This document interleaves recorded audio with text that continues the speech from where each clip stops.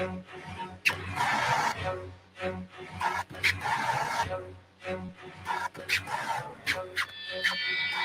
on your feet. Now time is over with the quickness. Can I get a witness like Jehovah? Amen. Keep it up till I say when. Now I'm busting out the playpen. It's the era of Jake Rivera. Sparking revolutions like in one ton of mirror. Like Pharaoh getting plagued from the hands of the creator. Locust devouring all the hocus pocus. Focus on the most of the curious unload. Content under pressure. About to explode like the Farino. Mean and green, so check my signal. It's the skinny individual who did you well. I kid you not. I think you stop if you got to scheme. Cause my team bring the steam like I wonder from my oasis. And the race is right. Now it's time to take my place in the sun. You can't deny the force. You can't deny the force. You can't deny the force. You can't deny the force. You can't deny the force. You can't deny the force. You can't deny the force. You can't deny the force.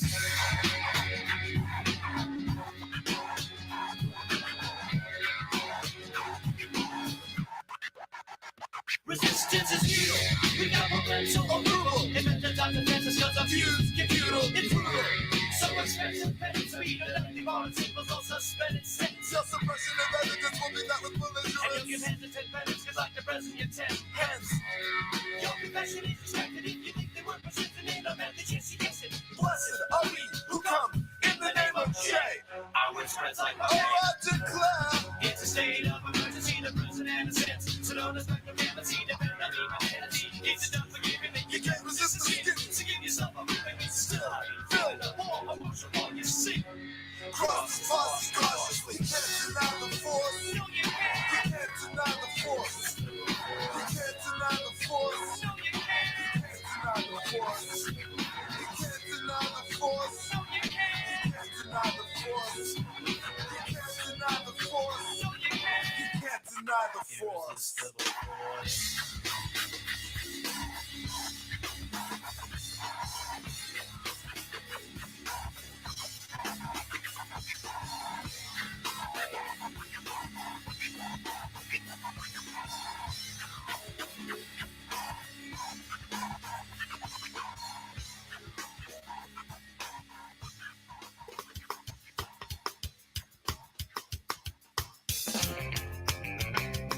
It's like we're back in the studio. Los Angeles, 1997. That's a good analogy. Brett Gurewitz behind the controls. This is Brett.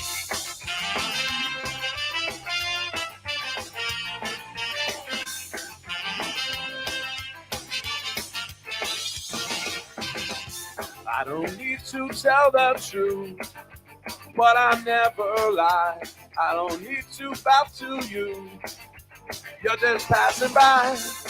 I never wanted to be the one you bitch and moan and come home to. But as long as you look good, I'll come back to you. Get inside my troubled mind with all of your threats. Sometimes I think I was blind. Not before we met. I never wanted to be the one that you depend on for your life. When you cry, it smells like soup. Sound like showing a knife.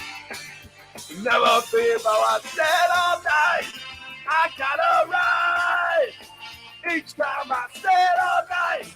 No, I just might. You make me stay all night. It's just that side of you tonight that makes me stay all night. I'm gonna stay all night. You're an evil little girl. I'm a twisted man, tearing through your perfect world. Make you understand. I never wanted to be the one you bitch and moan and come home to. But as long as you look good, I'll come back to you and do the things you do. Stay all night. I gotta ride. Each time I stay all night. No, I just might. You make me stay all night. It's just that side of you tonight that makes me stay all night. I'm gonna stay all. I would never treat you bad. You deserve the best from me. If you want to keep your place, you better get down on yours. Yeah, Todd wrote this one. Yeah. You think? This is not mine.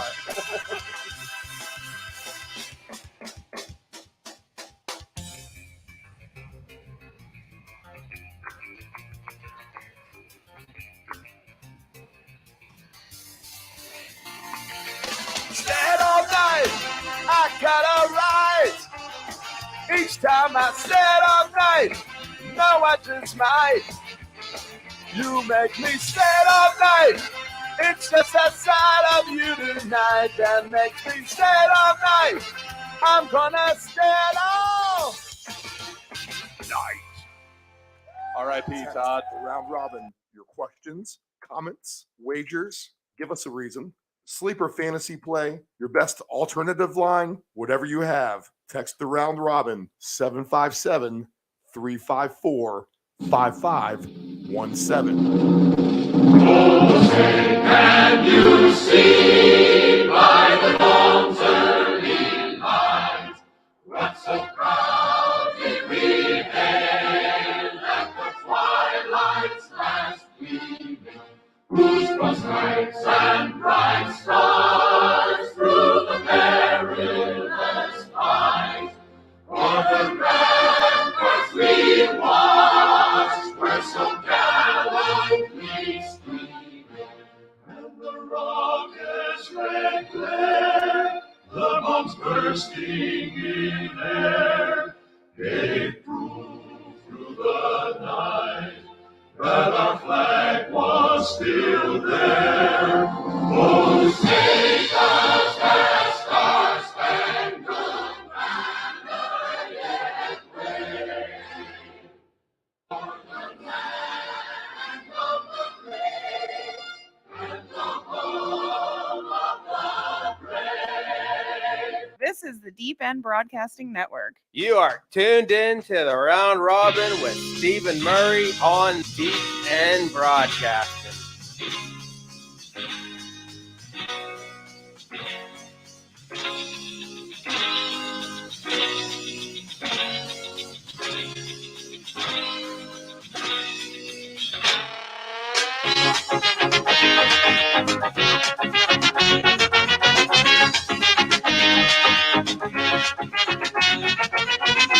Down up in these streets, nobody left to spend. Still singing Bible night before my praise is on the bed. Way up ahead, I see the crowd and flashing through their lights. I'd rather see the college have something I would. This is the Round Robin NFL Week 8. Here we go. Wow, we are already at the halfway mark of the season, just about, as we pick up the pieces on a fun Halloween weekend here in the studio. I am Stephen Murray. This is the Round Robin, your breakdown of the NFL Week 8 slate. We will go through everything this morning. Welcome, broadcasting live from our Chicks Beach Studios in the lovely Virginia Beach, Virginia, the United States of America. Man, Halloween is a great holiday. It just really, really is. Obviously, it's Tuesday, but it's celebrated most often on the Saturday beforehand, whatever day it may fall on. And it has not disappointed at all this week here in the 2023. Wow, man. It's crazy to say that. Crazy to say it's week 8 in the NFL already. World Series Game 2 finished up last night as well. 1-1, Rangers and Diamondbacks. Nothing crazy really in the world of college football yesterday. Kind of a boring day. No major upsets, anything like that. So we'll look for our sports excitement to happen this afternoon on what is a full slate of the NFL. There are no teams on a bye week, so everyone is in action. And we look forward to having a fun day trying to dissect everything involved with that. Nephew Dave is in Florida. We might get him to chime in for a minute or two, but he's on vacation, so it'll be me and hopefully the Ant-Man, I think, who is still celebrating the Halloween festivities of last night. Still to this moment, as I just saw him a couple minutes ago, in shock that he was actually walking. But he should be in studio with us here at about 9:30. So Dave Del Grande, who is with us every week, he is our insider on the West Coast. Dave covers the Oakland A's. He covers the Golden State Warriors. He's with Field Level Media. He is Mr. Fantasy himself. We will pipe him in here in a couple of minutes, and we will be well on our way discussing the full NFL slate for today. So a lot to talk to with Dave. I'm going to actually start with a oddball question. We'll start with a little NBA talk as the NBA season has now started. Dave knows that very well. I got a couple of interesting markets I want to discuss with him as far as wagering goes. And man, I mean, yesterday the plays were starting to come hot and heavy as far as my thinking towards this afternoon. My initial thoughts are this as we go through the lines. We have a lot of road favorites. Some interesting tidbits that popped up even just recently yesterday with the Commanders in particular. They're talking about having a fire sale with their athletes. So that will depend on what happens in today's game. So what is that mindset like when you going into a football game against the Eagles, who are a great football team? And basically, if we win, we'll keep everyone together. If we lose, we may trade a lot of people. And what kind of mindset or message does that kind of send to your team? To me, that's not a good sign for Washington today. So we'll get into that as well. And of course, injuries continue to ravage the NFL as well. Weather issues today. I think that we have some definite sketchy weather in some situations for sure. The biggest one in which will be today in Kansas City, in Denver, actually. So in Denver today, we are looking at a lot of potential snow. So a snow game up to 12 inches of snow in Denver. So that is the call there with the Chiefs and the Broncos. Let's see. Let's get a full update on that as I click through. As we pick up the pieces here on a post-Halloween morning.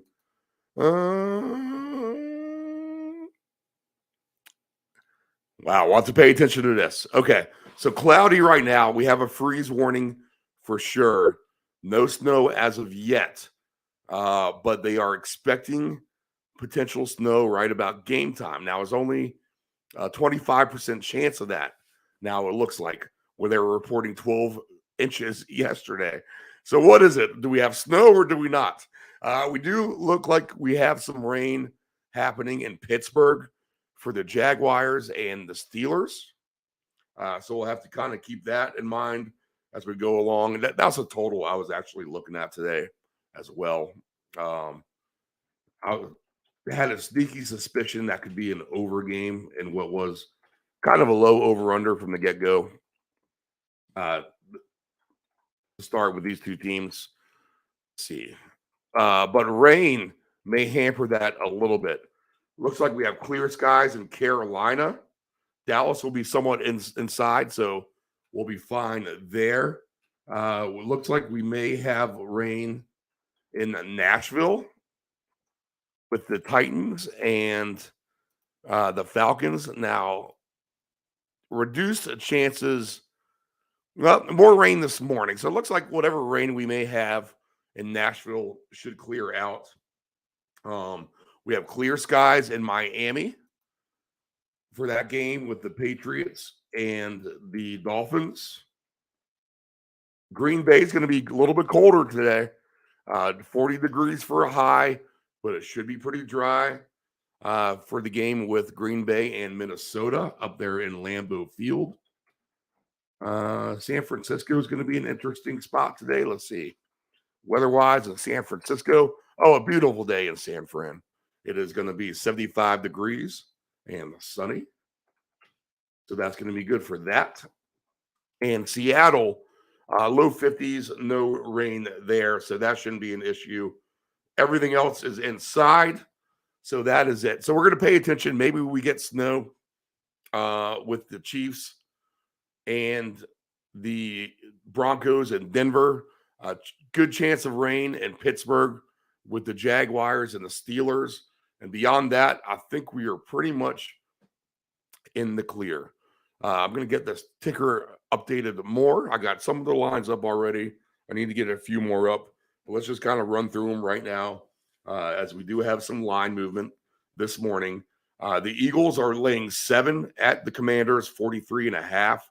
Jaguars, a favorite on the road, as are the Eagles, -2 and 40.5. This line went up to 2. It was at 1.5. The Saints laying 1.5 and 43.5. The Texans favorites on the road, 3.5 points for them over under 43.5. The Cowboys and the Rams, the Cowboys now laying just 6.5, 45.5. The Falcons, 2.5 point favorites on the road at Tennessee, 35.5. It looks like we will have some Will Levis action. In fact, we might see 2 Tennessee quarterbacks today playing. So we'll keep an eye on that for sure as we go through the morning. The Jets and the Giants, -3 for the Jets. Although they play in the same stadium, the Giants will be the home team and the Jets are a road favorite, which I don't know if that makes sense or not. 35.5 is the total on that. The weather in the Meadowlands today at MetLife Stadium. Let's see what we have coming up for that. This is going to be a rain day, it looks like, maybe, for these guys. All right, so rain in the Meadowlands for the Jets and the Giants. So a rainy day there. Already a low over-under at 35.5 for these two teams. New England is in Miami. The 8.5 the line for the Dolphins. 46.5 is the total there. Minnesota and Green Bay, a full slate of 1 o'clock games. Big slate, a lot of good 1 o'clock games. Vikings 1.5 on the road favorites at Green Bay, 41.5. Again, the theme with all these road favorites, predominantly at 1 o'clock here for all these teams. 4 o'clock Eastern Standard Time window. Seattle hosts the Browns. They are 3.5 point favorites. The Seahawks, 37.5. 49ers are 5.5 and 43.5 at home against the Bengals. Ravens are laying 9.5 and 44.5 on the road at Arizona. Chiefs of road favorite as well. That line trickled down to 7 now in favor of the Chiefs. So that's dropped a half point anyway, over under 45.5. The Chargers -8.5, 46.5.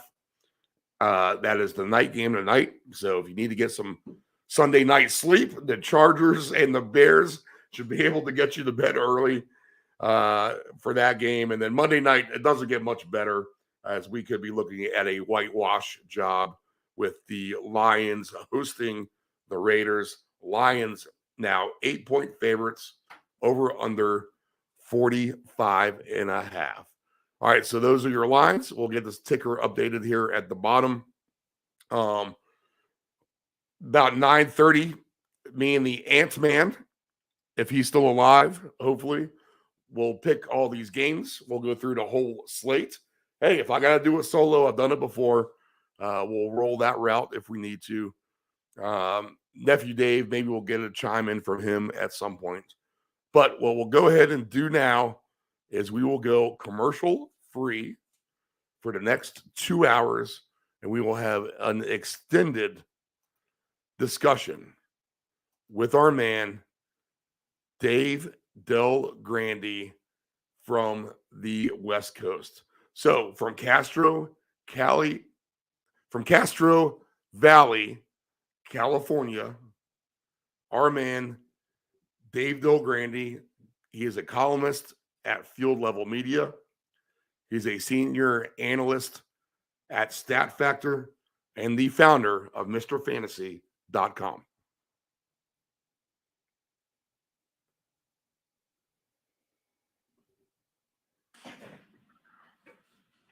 All right, Dave, how's the weather out there? Beautiful. All right. Easy enough. Let's start very always important that it's a nice day for Halloween. Big day on my annual calendar. You know, I love Halloween. In fact, we actually have 82 degrees and sunny. So we were living a nice little extended summer here. Yeah, we get some good temperatures. Not that you can put a lot of faith into the 30 or 60 day forecast, but I think it gives you a good median of what to expect ahead. And it looks like we're looking at 60s and high 50s through the rest of the year. Well, let's see. Where's the nearest airport I can fly into? Norfolk International. Norfolk International. A very fast airport too, Dave. They move you in and out. I'm not sure how San Fran's goes. Actually, I have been there. I did fly. We went and watched Radford University in 2009 play Northern Utah in the Division II Rugby National Championship game, which was on Stanford's campus. Wow. So we stayed at the Embassy Suites in San Francisco, not downtown, whichever one is closer, I guess, to the airport. So I do have experience with the San Francisco airport. And we had a lovely time there in 2009. Well, the good thing about the Bay Area here is you have your choice of airports, and they're not that far apart. I mean, so if you if you're going to an event at Stanford and you're staying down the peninsula somewhere at a hotel, south of San Francisco airport, and you fly into San Jose, I mean, you're probably 20 minutes from the Stanford airport, maybe 25 minutes from your hotel. And then Oakland's just, right on the other side of a bridge. And so, to get from Oakland to Stanford, it's just a matter of driving across one of two bridges that could get you there. I mean, again, you're talking about maybe 20 minutes away. So it's nice convenience where, all the time that I traveled covering basketball, it was always critical to get my mileage points and my hotel points, right? And so I tried to fly on United or Delta everywhere, which, is easier said than done in some areas. When flying in here, San Francisco, of course, and probably San Jose, everybody flies into. But if you're flying in here for a Warriors game and they're playing in Oakland and you're staying in Oakland and you see, Delta doesn't fly into Oakland or doesn't have a nonstop into Oakland or whatever it is, you say, well, I'll just fly into San Francisco. It's really not that much farther away. So it really makes it convenient if that's your goal to maximize your airline points. Man, all right, that's really good to have options. I like that. Okay, I want to start very randomly with you. What else is new? There is a betting market that I'm seeing a lot of success in, and it is basically pretty simple. It's a small sample size, but I've kind of gone back to last year, and this actually is probably not news to anybody, but it's one I want to talk about, and basketball well, and it's about rebounding. You get some of these guys playing against some of these smaller teams, and you really do have definitive players who just rebound the ball nonstop. The Warriors, for example, who you cover, let Nurkic go crazy on the boards, right? Because they don't have any height down low. Sabonis had his way last night. The kid Duran for the Pistons. I'm not sure if you're familiar with him. Oh, so I certainly am. Yes. Yeah, very good player. He's dominating against smaller opponents. And, obviously Joker does well, right, in that regard. But how about the NBA rebounding market? Is that one that you can actually exploit with some of these talented players against some of these other NBA teams that don't have this height down low? Oh, absolutely. I mean, especially the way the game is being played these days, where they've really phased out the old fashioned low post centers. I mean, and these guys were in the game. They couldn't guard on the perimeter, right? And so they always stood around the basket, on the Andre Drummond type, and got 10, 15, 20 rebounds every game. Well, you don't have a lot of guys like that anymore, and so teams are playing smaller. I mean, in NBA today, it's all about defending the perimeter and switching on screens and keeping guys from shooting three-pointers. And you mentioned Sacramento as a classic example. Sacramento is a terrible team defending around the rim. And it's because they don't play a center. I mean, they play Sabonis, at center. He's not, he's more of a power forward. Right, yeah. And along with him, they basically play three guards and Harrison Barnes, who's a small forward. In other words, they're basically saying, Sabonis, you go get every rebound. And so many teams are going that way. I mean, you mentioned the Warriors as a team that allows a lot of rebounds, but they're the same way when it comes to getting rebounds. Is that the Warriors? Well, they're going to play Paul and Curry and Thompson and Wiggins. And so a lot of times they've got really four guards in there, and they've got Kevon Looney, right? Who So does Looney's nothing, the man basically, for them, but right? rebound, right? and get offensive rebounds and defensive rebounds. And that's kind of the way it's gone in the NBA these days. It's funny because the Warriors, one of their big emphasis this year is on team rebounding. They want guys like Klay Thompson and Andrew Wiggins to rebound more. And it's really easier said than done, because if you haven't rebounded, all your life, even though you're 6'6", 6'7", or whatever, you think, well, how hard can it be to rebound? You just don't have the mentality that when somebody shoots the ball to run in there and go get it. Your mentality is more, let's start running the other way and go run down there and get an easy layup or a fast break or whatever. And secondly, it's like a lot of these guys, what do you mean they allow pushing and shoving around the basket? That's I don't play basketball that way, And so it takes it takes a different kind of mentality for these mid-sized guys to go in there and battle for rebounds. So in the most part, they don't even do it. And that just leaves more rebounds, for that one guy you have on the team. You mentioned Duran, of the Pistons. I mean, he's actually scoring some points this year. Right. But, a lot of them come off of offensive rebounds. I think people, are starting to realize, starting to have more of the Rodman mentality, is that, if you just run in and try to grab every offensive rebound, you're going to end up with 5 or 6 of them fall onto your lap. And when they do, you get a layup. So you end up, a guy like Duran, ends up shooting the ball maybe 8 times in a game. 6 of them are after he's grabbed an offensive rebound. Well, the easy dunks too. I mean, literally, yes, exactly. Easy. And that's exactly what they become. 5 dunks and a layup. And so, but you're right. It is almost every game these days. It's remarkable because I cover a lot of NBA games, and almost every game these days, a guy has each team has at least one guy with a double-double. And this was, it used to be a stat where, this guy got a double-double. That was quite a game. Now it's like, geez, Sabonis got like 70 of them last year. Jokic got like 65. I mean, it's just, these guys are all getting double-digit rebounds.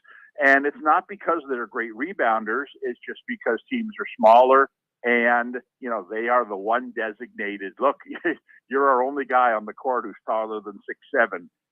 You better go in there and rebound. Right, And right. they do. It's made Kevon Looney, it's made a nice living for him. So he's one to look out for, obviously, now. Oh, absolutely. Looney, Especially, if you ever want to break it down to offensive rebounds, right? Dominating the boards, right? They all add up. I mean, when all said and done, Looney has 4 or 5 offensive rebounds in a game, and while he's not a great defensive rebounder necessarily, just by getting 6 or 7, and then you add the 5 you got on the offensive end, bang, he's got his 12 rebounds every game. Okay, let me add this, because I saw a ticket in which it was pretty simple. It was Giannis and LeBron to have 2 steals each and 2 blocks each, and the $100 ticket paid off like $10,000 or something crazy like that. So that pays good. Blocks up as well. You see a lot of these smaller guys really trying to take it to the rim at time, and you see a lot of packs. I've seen a lot of blocks here to start the season. So blocks, in your mind, have they been up? Have you noticed that at all? I think that is the case, and it's not the guys who you would think. Right. That Power forwards, maybe you can jump good. It's not even that. It's teams are so good these days about playing team defense because they know, look, we have no rim protection. A team like, again, let's look at Sacramento, who, like I said, doesn't even play a center.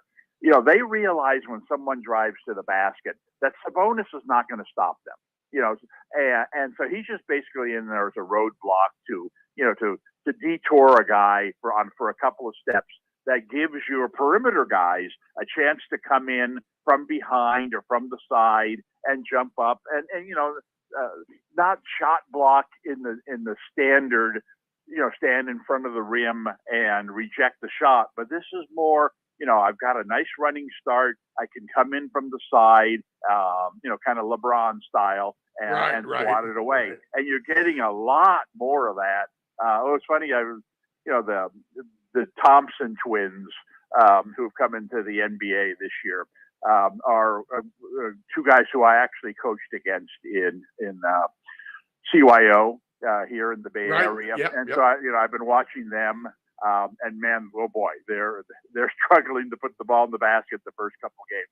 But one of the brothers, he had like 5 or 6 blocks in his first game, and it's these kinds of athletes who have come into the league and kind of appear out of nowhere and fly through the air. And if you're a small guy, if you're Stephen Curry and you're trying to get to the basket, it's not.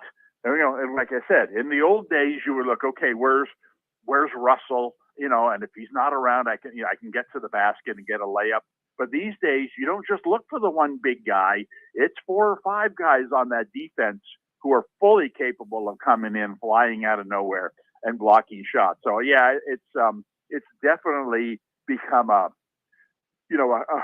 cool stat, for players these days. I think they're very proud of their block numbers, kind of like 10, 15 years ago, with everybody who the more 3-pointers I get, the more accolades I get. Now, it's almost like blocks, have become the modern day dunk. You don't. I mean, you watch the highlight shows, and they'll still show you your 3 or 4 dunks, but now you're getting the 2 or 3 really nice blocks every night, and it's become it's just become a nice accomplishment for these guys. And and when they take pride in something, they're certainly athletic enough to pretty much do anything they want. When I think of my greatest basketball plays of all time, because I love basketball, I think that's got to be a very short list. So we were getting run off the court. We were getting absolutely destroyed, and we came back. We made a big run. We started beating the hell out of this team. We took the lead, and then as one of their guys tried to take it to the hole, I kind of came in, just like you said, LeBron James style and absolutely sent it into the parking lot. And when I say send it into the parking lot, I literally hit it into the parking lot. The ball must have rolled about 100 meters. That's how authoritative that block was. And the crowd erupted for sure. So that was exciting. Let me ask you this. The bottom feeders, the perceived bottom feeders of the NBA, there's a little bit of regression maybe, or progression, I guess is the right word. A little bit more mediocrity. We talked about like a team like the Pistons. The oldest player's 22. But, they got some talent out there. Some of these bottom feeder teams have a lot of talent to work with, right? Keep this going. Oh, absolutely. It's really become interesting in the NBA that some of these teams that have basically, I don't tanked, I don't think it's the right word, but basically deprioritized the present in order to have a better future. They're starting to emerge. And now it's going to be, because it's one thing because you're bad every year to draft, a pretty good player. It's another thing then to take that next step. It's kind of, I compare it to baseball to the A's. The A's always have these young players who come up. They form a nice nucleus. You say, wow, this is going to be a team to beat in 2 or 3 years. And then it gets to the point where they need to spend money and they don't spend the money and all the players are gone and they start over again. There's a lot of it. I take, for example, Oklahoma City, right? No team is better situated to have a great future than Oklahoma City because not only because they have all these draft picks coming up in the future, but because they have all young players, they're going to have a lot of money to spend. And so while Gilgeous-Alexander and Holmgren, and these types of guys, Giddey, are still, on their rookie contracts, this is when you need to figure out, okay, now's the time for us to go all in and sign the 2 big name free agents. And Oklahoma City is going to be in that position next year where, okay, who are they going to bring in to pair with these guys and with all their draft? They're not far. They're definitely not far away. Keep going. Right, exactly. But they need to take that next step. Right. You can't just have young guys and bring them along. And it rarely works out. It's going to take 7 or 8 years to develop a team, that's going to be good enough to play against, these, all these other teams that, how are you going to beat the Celtics? How are you going to beat the Bucks, that have the superstars, that have the veterans? It's going to take a long time for that to happen. And by the time it does, well, Gilgeous-Alexander is going to have run out of his rookie contract. And now he's looking at his future saying, do I really want to hang around here for 4 more years before we become really good? Or do I just want to go play for Golden State? Right, or the Celtics or someone like that. Right. And so that becomes a problem. So this is why a season, like I said, next year, they're going to be in this position where they need to go out and they need to bring in LeBron. Next, LeBron is, we don't need to sidetrack here. LeBron is in a very interesting position next year because it's the year that his son becomes eligible to go to the NBA. Right. Yeah. Now he's had, medical issues and, who knows exactly where he's at right now. It sounds like he's doing okay.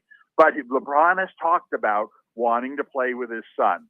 The only way this is going to happen, right, is if that team's able to draft him. And he's not that good, right? And so you wonder, a team like the Lakers, would the Lakers waste their first round draft pick, on a kid who may never make it in the NBA just to keep LeBron around? Well, they probably wouldn't do that, right? But a team like Oklahoma City with 9 million draft picks in the coming up would say, hey, LeBron, you sign with us, I guarantee you we draft your son. And you get to play your final 2 years with him. We got this great nucleus. Plus, we can sign one other big-time free agent. Tell me who you want. You want me to bring in Kyrie? You want me to bring whoever the big free agents are next year? We can bring in one more And then we've got these other guys, we're going to be really good, if we can get you and like Kyrie or whoever to come join us. And that's what they're going to need to do next year. Team like the Spurs. Okay, now the Spurs are building up as well, right? And they've got something that nobody else has. I mean, they've got this, potentially MVP candidate for the next 10 years. They've got him, and they've got him at a cheap price, and so do they next year go out and use their free agent money to try to become better immediately? I think it's too early. They need one more bad year this year, get another, quality rookie to come in there, play one more season, and then after next season, then that's their time to, like where the Thunder will be this next season, the Spurs will be in 2 years. And that's kind of become a game plan for a lot of these teams is let's pinpoint that season where we need to make the big jump. And a lot of teams are approaching that. Orlando's got a lot of young talent. Like you said, Detroit's got a lot of young talent. San Antonio's headed in this direction. Houston's trying to go in this direction, and they're doing it very poorly. Some of the teams it's just not working out. Right. But some of the teams it is. And it's interesting because you look at them as like, well, Oklahoma City right now, even before they sign these guys in the future, they're pretty darn good. And yet it would behoove them to not have a great year necessarily this year, just because that would mean drafting one more, one more good young player before they go big time into the free agent market next year. So it's, I watched the Spurs, and it's going to be very interesting, the Spurs season this year, because, a buddy of mine was saying, they could make the playoffs this year. And to which I say, well, why would they want to? They don't. Remember how the Spurs got good in the first place was by drafting Robinson and Duncan, right, 2 years in a row. This is what they need. They need to get the number one pick again next year. Draft this next great Frenchman or wherever the next year's first round pick is coming from, the first pick of the draft. And now you got something. Now it's like you've got a team where, hey, you want to play with, Wembayana for the next 5 or 6 years, free agents, come sign with us. And, they're going to be knocking at the door to do that. So it's an interesting year in that regard, because like you said, there are good young teams in the league, but there's really nowhere to move up to. I mean, it's like you could be Oklahoma City. Look, like I said, Oklahoma City is a very, very good team. But where are you going? I mean, you're not cracking the Nuggets, the Suns, the Lakers, the Warriors, in the West. I mean, that's 4 teams that are you're not going to be better than. Then you got the Kings and the Clippers and the Mavericks. The Pelicans are moving up. The Timberwolves are moving up. I mean, there's nowhere to go, And so why beat your head against the wall and think, well, let's get into the playoffs and anything can happen. You know what? You get into the playoffs, your first round opponent is going to be the Nuggets, the Suns, the Lakers, or the Warriors, or maybe the Kings. You ain't beating those teams, with your 5 21-year-olds. And so I think that a lot of these teams eventually will see that, while it's great that they're getting better, the reality will have to set in at some point. And you wonder how they're going to deal with that. And like I said, it's what's so important, and it's easier for management to see this and not the players, is like, you know what, guys, we really don't care if we win or lose this year. It's not that important to us because, our future is coming up in the years ahead. And like I said, it's hard to tell the players that, right? But in terms of management, I watch, Greg, Popovich at the end of, these close games that they've had. And I'm thinking to myself, I wonder, they're down by 1, there's 10 seconds to go, Spurs call a timeout, they got a chance to win. It's like, what play is Popovich scripting right now? Is it one where he's getting the ball to his best guy, or is it one where he's getting the ball to his worst guy? And it sounds great when you're the worst guy in the court and the coach says, okay, this is your chance to shine. We're going to bring you around the screen. We're going to throw it to you. You're going to hit this 20-footer. You're going to be the hero. Unbeknownst to you, that you were picked because you're the least likely guy to make it. And they run this play, and Sochan, shoots a 20-footer. Oh, it's off the rim, and the Spurs lose by 1. And the fans are disappointed. The players are disappointed. Meanwhile, Popovich and the rest of the front office, they open a bottle of champagne. Hey, wow, that was great. We fooled them. But that's kind of, that's got to be the mentality of a lot of these younger teams. That until you get the free agents to come in and help you, you're not going to challenge the big boys. So be patient. And like I said, when you get that opportunity, like Oklahoma City will have next year, that's the time you need to be really bold. Go out there and then bang, you sign LeBron and Kyrie, and I'm just throwing names out there now, but next year with the nucleus that they have, now all of a sudden, we just became better than Sacramento. We maybe became better than Golden State. If LeBron leaves the Lakers, we just became better than the Lakers. And that can happen that quickly, but it's all about making, pulling the, making that decision and making the right choices on the free agents to bring in. And like I said, it's a fascinating time in the NBA because, like you said, it's one thing to watch the good basketball that the top 12 teams are playing, but it's also interesting to watch the basketball the bottom 12 are playing because it's a better brand of basketball, and the future could really be bright for a couple of these teams if they make the right choices. Right, even like a team like the Pacers can score 140 points. Absolutely, they're another team. They're kind of they haven't committed like Orlando, like Detroit, like the Spurs, like the Thunder, like the Rockets. I mean, they haven't committed to being a really bad team yet. They still have some veteran players on that team. The Buddy Hield type. They still have Turner, right, as their starting center, and he's playing right now. But so they still, you don't find those kinds of players on these other teams that I've been talking about, because all they do for you is help you win games that you really don't need to be winning right now. The Pacers just seem to be a team that we're going to make the playoffs this year. That's our goal. Like, no, where's that going to get you?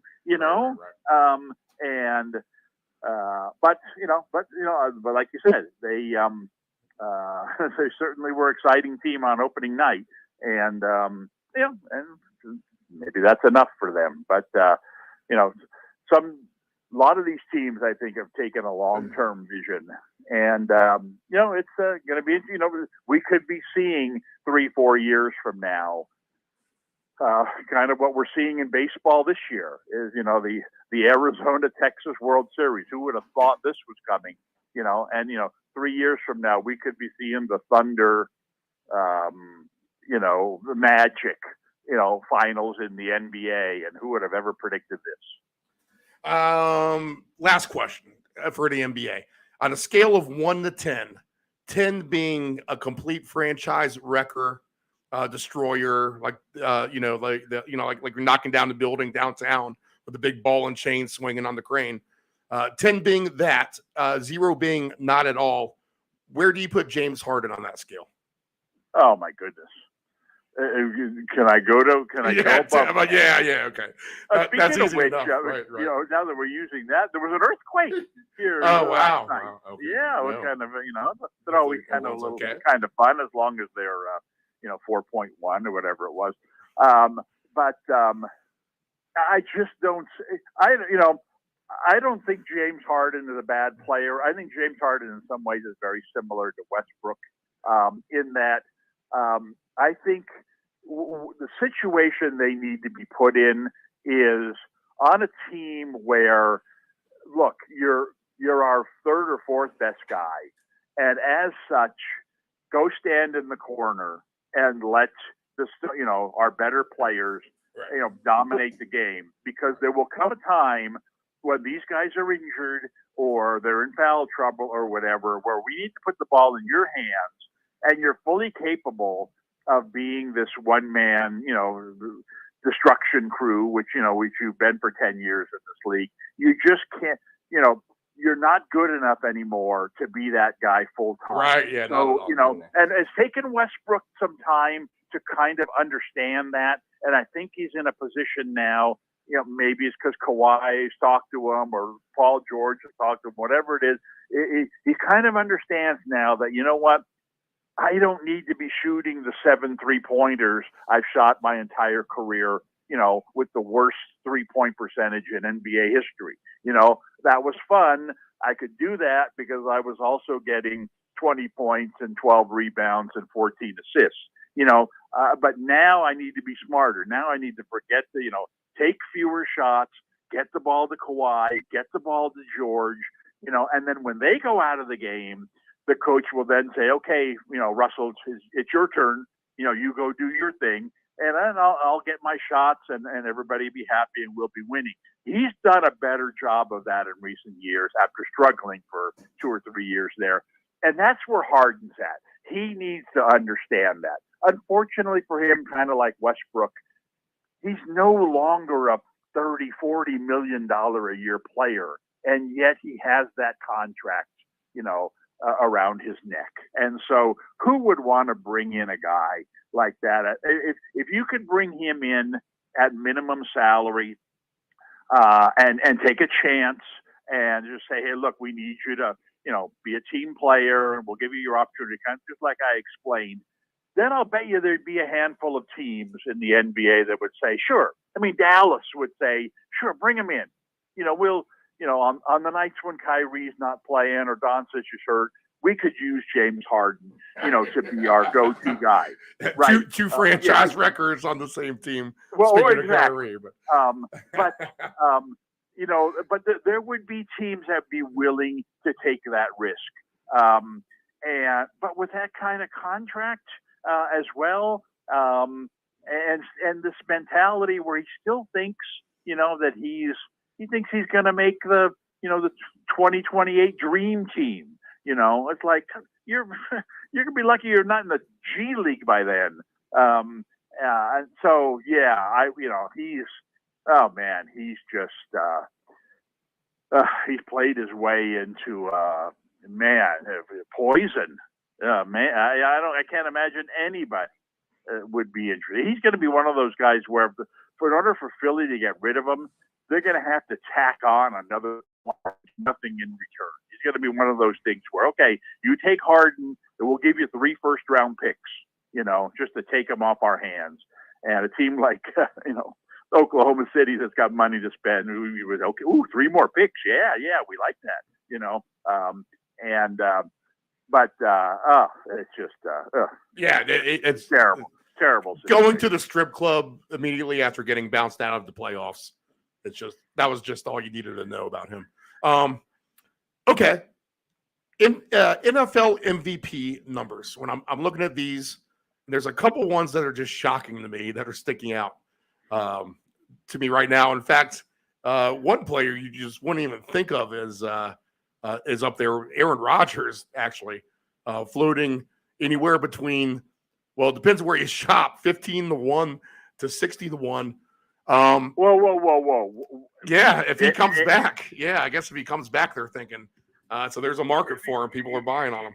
You got to be kidding. Yeah, no. Well, he's ahead. That's the thing. He's ahead of some people. We had this discussion last year, and Justin Jefferson is the person I brought up to you, and you agreed with it. We went on the big thing on why Jefferson is fantastic, and that was right about this time last year. And yes, he excelled, had a great season. But to me, two names. One name sticks out to me overall, and it was McCaffrey at 20-1. But the other guy, and I know it's a quarterback award. At some point, they got to give it to someone else. But the other guy that's really sticking out to me at 40-1 is Tyreek Hill. Can you make a case for either one of those two? And who is your MVP right now? Mahomes is the favorite, and two is number 2.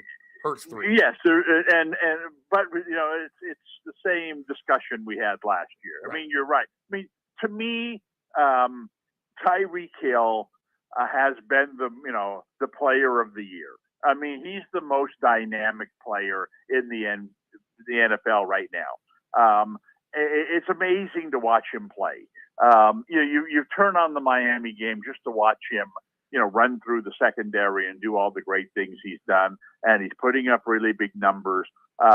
He's, it could be record-setting numbers. Obviously, it's hard to argue against him. McCaffrey and all the touchdowns he scored. But like you said, you can. It's like, these catchers have been great. Can they? Shouldn't they win the Cy Young Award? No. Cy Young Award is for pitchers, and the NFL MVP is for quarterbacks. Right. It's just I just don't see it changing unless the teams with the big name quarterbacks, unless Kansas City, right, all of a sudden goes 10-7 this year, right. And takes Mahomes out of the picture, and some of the other big name quarterbacks in the league. I mean, Jalen Hurts at this point, based on the fact that he scores a lot of touchdowns, he throws a lot of touchdown passes. He won't have the best numbers overall, but if Philadelphia goes 16-1, he's the MVP. Yeah, right. I mean, when just no questions asked, they won't even look at the numbers. So it's going to take a lot of quarterbacks from these top teams, to fall out, out of the picture. And there's just too many of them, because somebody's going to finish on top of each conference, and whoever that is, that team's quarterback is going to immediately become an MVP candidate. Now, if it's Buffalo, they have a big name quarterback. If it's Kansas City, they have a big name quarterback. If it's Miami, well, I mean, he'll get consideration, but he's not a big name quarterback. So it's going to depend upon who, if it's Baltimore, they've got a big name quarterback. I mean, so if it's a team that does well and they have the name, they have the name value in quarterback, that guy's going to win. And unfortunately, because, we just talked about, I think at this point, and from a fantasy perspective, sometimes, fantasy and MVP they go hand in hand. We understand we've put a point value on NFL production. And, when all is said and done at the end of the year, we can tell you, hey, look, Tyreek Hill has been the top player in the NFL based on our evaluation system, which is a point value. And look at here's our system. It all makes sense. He's been the top player.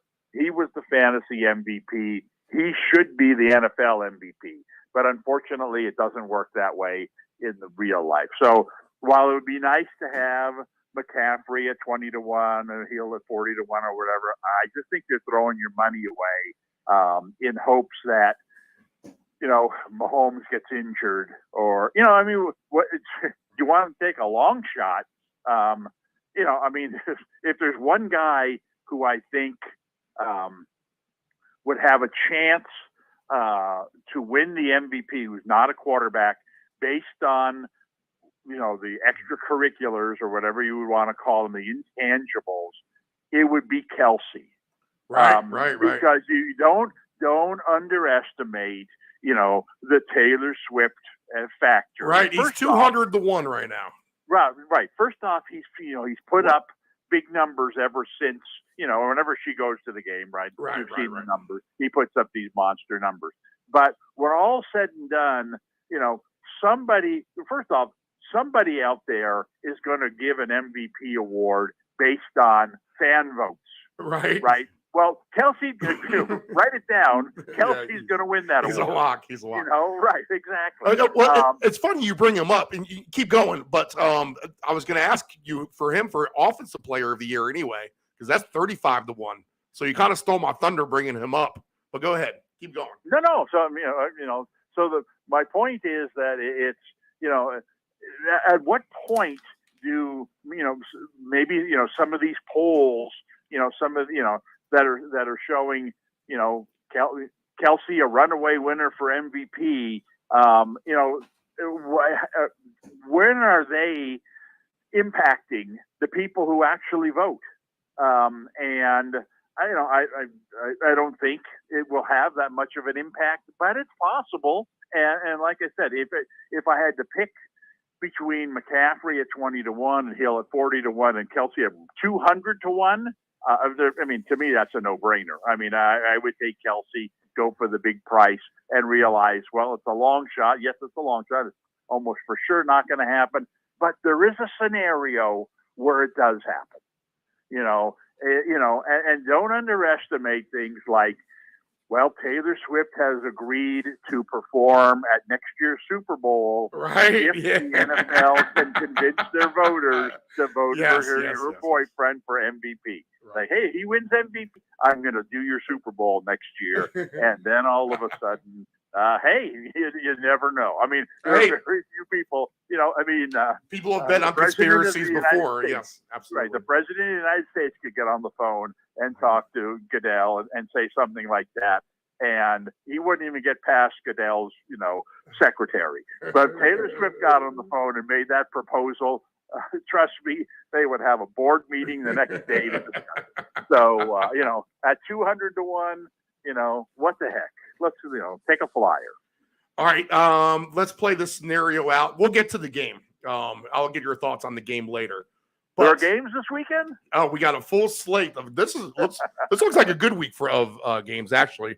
Considering some of these teams, even Tyreek, who we speak of, is banged up a little bit now at this point, and Waddle too. But let me ask you this. I can kind of feel it in the air from here. I'm talking about the love affair with Brock Purdy kind of coming out of that honeymoon phase a little bit. Is his worst nightmare a Sam Darnold excellent performance this weekend? Well, first off, I don't think we're going to see that because Purdy's been back at practice. Oh, okay. All right, good. Yeah, no, he's well, that's good to know. He hasn't, I don't know the concussion protocol rules. Clearly, you can tell by the way the 49ers have practiced this week, kind of what these rules are. And on Wednesday, he hadn't passed enough tests to even, to even go out there and throw in any kind of live situation. But on, by Friday, even though he hadn't, passed his full test yet, he was out there actually able to practice full time. So he had made the progression to where, okay, by the rules, you're going to allow me to do this. I'm physically ready to do this. You're going to allow me to do this. I'm physically ready to do this. And now, so physically, he's now practiced enough to the point where Shanahan has said he's my starter if the NFL says he's a go. And he's passed every test so far. He just needs to, pass that final exam, which may even have been last night. That certainly would be sometime early today. And so, I think that he's going to be a go. But basically to answer your question, I've kind of felt this way about him all the way along. He's done exceptionally well. And I'm not saying you could plug in anybody and have that kind of success. But I do think you could plug in a lot of guys and have that kind of success because watching the NFL these days, there are some coaches out there. It's not necessarily the head coach's fault, although he's the guy in charge. there's just some offenses out there that you look at and you say, what in the world are we trying to do? And I watched the Chargers are a classic example. The Chargers are a team that, they've got this great quarterback, but unfortunately for them, he's one of these old school quarterbacks. It was the type of quarterback that was always, you at the NFL Combine or whatever, when you scouted these guys, you looked at Ryan Leaf and you said, wow, he's 6'5". He's got a sturdy body. He throws the ball 80 yards at a time. He had a really nice college career. Man, this guy's going to be a Hall of Famer. And you never really pay attention to the fact that, okay, he can throw the ball down the field, but can he swing the ball out of the backfield to our back? Because that's the way the NFL game is being played these days. You throw the ball 5 yards at a time. You move the chains. The Joe Montana, Tom Brady, way to play the game.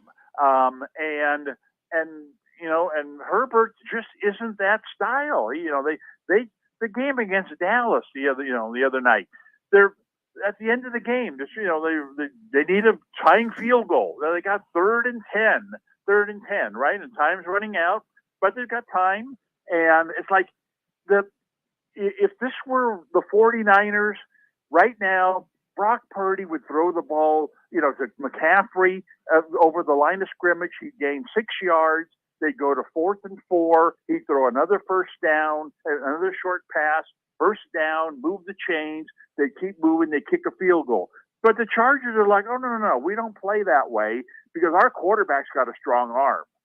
So we're going to throw the ball downfield, past the chains, where Dallas has 7 defenders standing, and he throws it. Oh, he threw a really nice spiral. Unfortunately, right to, number 27 on the other team or whatever it was. And it's just, why? This is not the way the game is played anymore. So anyway, my point is that the way the game is played these days is much more tailored to the less athletic. You don't have to be 6'5" anymore. You don't have to throw the ball 80 yards down the field. Jamarcus Russell could throw the ball through the goalpost from 70 yards on his knees. Well, great. My goal is to not have my quarterback throwing from his knees, because he's going to throw the ball on time.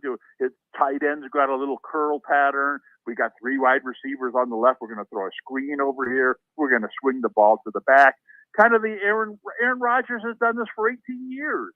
And been the best regular season quarterback in the NFL.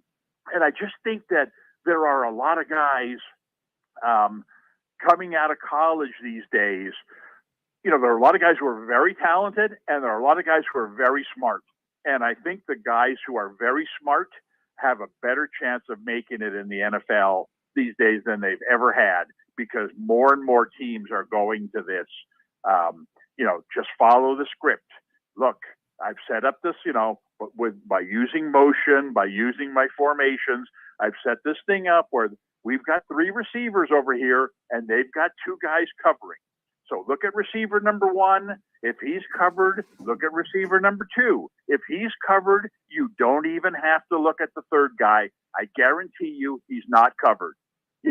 Just throw it to him, and it's just, okay, coach, I can do that, and that's kind of what, Brock Purdy has become. He's just a very, very smart quarterback. He's just athletic enough to escape pressure. A lot of times he doesn't, for the most part, he doesn't throw the ball to the other team, although he did, the last game he threw a couple. But if you watch that game, there was one pattern where he threw down the middle and he threw it right to the Minnesota guy.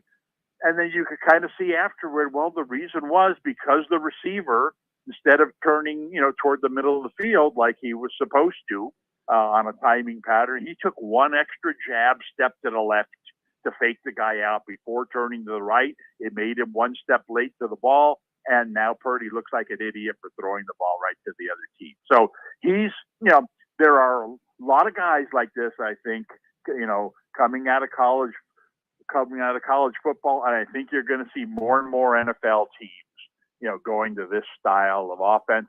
All that said, like I said, what I'm not trying to say is that there are, hundreds of Brock Purdy's out there, because he's exceptionally smart. He's had 4 years of college training. He knows how to play the game. He's just someone who seems to be a step ahead of the game a little bit, but a lot of that comes from the coach as well. And so if he went out and Sam Darnold came into the game, I think he'd have a very, very good chance of succeeding. But I just don't know enough about Sam Darnold, intelligence wise, because that's a big factor in all of this. You have to make good reads in this kind of offense, and if you can, you'll be successful. And if you can't, and a lot of guys just aren't trained this way, and if you can't, well, then you're not going to be successful. And I really don't care how much arm talent you have. It's kind of all about being on the same page as the coach, reading your defenses and just trusting the fact that, the coach is going to get the guy open for me. Just make that simple pass that he wants me to make. So I never would have considered Purdy, an MVP candidate, even if the 49ers went 17-0, would have been hard for me to vote for him for MVP of the league. But, as we discussed before, he might have won based on the fact that he was the quarterback of that team. Okay, so no need to jump off a cliff if Darnold comes in and throws for. I don't think so. I mean, like I said, I think the offense, not having Debo for a while here, it certainly hurts, because this is a team. We see this a lot in sports.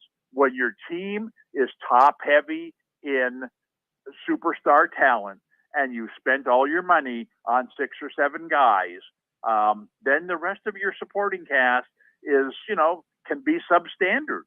And why would the 49ers need a good number 3 receiver when they have 2 really good ones, first and second, and they don't have a lot of 3 receiver offense.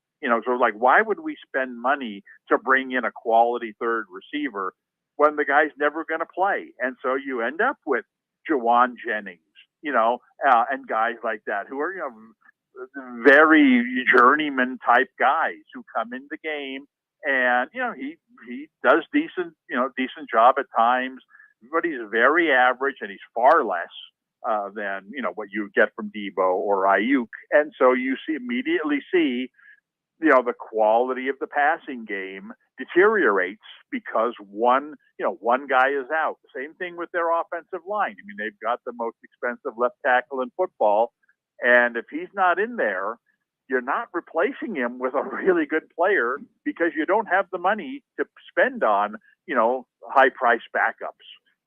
You have a below average reserve left tackle. And so it's you can be successful with below average linemen, but the difference is he's replacing the best left tackle in the league. So there's a huge drop off.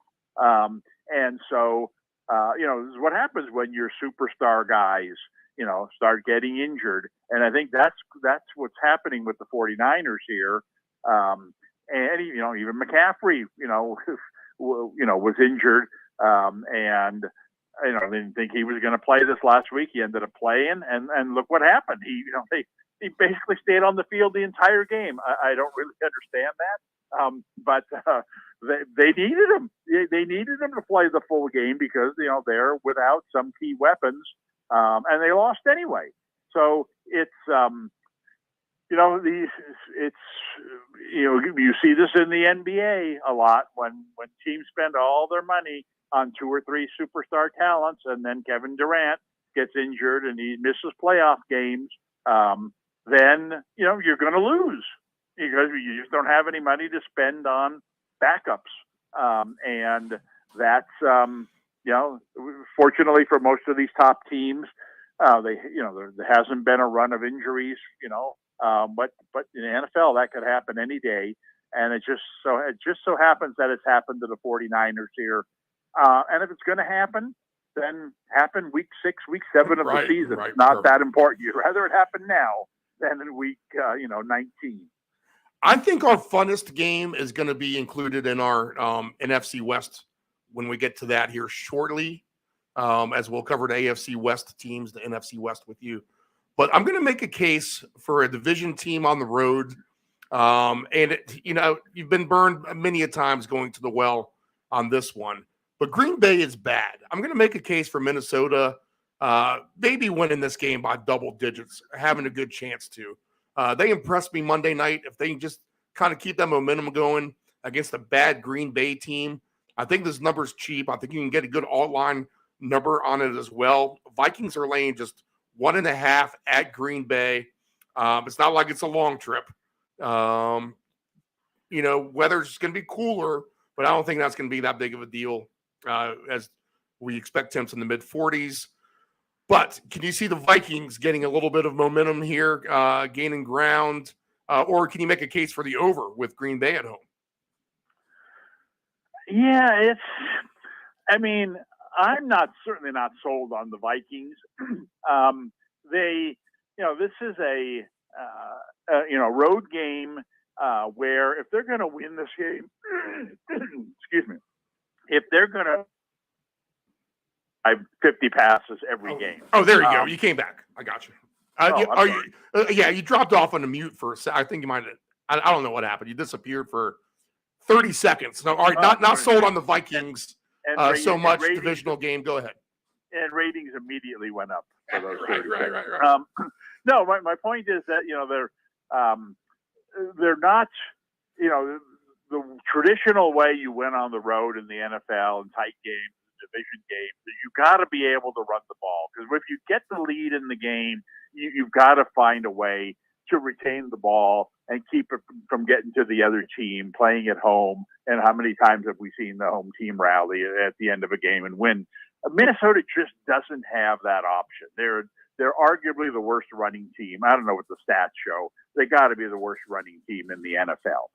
They're not going to win the game by getting a lead and then, running out the clock. They're going to have to keep throwing the ball. And that's easier done at home than on the road. It's a dangerous tactic to try to win a game like this. Because it always, one mistake and then gee, why are we throwing the ball? We're ahead by 6 points with 2 minutes to go. Well, we can't, because we can't run it. And Cousins has done a great job, considering he's throwing 45 passes a game, of staying upright. He doesn't take a lot of sacks. He doesn't throw a lot of interceptions, and he doesn't even have Jefferson.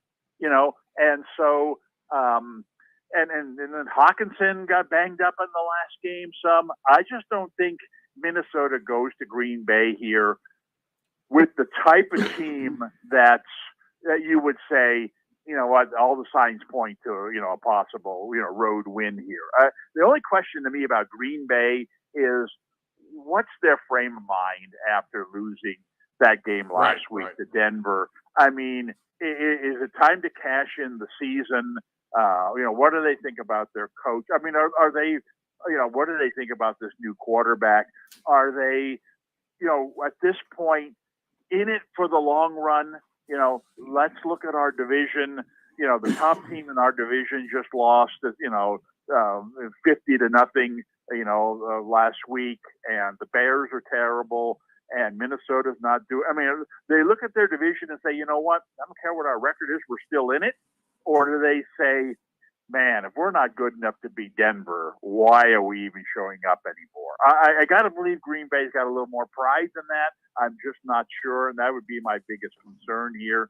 But I would much rather, especially as you say, with the weather being nice, I'd much rather look at the total in this game. 41.5, so it's pretty low hanging.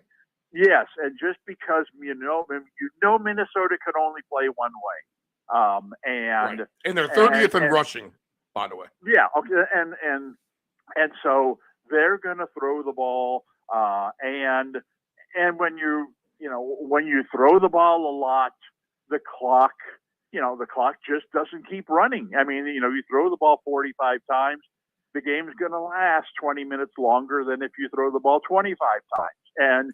And the longer the game runs, the more likely points are going to be scored. I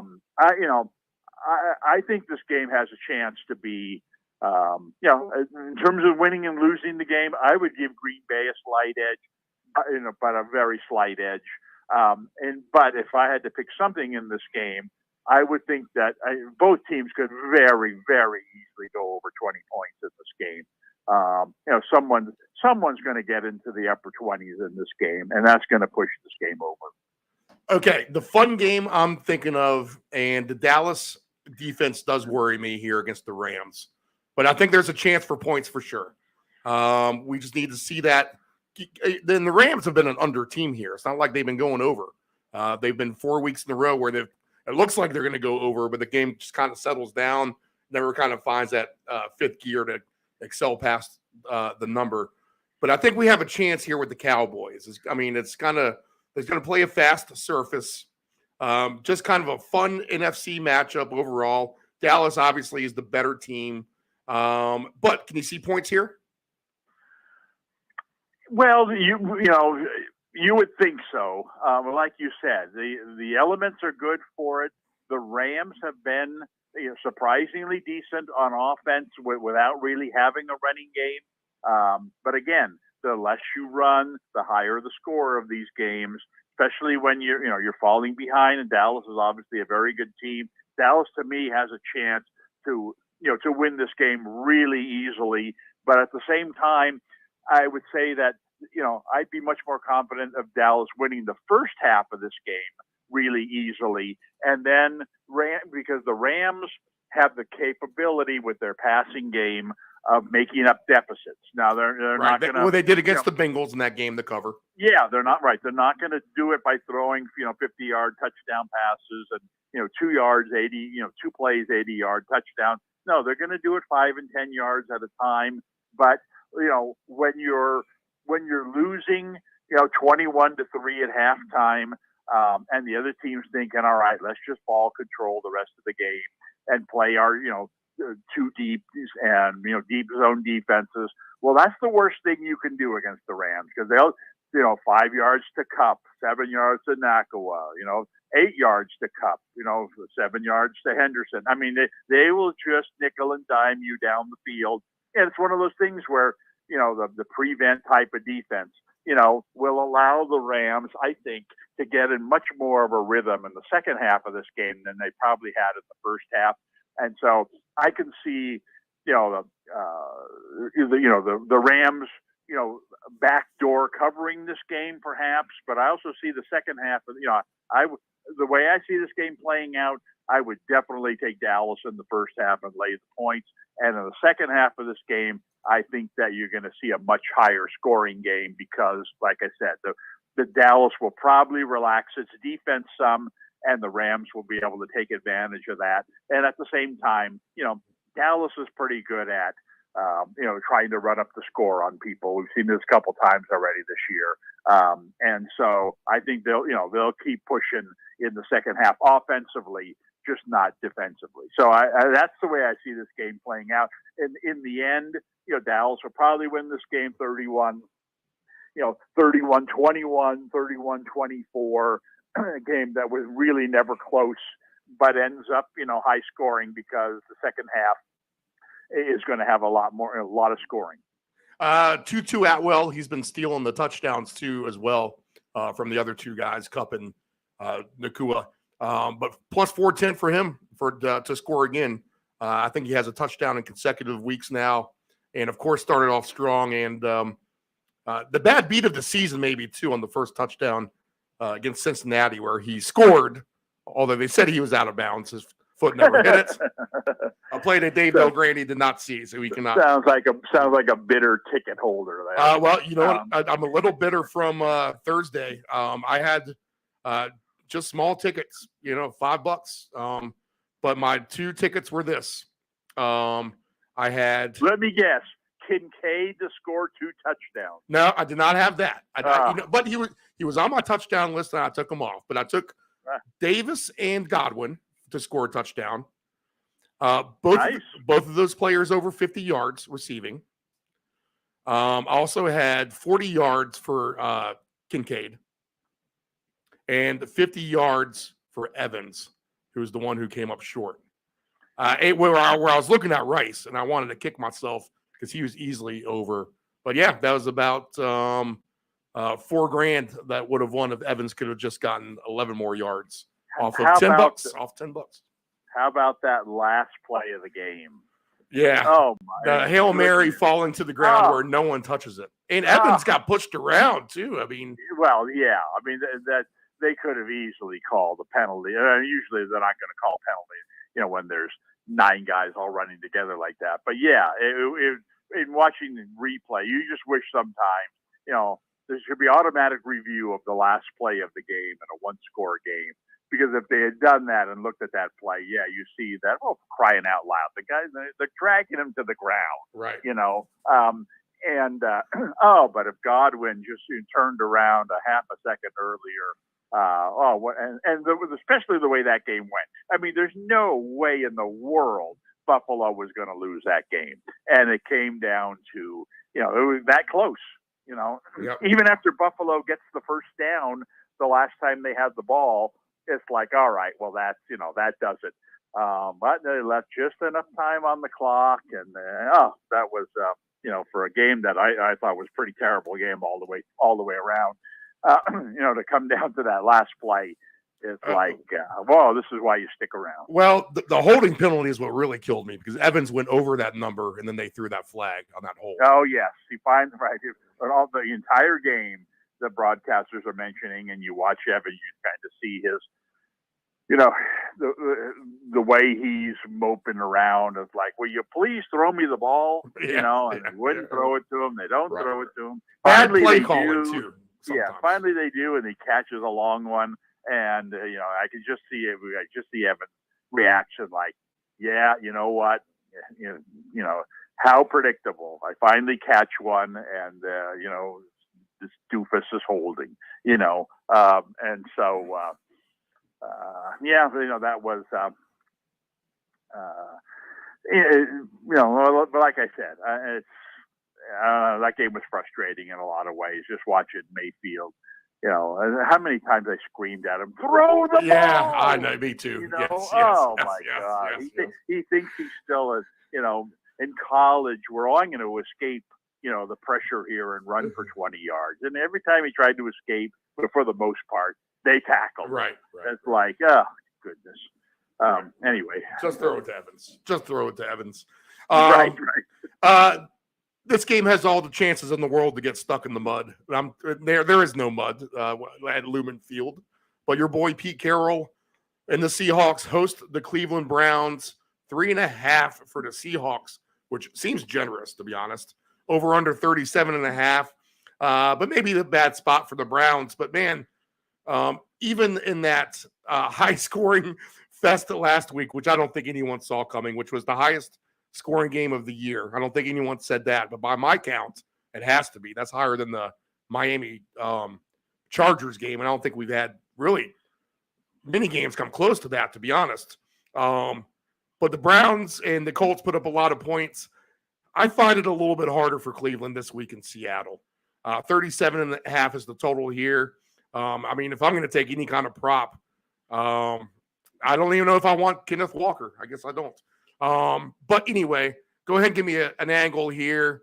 Tell me your thoughts. Can this one sneakily go over? What are you thinking here? Didn't Miami score 70 points in one game? Yes. Here? Yeah. Yes. This is a tough game because I don't think Seattle is really rolling offensively. I think Cleveland's defense is the best unit on the field here. Yes, Myles Garrett and Geno Smith is not a good match. Despite what we saw last week, right? And I just think that when you're down your quarterback, you're down your star running back. You've got to be smart and as opposed to last week. Think that, if we're going to win this game, it's going to have to be 20-17. It's not going to be 37-34, and kind of approach the game in that manner and let your defense, try to dictate the action for you. And I think Cleveland's defense is good enough to keep Seattle down in this game, keep them in the game.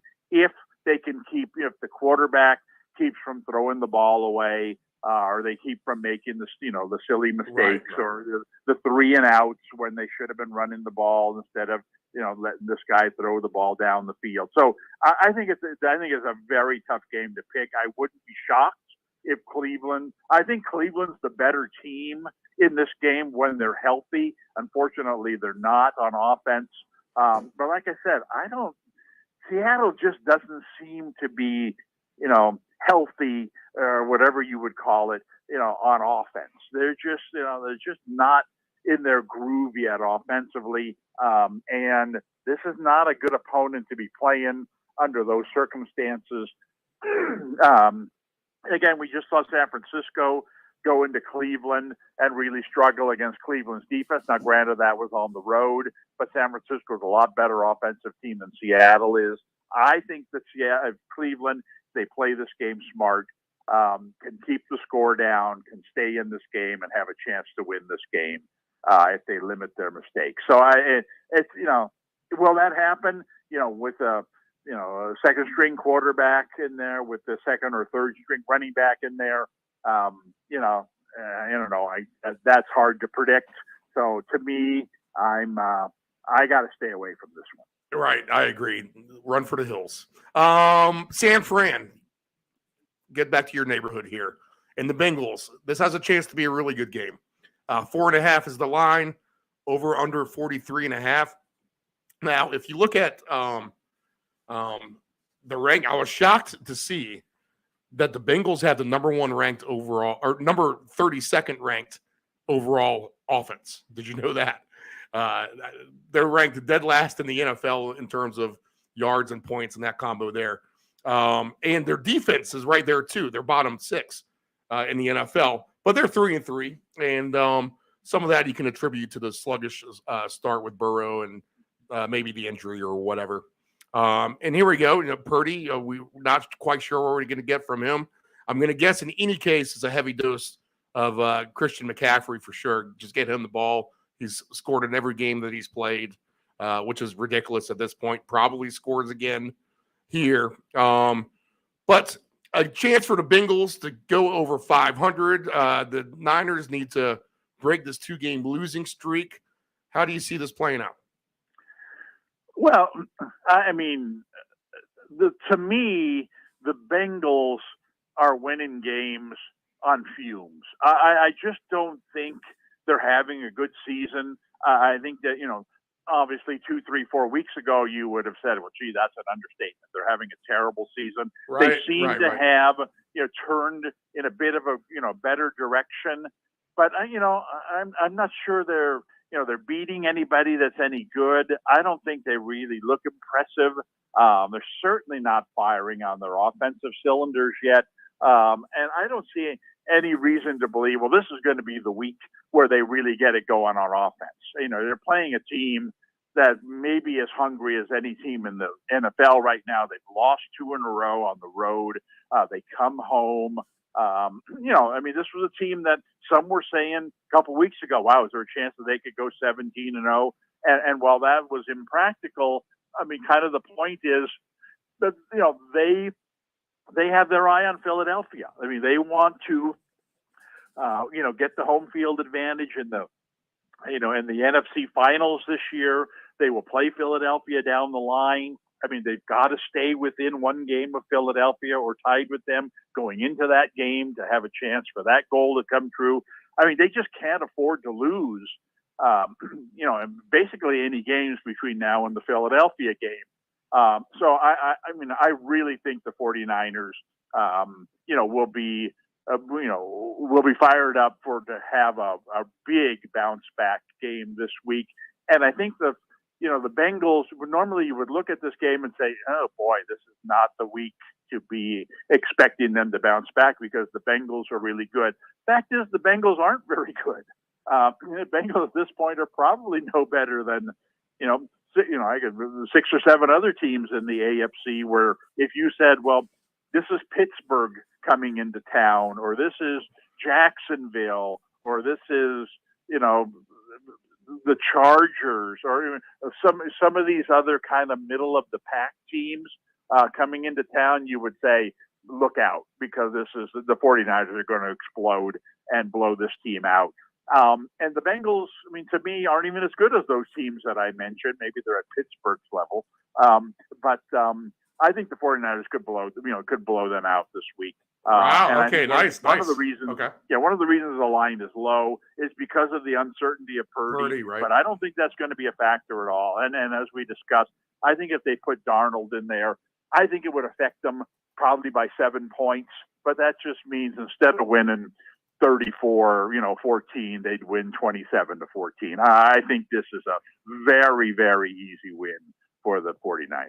Big week for Brandon Ayuk. Well, I mean, it almost has to be, without Samuel in there. And usually when Samuel doesn't play, then Kittle has a big week. So he'd be another guy right, both of those. Between the two of them, because like I said, in the 49ers, they don't have any depth basically in the wide receiver ranks.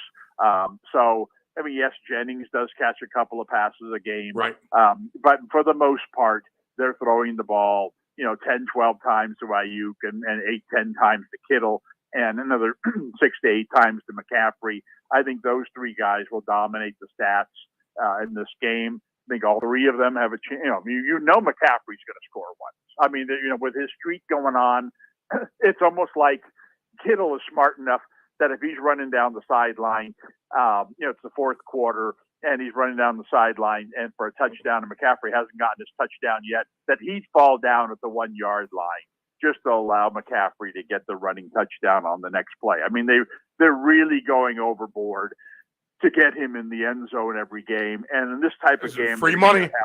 It's free money. I think you're going to have a lot of opportunities. I don't know what, he's got to be a 2-1 favorite, to score a touchdown. Minus 220. Minus 220. I mean, that's a big price to pay for something like this, but it's almost a lock. Well, that's why you take him for 2 or 3. To be honest, right. That's it. I mean, exactly. When you know 3 is 10-1. When you know he's going to score 1, then the question becomes, all right, will he score 2? And that's obviously a much more difficult task, because once he gets the 1, then all of a sudden you go to the plays that you think are going to be most successful, and that's going to be passing the ball to Ayuk and passing the ball to Kittle. So, I think there's a very good chance that all three of those guys get there's your trifecta. One to Kittle, one to Ayuk, one for, McCaffrey. There's your three-man parlay, and get your, 10-1 or whatever you get on. Let's see what we're getting on that. 13-1. 13-1. I mean, it's what the heck? I'd rather take a shot at that than to lay 220. Right. Even though I think it's almost a lock that he will get that touchdown. If he does, and you kick yourself for not having laid the 220, well, at least you're a third of the way towards your parlay. And if you want to get really frisky, you can take Kittle for 1, Ayuk for 1, McCaffrey for 2 if it's going to be a blowout, and you're going to get 40-1. Wow, I'd almost, I'd almost rather take a shot with Kittle getting 2 or Ayuk getting 2, and of course that would really, and McCaffrey 1.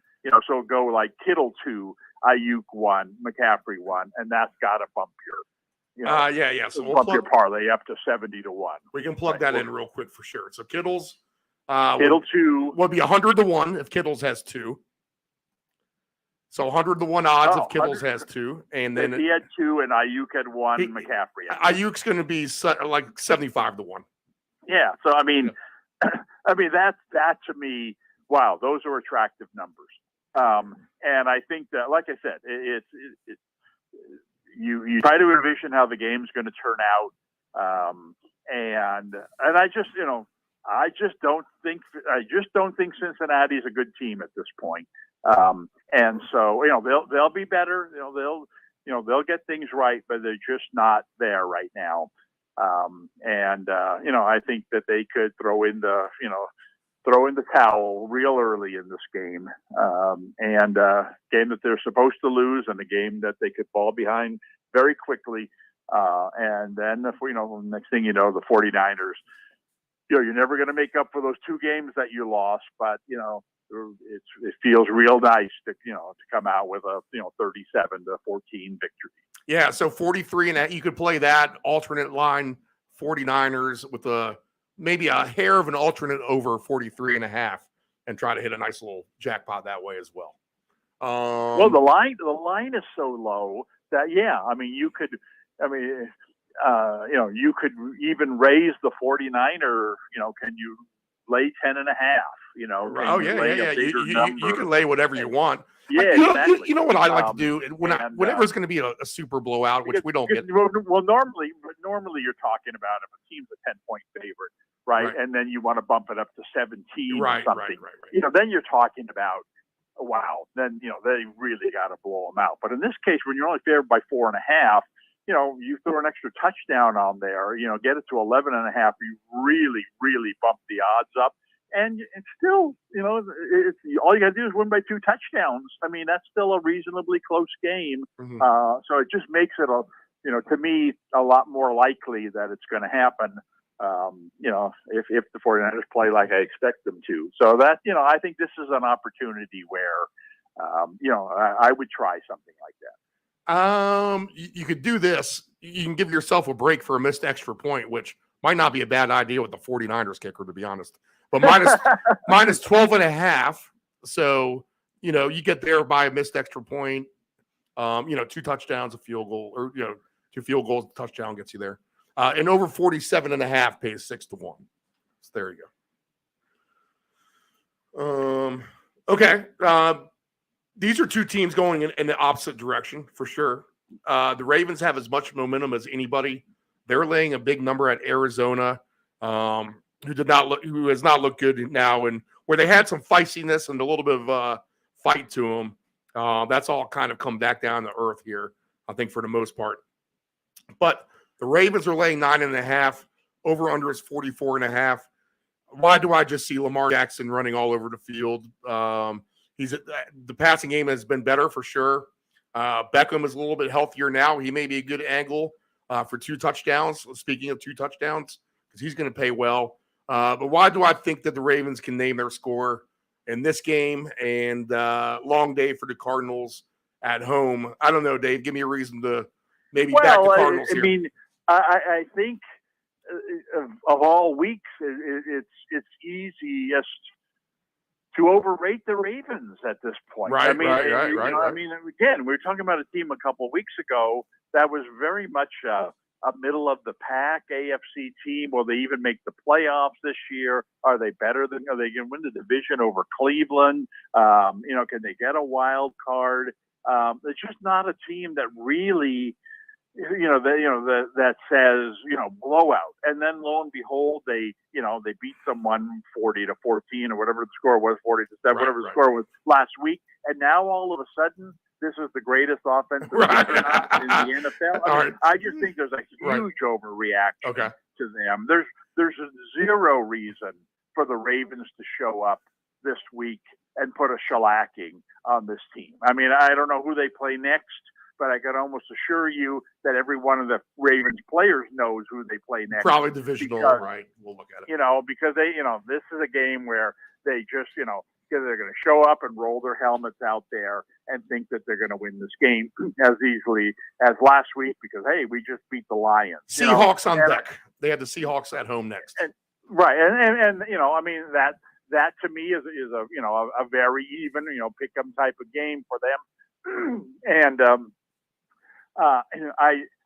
could they win this game very easily? Yes, they could if they really put their mind to it, especially defensively.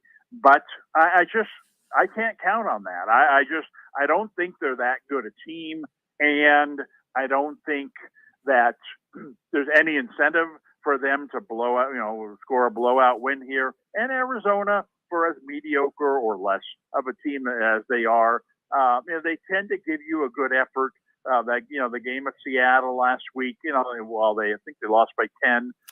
20 to 10 final. Yep. Yeah, they battled them. They try hard. And now, you've got the Kyler Murray thing, which, sounds like he's not going to play again this week. They've had the same quarterback here for several weeks. He seems to be okay. I don't know. It's just my way of saying I want no part of Baltimore this week. I just don't think this isn't Kansas City. This isn't Miami going in there where you would say, oh man, they're going to put up 40 points. This is Baltimore, who, on their good weeks usually scores 24. And I just don't see them with any incentive to put up 40 points in this game. All right, so too many points at home maybe in this one. Beckham is 36-1 for 2 touchdowns, though. I may take a shot at that, though. We'll see. We'll see as it comes down to it. Seems like a big number. Okay, speaking of the Chiefs and a bad team, they're on the road. They're laying 7.5 at Denver. 47.5 is the total here. Now, these teams just played 19-8, I think was the final. So the Chiefs barely cover that 10.5 number. This game has been close here in recent years, but I'm going to say the same thing I just said about the Ravens. Why do I see the Chiefs just kind of getting a little bit? Maybe these receivers take another step in their progressions of being successful. Kansas City Chiefs prime wide receiver material. But the Broncos did get a win at home against Green Bay, so that gives them at least the fans a good taste in their mouth. I don't think they've seen a home win in quite some time. So Chiefs and Broncos divisional game. Does Kansas City win this game the same way they've been winning games all year, Dave? Or is this a game where they might say, come on, guys, let's kind of, get this one over fast. Let's kind of come out hot, build up a big score, and then we'll coast it home and win this game 35-9 or whatever. Well, the only difference between this game and the Baltimore game that we just talked about is that it's a rivalry, and so and like you said, there's a little history there where the Broncos have played Kansas City a little tougher than you would have expected. So Kansas City's going to show up to this game with a much better attitude than the Ravens are going to show up at Arizona. But that said, the Broncos, it's going to be interesting to see where they go this year, because you remember they've got this new coach and in his first year, and it's important to them to show positive signs as the season goes along. Now, you can't start any worse than they started basically this year, but they're coming off a really nice win last week against a mediocre opponent, no doubt. But it just kind of shows that they're still trying. And, to me, the big issue this week, and this is probably an issue league-wide, we haven't discussed this at all, is the trade deadline coming up on Tuesday. How many teams this week are going to be distracted by that?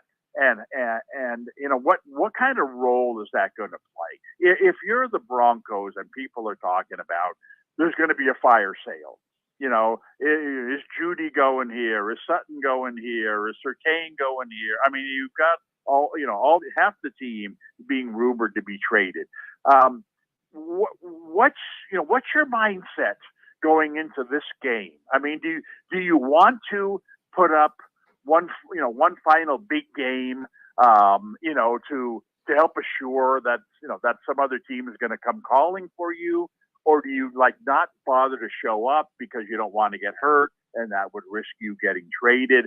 I don't know what the NFL mentality would be about that. Is there in some way, shape, or form, is this kind of like the going away party for these guys? Let's put one last game together and then, we all graduate and we'll meet here 10 years from now for a reunion.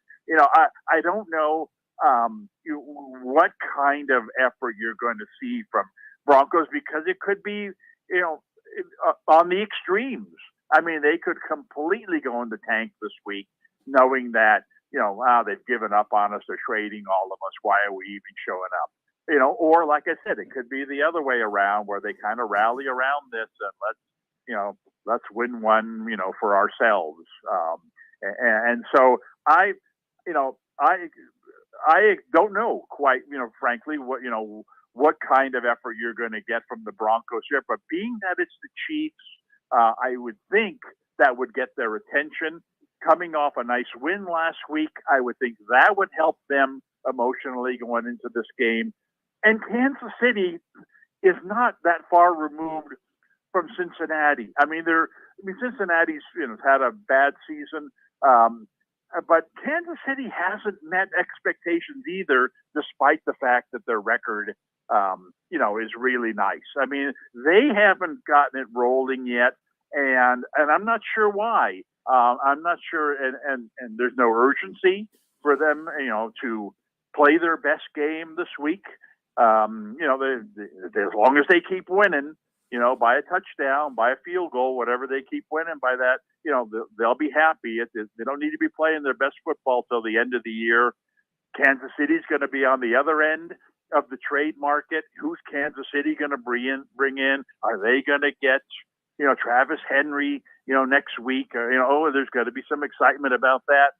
And all that said, if I had to go in a direction in this game, I would think the Broncos are capable of keeping this game within a touchdown. All right. So same old story here. Yeah, I could see that too. The line actually just dropped now too. It went from 7.5 down to 7 right in front of my eyes. How about that? So money coming in on Denver with everything that you're saying, Dave. People tuning in live around the world, starting to hammer the Broncos home. Okay.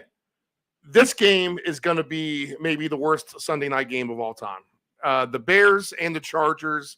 I have a feeling if somehow the Chargers lose this game, this might be it for Staley, to be honest. You said this is the worst quarterback ever, maybe for the Bears last week. But Bagnett gets the win over the Raiders.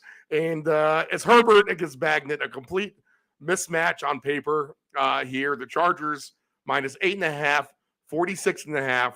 But man, this is the kind of game the Chargers just kind of cough it up. It literally is now or never for the Chargers, right? In this game.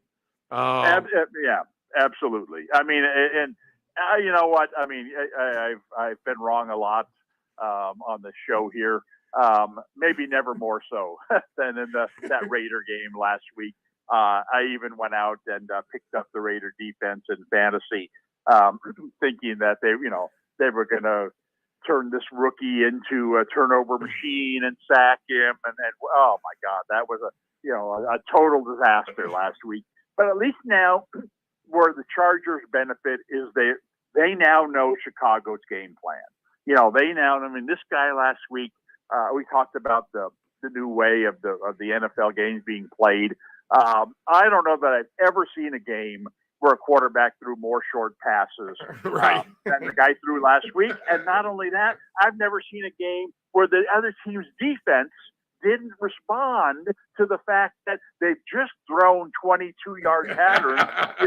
You think the next one's going to be, why are we standing 10 yards off the guy, in his own defense? You're talking about a team that should have fired their coach last week.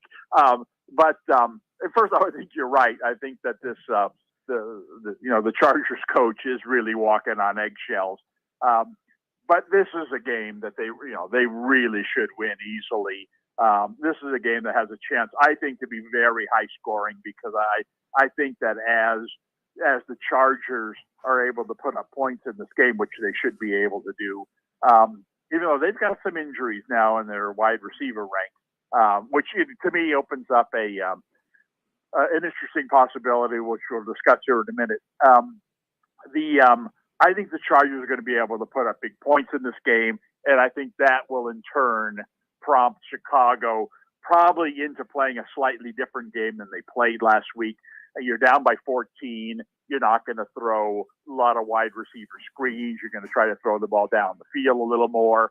And, that can be hit, that can be missed. That tends to lead to points.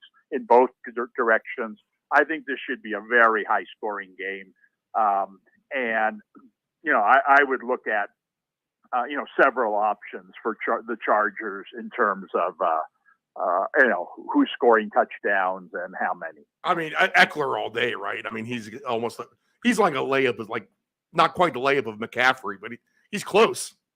Yeah, and what you have to wonder about him is, he doesn't seem to be at full speed this year, or teams have adjusted. I don't quite know why he's not having, the type of season that you would have expected. And I don't see really any reason for them, to play him 60 minutes in this game and say, we really need to score 3 touchdowns. When they're already ahead by 3 touchdowns in the fourth quarter. I do think he will, he'll have really good numbers, even in limited touches. But this is a game where I guess Palmer's injured now for them. Of course, they've already had Palmer's listed right now with odds. At least. What's that? Palmer is listed with odds right now, at least. Oh well, he's supposed to. I've heard that he's either out or doesn't look good. Williams obviously remains out. Right. And so here we go again with Quentin Johnston. The rookie who was. People thought, well, why are they drafting this guy? They already got 2 star wideouts, and they've got a pretty good third receiver. But this was the guy who had a ton of talent in college, hasn't really shown it yet or had the opportunity to show it. But if Palmer's out and all of a sudden this guy steps in to a really nice situation in a game where they should be able to showcase him in the sense that we've got a lead, why not let's call a couple patterns for this guy and see what he's all about. I think that he could get a touchdown. He could go easily over his yardage figures in this game. I think he's going to be a really nice surprise element, in this game. What do you see any numbers on him? He's actually not. They have limited players on the board right now for this one. Okay, but for 2 touchdowns, he's 22-1. Well, see, I mean, and that's nice. And like I said, if I'm guessing, they'll put up 29 yards receiving on him. And he'll get that on one. He can get that on one pass catch. Right.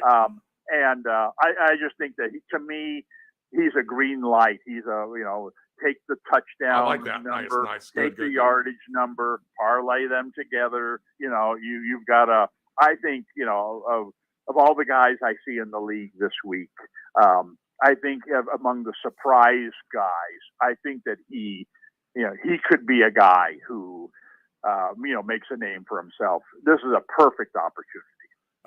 Okay. Yeah. Quentin Johnson plus 220 for 1 touchdown for him. So if you're going to spread out 5 guys along the way to get 1 touchdown, then probably maybe add him to get good odds.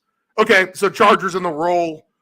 Job on the Bears, and what should be a higher scoring game, 46.5 is the total there. Yeah, that is, like I said, this is all about the Chargers offense. If the Chargers are able to get their offense going early in this game, then this game could really snowball, because the only way Chicago is going to be competitive is do exactly what they did last week, is, play very, very, very conservatively. And, that's nice when you're ahead 7-0 or 10-0 or whatever they were early in the game last week.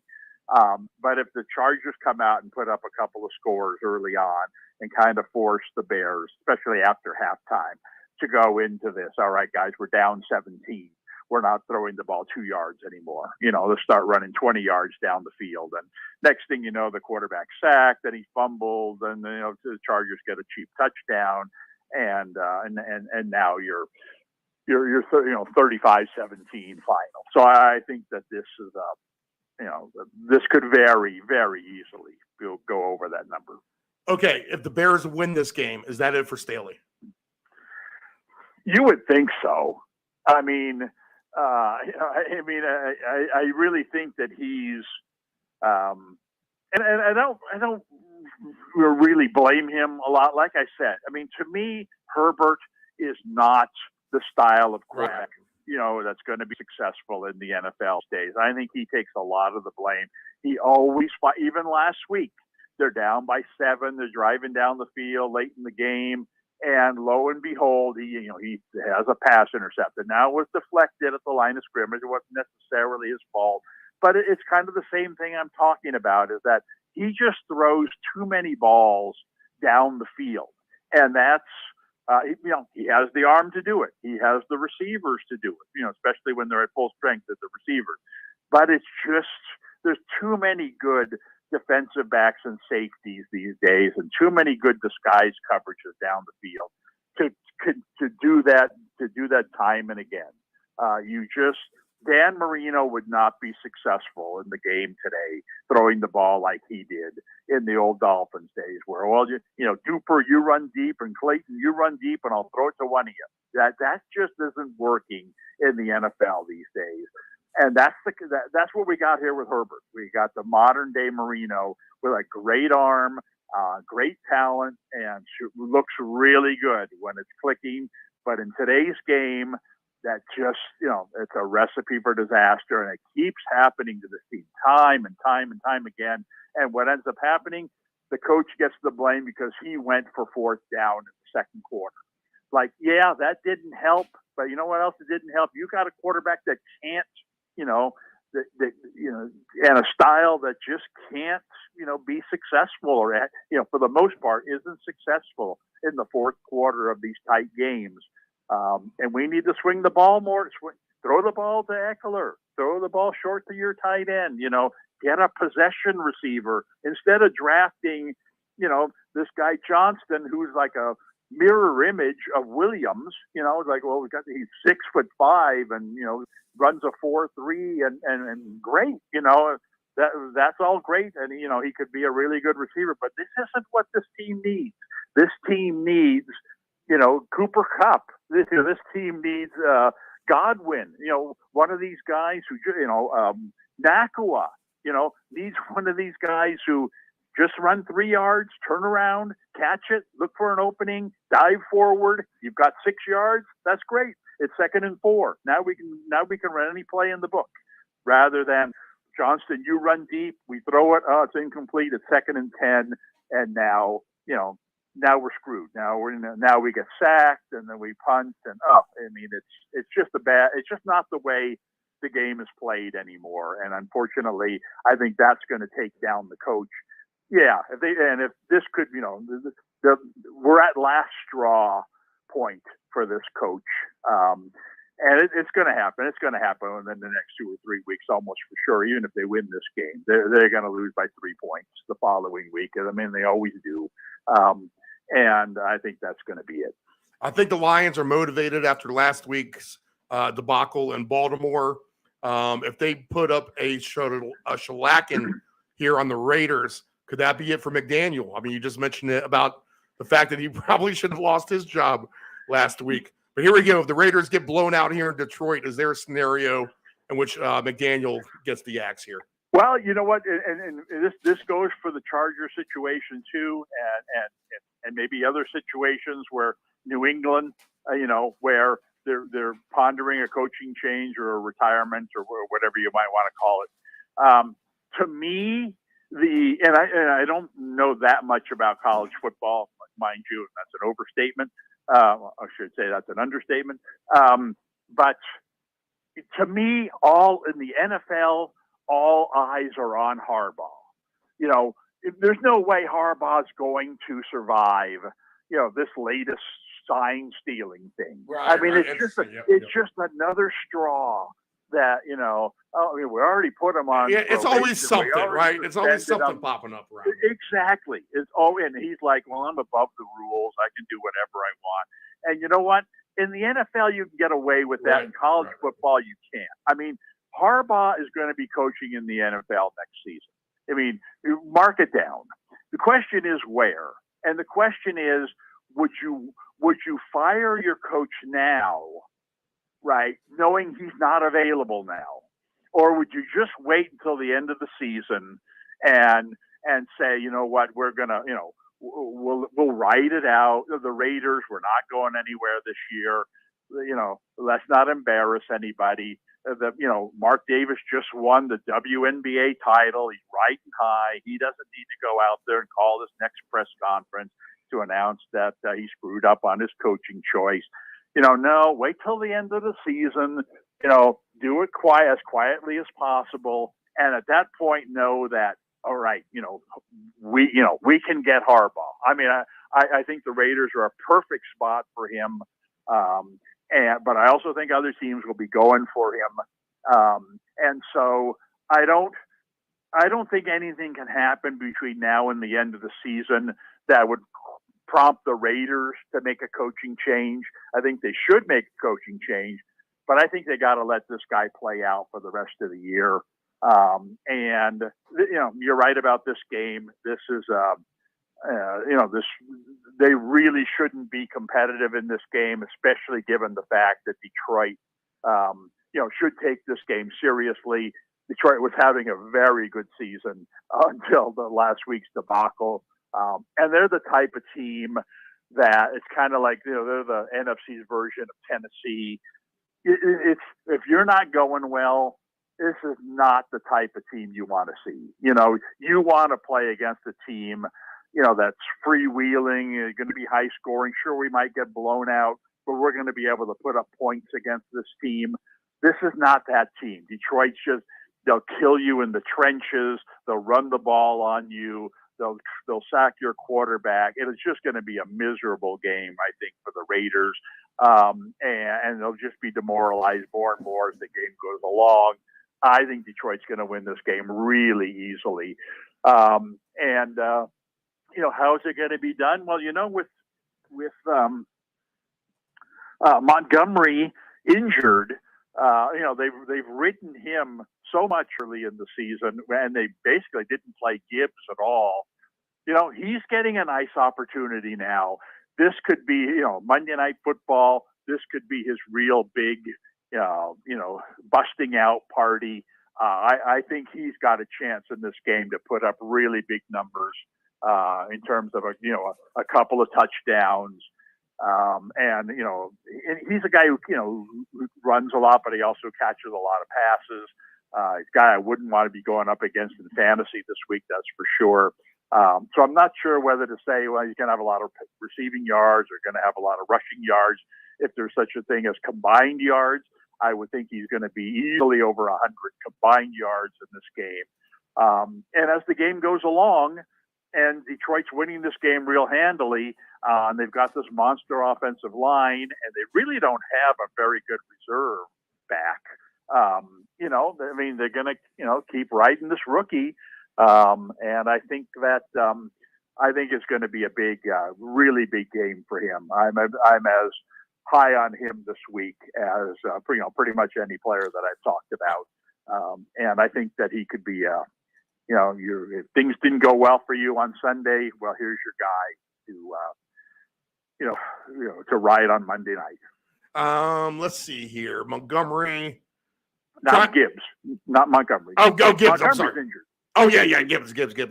Yeah. Gibbs, 2 touchdowns is going to be plus 450. Yeah, that's lower than I would have expected. But I would look to parlay that with something. Find me total yards from scrimmage, or give me a number for rushing or receiving. I think there's a lot of options there with him, because I think he can be successful in many different ways. He could be a guy who gets, if his rushing total is 55, his receiving total maybe is 35. Take a shot, take the over in all of those, parlay the 3 of them, 2 touchdowns, over the rushing, over the receiving. He's got I think he's, and mix and match there. I think he's, like I said, he's going to somehow, some way, he's going to get over 100 yards total from scrimmage, and he'll get his touchdown, perhaps 2. This is not a great offensive team, so it's not like, well, they're going to throw. They throw the ball to St. Brown a lot. But this isn't, you don't got Tyreek Hill on this team. You don't got Kelsey where, these guys are going to score touchdowns. They don't really have a lot of other guys who you would say, this guy's going to get a touchdown in this game. I think that so much of, we saw this last year where the one guy where Williams scored, 17 touchdowns for this team. Right. We saw it at the beginning of this year with Montgomery. Who's this Montgomery guy? Well, he's leading the league in touchdowns. The Lions are a very conservative team. They pass the ball conservatively. They run the ball a lot when they get down by the goal line. Like I said, and this guy was supposed to have a big season, wasn't doing much early on. That's brought his expectations way down. I just think that this is the perfect, and not only the perfect opportunity for him, but a game where the Lions are showing up for this game. And when the Lions show up, that means that their offensive and defensive lines, can really overpower the other team. And if that's the case, if their offensive line is overpowering a Raider team that, is kind of in disarray, which you could very easily see. Well, who's going to benefit from that? Well, that's going to be Gibbs. So, take him as many ways as you can. All right. He came through for me last week too, as well. So he's tasted the end zone. Okay, so let me throw this one by you. I know it's a lot of points, and I'm a maniac, so keep that into mind here. But I'm going to, again, I'd like to take off 1 point in case of an extra point flop, or, this this number always kind of works for field goals as well if you can kind of involve them. So Detroit minus 19.5. I'm going to take the 49ers minus 19.5. And the Chargers minus 15.5. $25 will pay $1,100.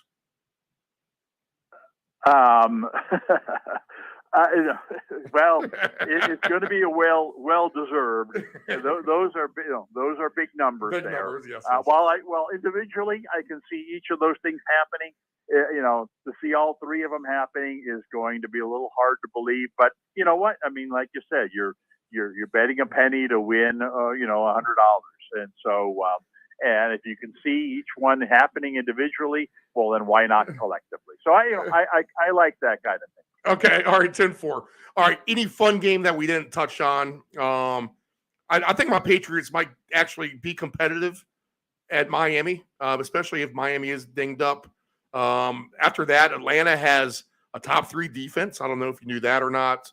Anything else stick in your mind here with any of these other games? I mean, to me, the most interesting game. I mean, there's a huge schedule. What we good call out matchups. here Good matchups. Called morning games. Right, the one Eastern games, which are the 10 Pacific games. There's 2, 4, 9 of them. Yeah. Big stuff. No and teams on the bye, which is weird. Right, which is kind of weird. I don't really get that. Why aren't there? I mean, from a fantasy perspective, what you like to see is 4 teams on a bye, because then it probably means you're only missing one guy. I'm just not looking forward to the weekend. It's coming where 6 teams or 8 teams are on a bye. And that was last week. Half my lineup. And what is it about this week that? I mean, there's got to be a rhyme or reason to it. I mean, there's got to be on Halloween weekend, we find that ratings are higher, so we don't want every. I don't understand. More drinking at the concession stands. Right, and so I don't get it. But anyway, the game I'm most intrigued by in the morning games is Jacksonville and Pittsburgh, because I think that you've got 2 teams here who are less. Not as good defensively as you would think they might be. I mean, both teams have found a way to allow opponents to put up, good opponents anyway, to put up a lot of points on them. Especially Jacksonville. Jacksonville's playing higher scoring games because their offense is better. And Pittsburgh, I think, is capable. They've got Johnson back now. I think they're ready to play. They had a big win. 31st ranked offense, Pittsburgh. But yeah, Deontay probably has something to do with that. Yes. Yeah, but they've struggled. They haven't been able to run the ball. And Johnson's been injured almost all year. Where's Najee Harris at? Yeah, go ahead. Right. And this is the kind, and they're at home against a bad defense. I just think Pittsburgh in this game they'll score in the 20s in this game. I don't think there's any doubt about that. Right. And Jacksonville, Jacksonville's a very good offensive team. They'll get their points, yeah. Miami Junior. And I think that Pittsburgh defense is decent, but when their offense is scoring points, I think it's more likely that their defense will give up points because there's less of a need for the defense to play a great game, and they're not that good in the first place. I think that I'd be shocked if either of these teams didn't score in the 20s. I think that this game could very easily be a game that's 28 to 27. I think it should be a very fun game. 40.5 is the over/under. Yep. Well, there you go. I mean, that to me is very low. I just, like I said, I don't see either team not making it to the 20s in this game.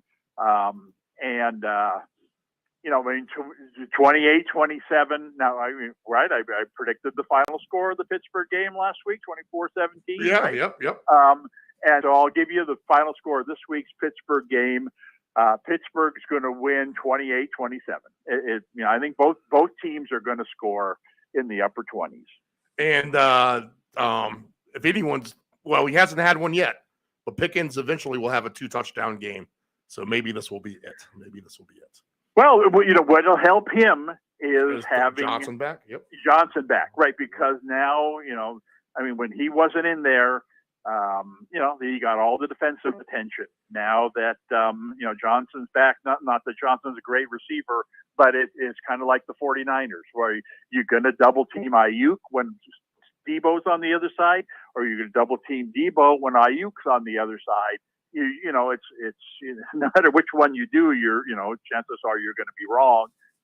And so let's just play it normal and see how the game goes. I think that I think you'll see Pickens as the season and the quarterback as he becomes more comfortable. I think he has decent potential. He can do better than he's been doing.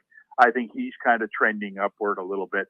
I think Pittsburgh offensively is a team to watch offensively because I think that as the season goes along, until the weather gets bad, they're going to be a team that's consistently average to above average on offense. And I think this is a game. This is a game where they really should have one of their better offensive games because Jacksonville just is not good defensively. 5-1 to win that division right now. Would you buy on that for Pittsburgh? That sounds a little cheap to me. Right.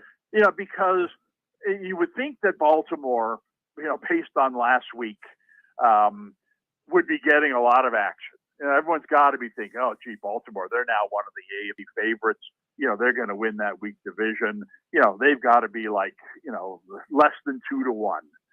Minus 105 for the Ravens, even up. Even money? Yep. And yet Pittsburgh's only 5-1. Well, where's Cleveland? 2 plus 250 for Cleveland, 6-1 for the Bengals. This is the problem with these types of props.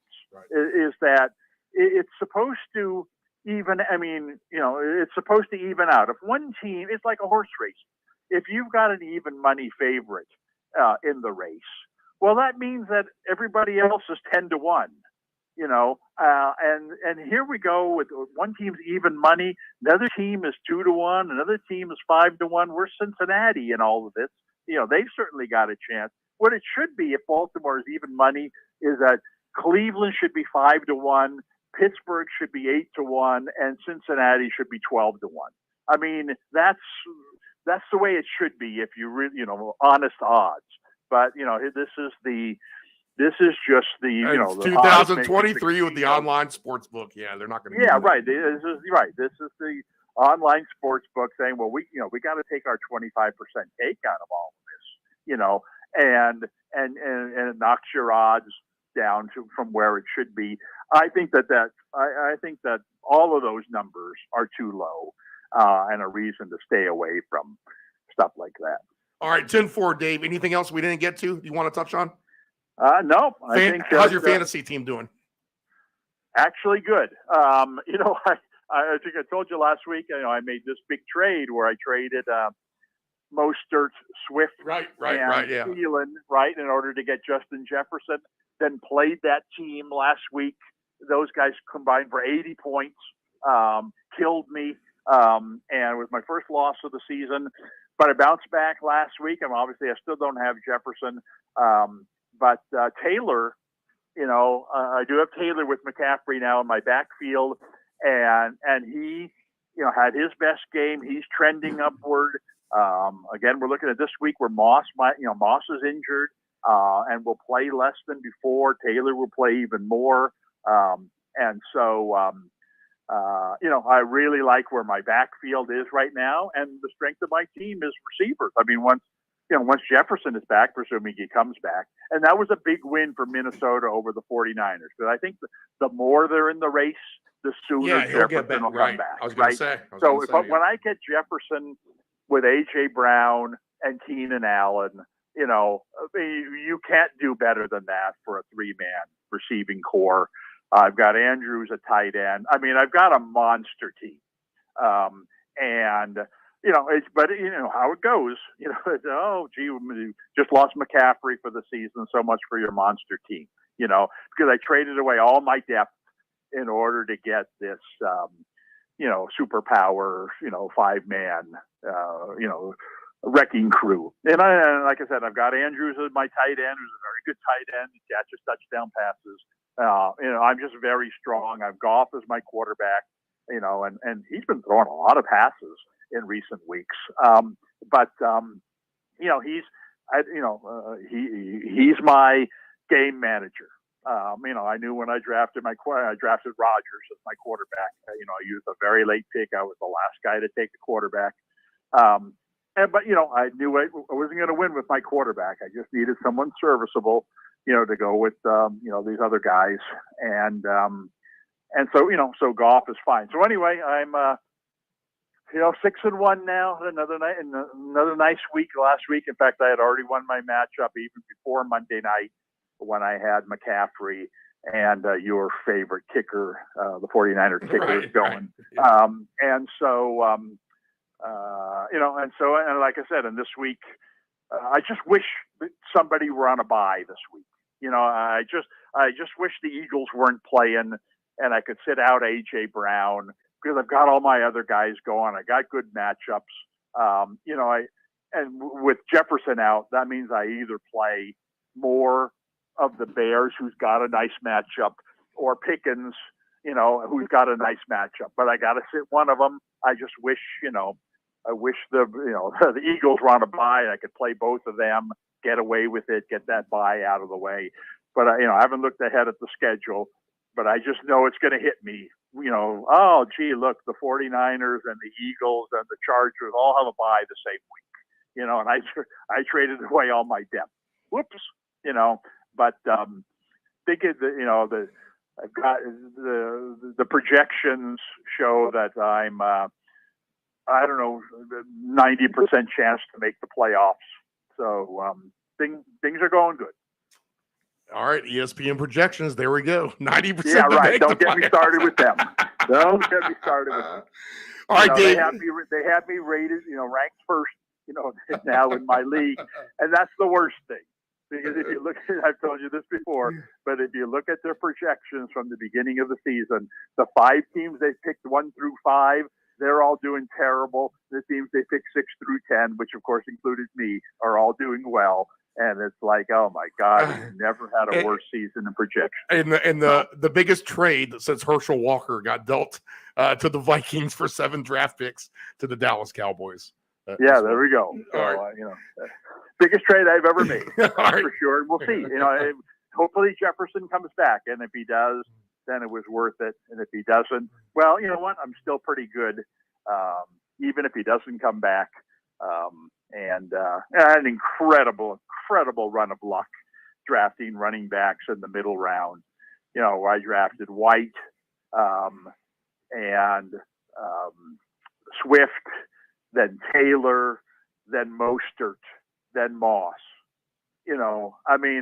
And all 5 of those guys. Well, White's been consistent. He hasn't been great. He was Right. first of the guys I picked. But look at those other guys. Getting Swift and Mostert, who are starting running backs for every fantasy team out there.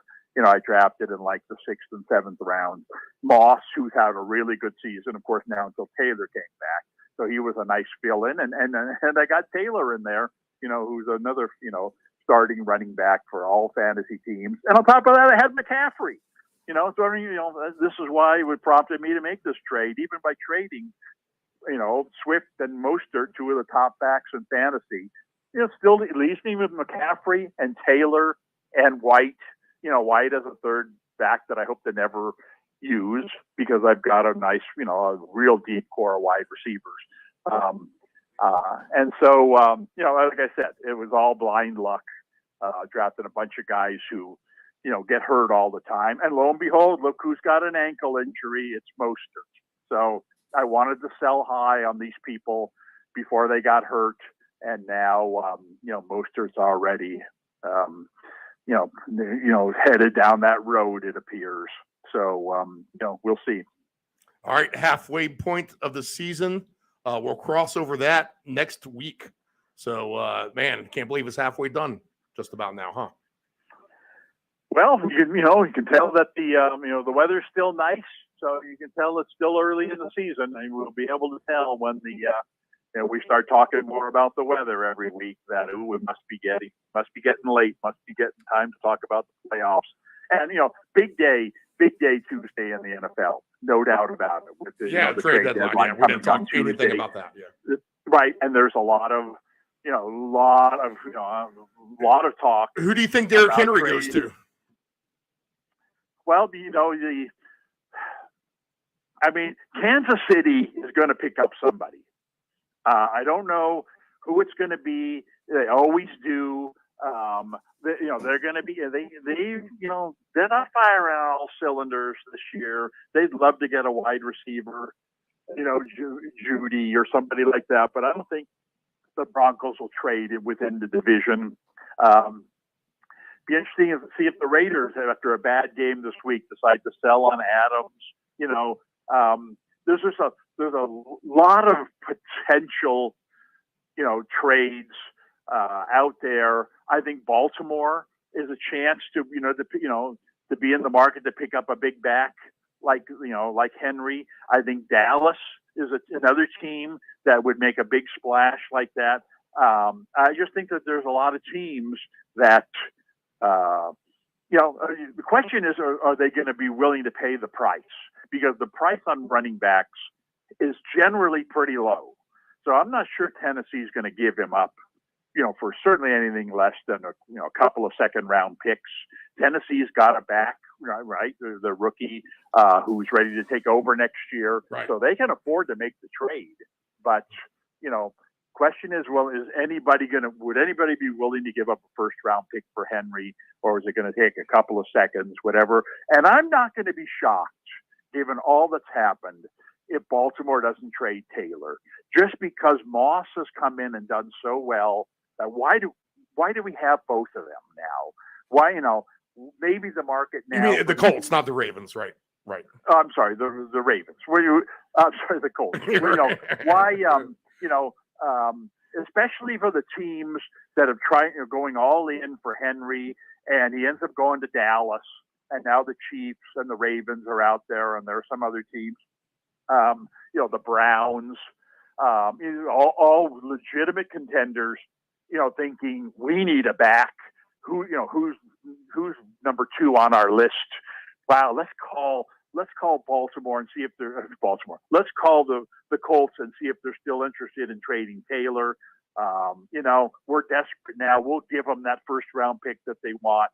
And, it won't shock me if he's dealt somewhere. I just think it's a fascinating day. More times than not, we see this in sports a lot, where trade deadline day is a complete dud, complete fizzle after all the headlines. but there's just something about this year that says there's going to be a lot of movement because there's no, especially in the AFC. The NFC is harder because outside of Dallas, nobody's got a chance to win the NFC other than the 49ers and Eagles, and they aren't making any moves. That means Dallas, to me, is the one team that could really think, you know what, if we picked up Henry, we move up with the big boys. I don't think anybody else in the NFC is going to be doing that. The AFC is the exact opposite. That is wide open. You Buffalo makes a move, Kansas City, Baltimore, Miami, any number of Cleveland, any number of teams right now could be thinking, we make the big move at the trade deadline, and we're right up there with Kansas City. And so I think there's a lot of potential in the AFC to see movement. And of course, when one team makes a big trade, then that prompts, that prompts the next team to make the big trade because, oh no, this team just passed us. We need to move up. And then next thing you know, the team at the top of the heap, Kansas City's thinking, well, hey, we ain't standing pat. We ain't letting these teams leapfrog us. We can create space. Let's go out there and get the best wide out available. I'm very excited about everything that could be happening Tuesday, and of course, from a fantasy perspective, could change a lot of things. You put Travis Henry on the Chiefs, and now all of a sudden, that team just become a lot better in my fantasy league. So should be a lot of fun. Could be a dud, but I expect, like most Halloweens, my favorite holiday of the year, very exciting. What do Mr. Del Grande and his wife dress up as for Halloween? We're scary enough in regular clothes. Great stuff, Dave. We'll catch up with you next week, man. Appreciate it. Okay. Today. A lot of good stuff today. All right, I'll do the research for you on the rebounder prop. We'll update that next week. Dominant rebounders against undersized front lines in the NBA. All right, Dave. Thanks a lot. We will be right back after this.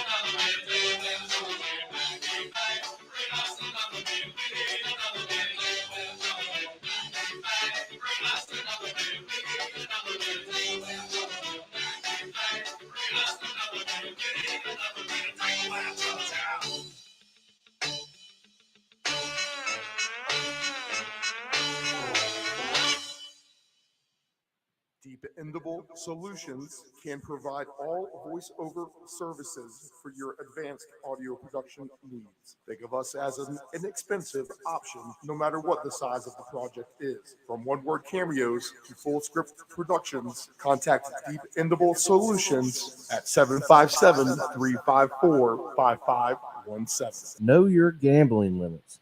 Don't ever bet what you can't cover. Wagering on sports is only fun when you do it the right way. Not every bet will win. When you get on a bad run, know it and avoid trouble. Know your gambling limits.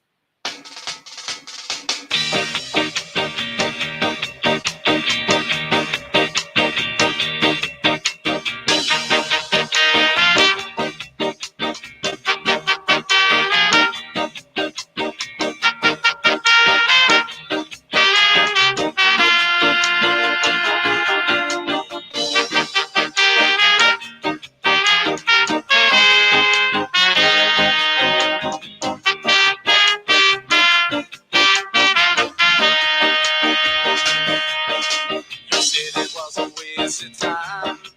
You said that I would change my mind. You said I'd lose my only chance to go and get out. It turns out you don't really know what you've been missing, my friend. And you might have her now. I got something better.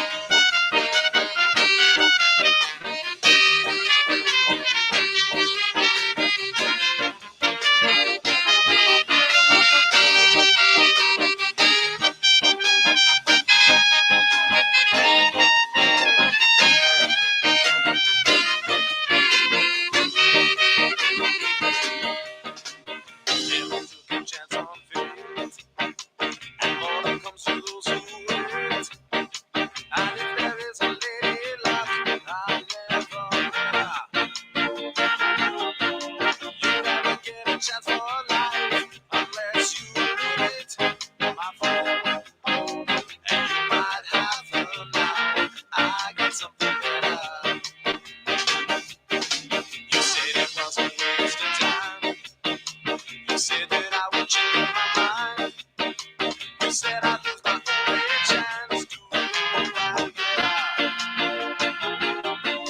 It turns out you don't really know what you've been missing, my friend.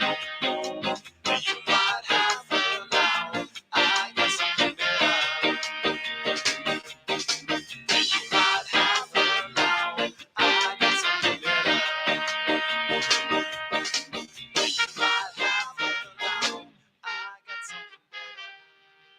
Family owned and operated, CP Shucker's Cafe and Raw Bar specializes in delicious cuisine, refreshing drinks, and a laid-back atmosphere. We opened our doors in 1995 and have enjoyed being a place to either relax or celebrate ever since. Whether you are in the mood to indulge in a great meal with your friends and family or watch the game, we promise that our inventive menu, attentive service, and skilled bartenders will have you truly satisfied. Both of our locations have a space spacious outdoor patios for enjoying the breeze and catching a little sun. Our friendly staff at CP Shuckers will make your next dining experience a pleasant one by delivering personal care. We are open until 2 a.m. Full menu will be served until 10 p.m. and late night limited menu until 1 a.m.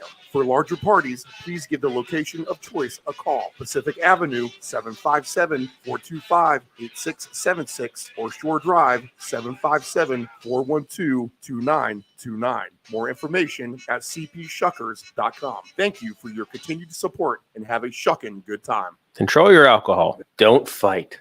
Don't drink and drive. Your one punch could kill someone. It happens. If you're behind the wheel, you may think you are fine, but then the other driver is under the influence of texting, and then you are done. Control your alcohol.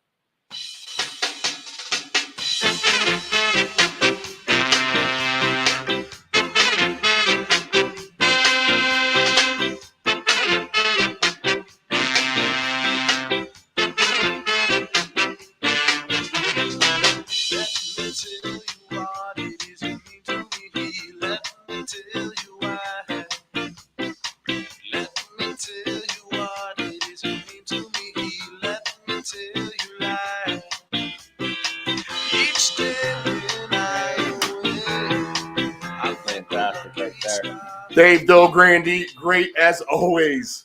Talking NBA, NFL, everything. Got some good little nuggets from him for the action today already. And look who we have here. This is amazing. Let me get our logo off. In studio today, a very, very rare occurrence. We have the Ant-Man himself.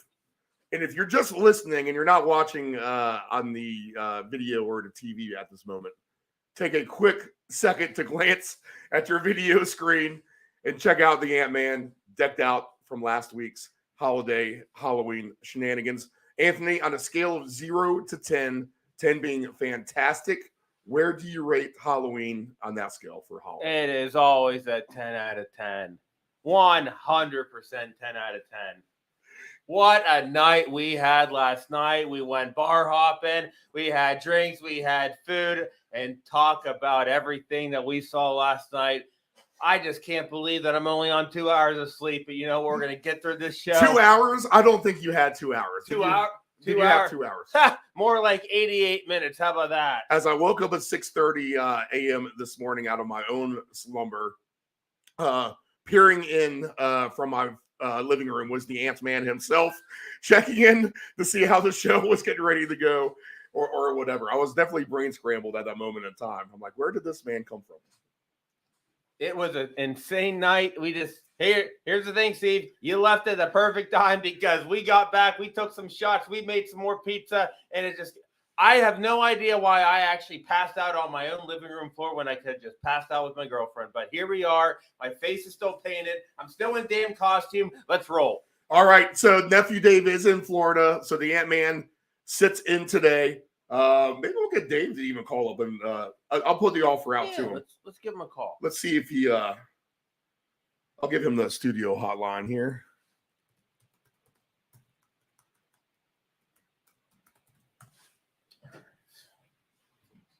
I know this is exciting. This is production work that should be done during the commercial break, right? Or while I was talking or while Del Grande was talking for 30 minutes straight about NBA rebounding and Rookie of the Year. Okay, Anthony, we do Survivor Pool first, but I'm interested to see as well, and I need to click all my windows went down, so I'm getting everything back up that I normally have on here. So I'm going to get the fresh lines because I want to see if these moved here. I haven't paid attention to line movement. So we're going to look at that right now. We'll go through Survivor Pool while we do that. And we also have EPL action starting, people. There's one game underway already. It is 0-0 as they near halftime in the West Ham with West Ham and Everton. That's not going to be a game that we were particularly looking at this morning. However, we have 3 games at 10 o'clock. Brighton Fulham will have mild interest in. And if Aston Villa against Luton, and Liverpool against Nottingham Forest, both teams at home on a beautiful day in the UK, Anthony, a lovely, gorgeous day, can beat the living snot out of these bottom feeder EPL teams, then we're going to cash a nice ticket here on a Sunday morning. So we're going to look for a Aston Villa Liverpool smashdown. That happens here in about 12 minutes. And we'll follow that live on the air as we go through today's slate. All right, Anthony, you give me a yes or no if you were to use this Survivor. If you want to explain as we go, you can. If you just want to give a simple one-word answer, that's fine with me too. The Eagles at the Commanders. I actually think you could use the Eagles today in a Survivor pool right now. I don't like the fire sale comments coming out of DC the night before a game, right? Whenever you're telling the team that everyone could be on the trading block here by Tuesday, doesn't that make you want to be on the trading block, kind of, if that's how your team's confidence is kind of moving forward? So I'm not confident at all in the Commanders having a good game today. We'll get more into that, but I would use the Eagles as Survivor. Would you? Potentially. It's divisional road game. It's tough. Yeah, divisional road game. Right. Eagles against the Commanders, the footballs, whatever you want to call them. 7-point spread. Look, you want to talk about a fire sale? Sweat being on the block. Who's the guy? Chase Young. He's on the block too. Right. And like all these other people, Rivera being on the block or on the firing block. Yep.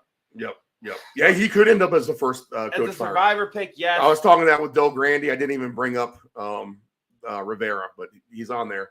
Yeah, so Survivor, I think you could use the Eagles, but it's a divisional road game. Probably better chances on the board, as we'll see. Jacksonville, Pittsburgh, no. Real quick. Yes. Do you remember us talking about this yesterday? Remember when the spread was 40.5? Yes. It has now raised to 41.5. Yes, as we go to line movements, we're up to 41. Good, Anthony. You're on top of the line movement. All that rain coming, right? Yeah, we mentioned that. So a rainy day, it looks like here in Pittsburgh. So, hey, Anthony, you got boots on the ground. Have you talked to any of your parents or anything up there? No, I haven't. Or your brother? Okay. Remember, I haven't really slept. I'm still kind of loopy from last night, but I am going to shoot a few texts. I'll find out. However, got to remember, this was also the rematch from that 2018 was it divisional championship? No, I don't remember, but I've watched every playoff game alive. But go ahead, yes. Remember, it was the Blake Bortles show. It was when they beat Pittsburgh to play Tom Brady. Right. Remember that? Right. I believe that was 2018. That was an absolute bloodbath of absolute offense. Could be the same again. I'm actually going to look up a couple stats, but we're obviously talking about. Del Grande loves the over. I love the over. Rain or not, even Ray can help you get to the over. To be honest, I mean, you drop the ball inside your own 20, give it to the defense. We saw that Cleveland-Pittsburgh game in which the offenses did do nothing with that game going over the total. Right? I mean, mid-40s. So there's that. All right. So no Survivor here. Saints and Colts, if you use that as a Survivor pick today, you may need your head examined. Although the Saints are taking money. They're up to 2.5 now as a favorite, as we have line movement there, over under 43.5. The Texans, their line has gone up too. It was at 3 over the weekend, but 3.5 this morning, 43.5. No Survivor there for either of those, right, Anthony? Oh, with Houston? Yeah, Houston, Carolina, or Indianapolis and the Saints. I mean, Houston's a more likable team. You know more about them because of all the players. I'm staying away from this one. Rams, Cowboys. Mainly, I think most of the people have used Dallas. So I don't think they're going to be much of an option for people. Falcons and Titans, no Survivor there, right? Gross. Jets and Giants, no Survivor there. In fact, the antenna on the little guy is kind of going in and out. I'm wondering if we should put on the fourth YouTube on the little guy, and then we can flip back and forth with the Commanders and the Steelers. What do you think about that? I guess. Hey, Nephew Dave, I know if you're watching, we ain't watching their stupid footballs, all right? Guess what? We're not going to put you on the big one. We're going to put you on a little stinky one. The Jets and the Giants, no Survivor there. Would you use Miami in the Survivor, Anthony? Who are they playing again? New England. 8.5, 46.5, the line there. I would use Miami because you got to think what happened. Oh, the Jets over under down to 34.5 now. How about that? I'm not using any survivor on any New York team because not only are the Jets coming back from their bye, the Giants are playing with a backup quarterback, and I guess technically the Jets are as well. They're both playing pretty much at their own home field. I don't know who to root for. I actually asked one of my buddies who's a diehard Giants fan. I was like, are they rooting more for the Jets or are they rooting more for the Giants? Steve, do you have any idea is this more of a Giants game or is this more of a Jets game? Because it's both played at the Meadowlands, right? The Jets, they're both. I mean, Anthony, anyone's in it in the wild card right now. So there's no one eliminated. But yes, this is at the Giants. No. What I meant was, who's the home crowd? Yeah, it's the Giants. Season ticket holders get it, but there will be plenty of Jets fans in the house. It's going to be a crappy game. Tyrod Taylor versus Zach. It will be like the Mets and the Yankees when they play, basically. It'll be, 60-40. I hope 70-30. I hope you don't have to resort to the Jets and the Giants. I would still take the Jets, but frankly, no survivor pool here. Yeah, no survivor. But 34.5. Dolphins survivor pool. I would so take the Dolphins. They just came from an embarrassing loss against the Eagles, right? And the Patriots. What did they just beat? The Buffalo Bills? They're Super Bowl of the year, probably. Yes. Yeah, they did pretty good. They're pretty high. I mean, Bill Belichick 300th win. Dolphins. Dolphin injuries. We'll need to get a note of that as we go along too. So look up all that. Minnesota, Green Bay survivor, probably not. Cleveland, Seattle. No way. Anthony can't wait to listen to this game. How about this, Anthony? A triple alternate over in the Cleveland-Seattle game, which is at 37.5. The Jets-Giants, 34.5. And the Titans-Falcons, 35.5. Blow all of those up to 45 points. I just wish all of those games were played at 4 o'clock so I can go to sleep. Bengals, 49ers, would use the 49ers as survivor. Everyone has used the 49ers. I don't even think they're available. Everyone's used the 49ers. There are second chance survivor pools too, so you may have them available.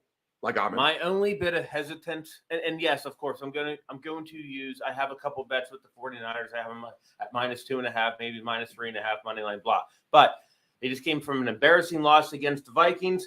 But also, the Bengals just came back from a bye week. Couple healthy players right now. It's going to be interesting. The Niners would not be my first choice, but I still wouldn't mind playing them. Ravens, Cardinals. I think the Ravens are absolutely fair game for Survivor. Wait till by the way, when we're done with this, wait till I show you this divisional round parlay I picked that I made at the casino back up. It's looking good, huh? Okay. I'm scared. Let's put it this way, because it's one of those things where I kind of go through all the slips. I'm like, idiot. Oh, wait. Oh, this one's got some juice. We'll talk about that later. But yes. Denver, Kansas City on the road. Survivor. People have them, I think. Hey, Taylor Swift is not going to be in attendance. And I can't get a read on this, no or not, Anthony. You need to get a whisper. And Russell Wilson just took Sierra and bought out the entire Waffle House, all 7 tables for a nice romantic dinner. Oh boy, sure, if you want to take the Chiefs for money line, but this is an interesting one with Denver. In Denver, oh, by the way, do you have any update with that with the weather? Because Schefter said what? It looked cloudy with my latest 6 to forecast. 14 inches of snow. I know. Conflicting reports. I don't buy that. If you're out there in Denver, in Colorado, let us know. Anybody please in send Denver, us a message. let me know. You can actually text us. I need to put that. I think I actually have that number on the banner right now. Yes, I do. Text the hotline 757-354-5517. If you have weather updates, picks. If you're partying around the stadium tailgating today, I think we actually have, we'll confirm this week, but I think we're going to actually have a good road show at a stadium coming up. I'm not going to firmly, I think we can say that. I think it's fair game. Okay. First weekend in December. It looks like we'll be doing, to get you involved, Anthony, Nephew Dave, hopefully, maybe as well. Got the AXP crew, maybe get Blades involved. All right. But the Los Angeles Rams will be playing. I'm not sure what week this is, 15 or something like that. But the first weekend in December, the Rams play at the Baltimore Ravens. So show details to come, but we will be live on the road for that. So exciting news there. All right, Chargers and the Bears. You have the Chargers left. Can you use the Survivor, Anthony? 8.5, 46.5, the line there. That has stayed stagnant. Yeah. You would take them, right? Stagnant the magnet. Chargers, Survivor, yes. Yeah. But my lock of the week, and this is my Survivor pick, are the Detroit Lions on Monday night against the Raiders. So you can back that one too, correct, Anthony? Oh, 100%. I actually took Detroit in our revenge Survivor. I am taking the Lions against the Raiders. And I believe, even though Jimmy G is officially starting, at least of what I have recently heard, still going to take the Lions after that embarrassing loss in Baltimore. Heck yeah. No Nephew Dave today. He's tied up with the crew. But he wants to broadcast from the Lightning game tomorrow.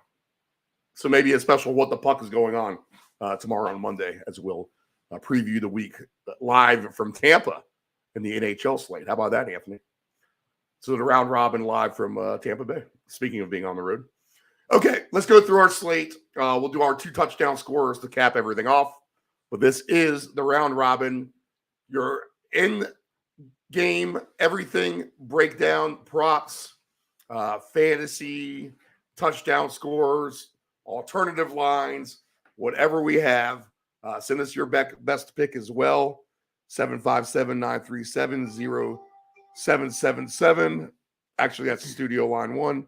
757-354-5517, the text hotline, if you have anything crazy to go along.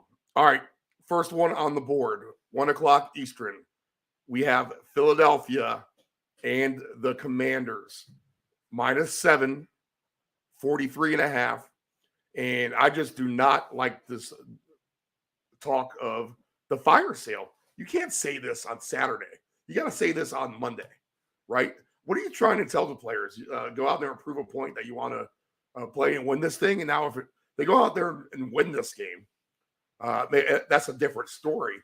But they are playing a team who, quite frankly, has – I can't say it's revenge because they beat them the last time out. But Philadelphia is going to be out to prove a point today at Washington. They're going to travel well. The fans are going to make the short jaunt down I-95. So there will be a lot of Eagle fans in the house.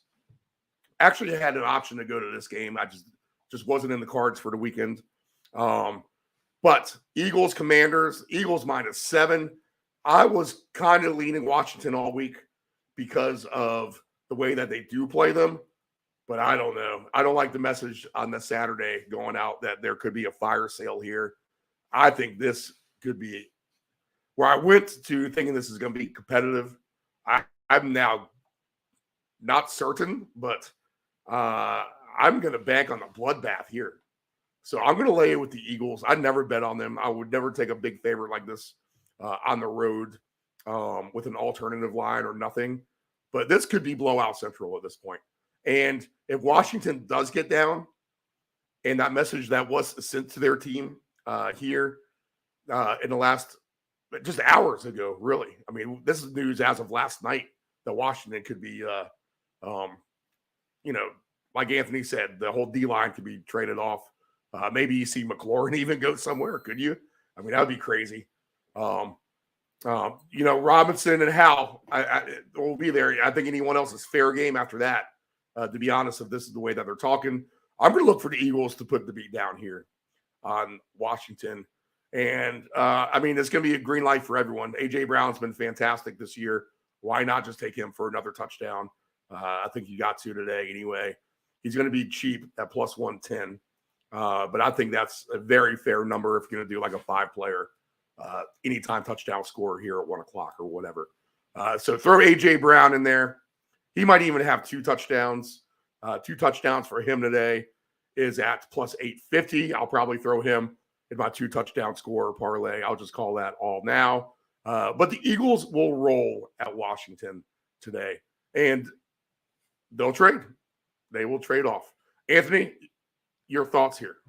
You got to see what A.J. Brown did against the Dolphins last Sunday night.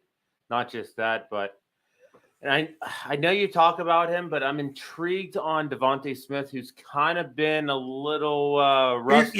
He's been on my crap list a little bit. I've been playing him over AJ Brown. And I'm using this because, even though this was in Philly in week 4, they're playing in Washington, Landover, Maryland again. By the way, fair skies. It was raining a little bit this morning, not too shabby now. But the reason I don't mind Devontae Smith, 7 receptions, 78 yards. Obviously, he didn't score, but I will not be surprised if Devontae Smith does a little bit better than normal, maybe a little bit of a bounce back. Maybe if you want to throw it in any DFS lineups, whatever, but don't mind him actually. And the other reason I'm bringing him up is because I'm going against him, and he typically does really well against me. As far as Washington, I try to back him, Anthony. I have given them every chance in the world, and they've done me right a few times. It's not like they've been that bad, actually. I think they're actually they're actually a bad showing last week with the Giants, but everyone has a bad game. But besides that, they're kind of interesting. Hal can throw the ball around a little bit. They have all the talent in the world at receivers and a tight end. Hal's just not the man. I mean, obviously, and frankly, I think that's actually at the end of the day, they got to. Can't say they had it wrong at quarterback because that's what they got left with. Well, they had to try because they couldn't just completely. They had to try. They had Sam Howell. They had him for a few years. They have to at least see what they have. Hopefully, and it sucks because I think they have at least a good plan, kind of, but it may be too late for Rivera. I know Bieniemy just came in the first year offensive coordinator. Just do the best you can. It's interesting because this is still only a 7-point spread. And I'm going to tell you one of my player props, and it's Scary Terry. And here's why. Because he scores on them. He hasn't scored on them since 2021. Oh, wow. Wow. Okay. He has not scored on them since 2021. But as far as now, if you want to sprinkle him in for a nice little yardage, or not yardage prop, if you want to sprinkle him in for a touchdown score, be my guest. But let me tell you his yards every time they played. Let's start with, I don't know, a couple weeks ago, week 4, right? He 8 receptions, 86 yards. Let's go back to last year. 8 receptions, 128. 6 receptions, 102. 7 receptions, 61. 2 receptions, 51. Go figure. That's the one time he scored. But you kind of see what I'm talking about. McLaurin actually does quite well against this Eagles defense. Plus 370 if you want 100 yards out of him today. Might want to sprinkle maybe. And you know what? If you don't want to go with 100, maybe go 70, maybe go 80. But is that number still a plus? If you hit them at 80? 70 is plus 132. 80 is plus 194. If you want to go a nice little, 90 is plus 270. So I do like myself some Scary Terry, as Dave will always say. A.J. Brown to get 100 yards today is just plus 124. 80 yards for him is minus 168. Wow. That just tells me he's going to have a big day too, to be honest. Sign me up for A.J. Brown. I like your McLaurin angle, Anthony. I'm going to have to do, I like to do a little mix and match of rushers and receiving yards. So I'm going to maybe have to add that one to the slate. All right, good knowledge there. Okay, so Eagles win, and I think they roll. Anthony, is this closer than 7 points? They played them tough. They do play them tough. It is the divisional game. It's in Washington, Maryland, whatever. I don't know. I mean, look, I actually still think the Eagles are the best team in the NFL. I really do. As long as Jalen Hurts, A.J. Brown is healthy, DeAndre Swift, I mean, Goddard's healthy, Devontae Smith, Jason Kelce, the best center maybe of ever. I'm not good with lines, by the way. I'm more of the prop guy. But, Right.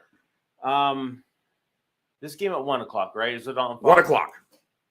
Oh, Eagles are going to win, of course, but it's going to be real. I think it's going to be close. Okay. It's going to be close. I'm not touching the spread. 10-4. Anthony likes it close. I'll say something like 35-10. I think that's a fair number today. All right, Jacksonville and the Steelers. This is a game near and dear to your heart. we need to make sure it's raining. All right, so text Russell Uram up there and ask him what's going on there. But Jacksonville now -2, 41.5 over-under is up this morning. And what could be a rainy game? I played the under or over before a couple times this week. But I'm going to look at Jacksonville and the Steelers too. You know what? If it's a little rainy, that's fine. Jacksonville can put up some points. The Steelers have been a dominant under team. But, man, this just has the makings somehow. These teams play fun games, just like you said. One of the biggest betting controversies of all time, Anthony, actually, back when I was the bookie in college or whatever, it was a Monday night game with Jacksonville and the Steelers. And it was one of those where Jacksonville got a touchdown at the end, and everyone walked off the field, and they made them come back out of the locker room to kick the extra point. I remember, and that messed up with everyone's bets and with teasers in specific. So where bets should have lost, they actually got paid out. And try explaining that to the people who he paid out at the top. I just my brother finally responded.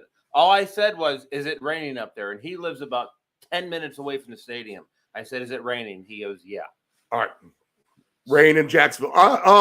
All right, so I may be a little bit more reluctant on the over-under than if it's 41.5, but I'm going to take a shot. It's up a point.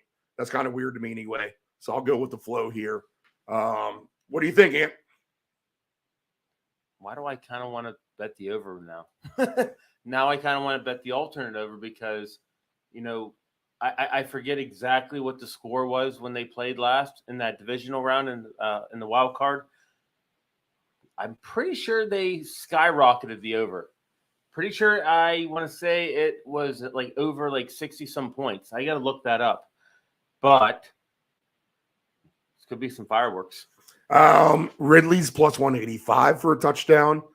George Pickens plus 230. Travis Etienne minus 115. Where has Najee Harris been? Plus 135. I haven't heard his name all year, Anthony. Am I just missing that, or has he been that quiet? Najee Harris is like that one person that you hate to have, you hate to start. You don't brag about him, but at the end of the day, he somehow still does decent for you because volume is key in the NFL, and he's continuing to get volume. I know the standout with Jaylen Warren, and he's the flashy guy. He's the scat back, blah, blah, blah, third down back, whatever. Najee's still getting the ball. So I will not be surprised if Najee scores again today. And what I'm looking for right now is if Zay Jones is even going to play, because Zay Jones is huge if you are a Calvin Ridley bettor. And I keep talking. We'll take the pressure off. No, I'm taking this all in. I was going to say, yeah, because here's the thing. Without Zay Jones, Christian Kirk is the man, and Calvin Ridley is pretty much nothing. You know why? Because he's their best receiver. And on top of that, they double team him. And what is Pittsburgh really good at? Double teaming receivers. They're going to completely double team Calvin Ridley and everything.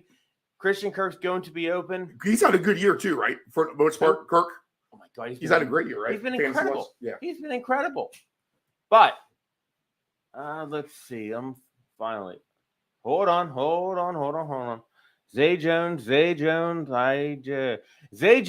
has now just been officially ruled out for Sunday's game against the Steelers.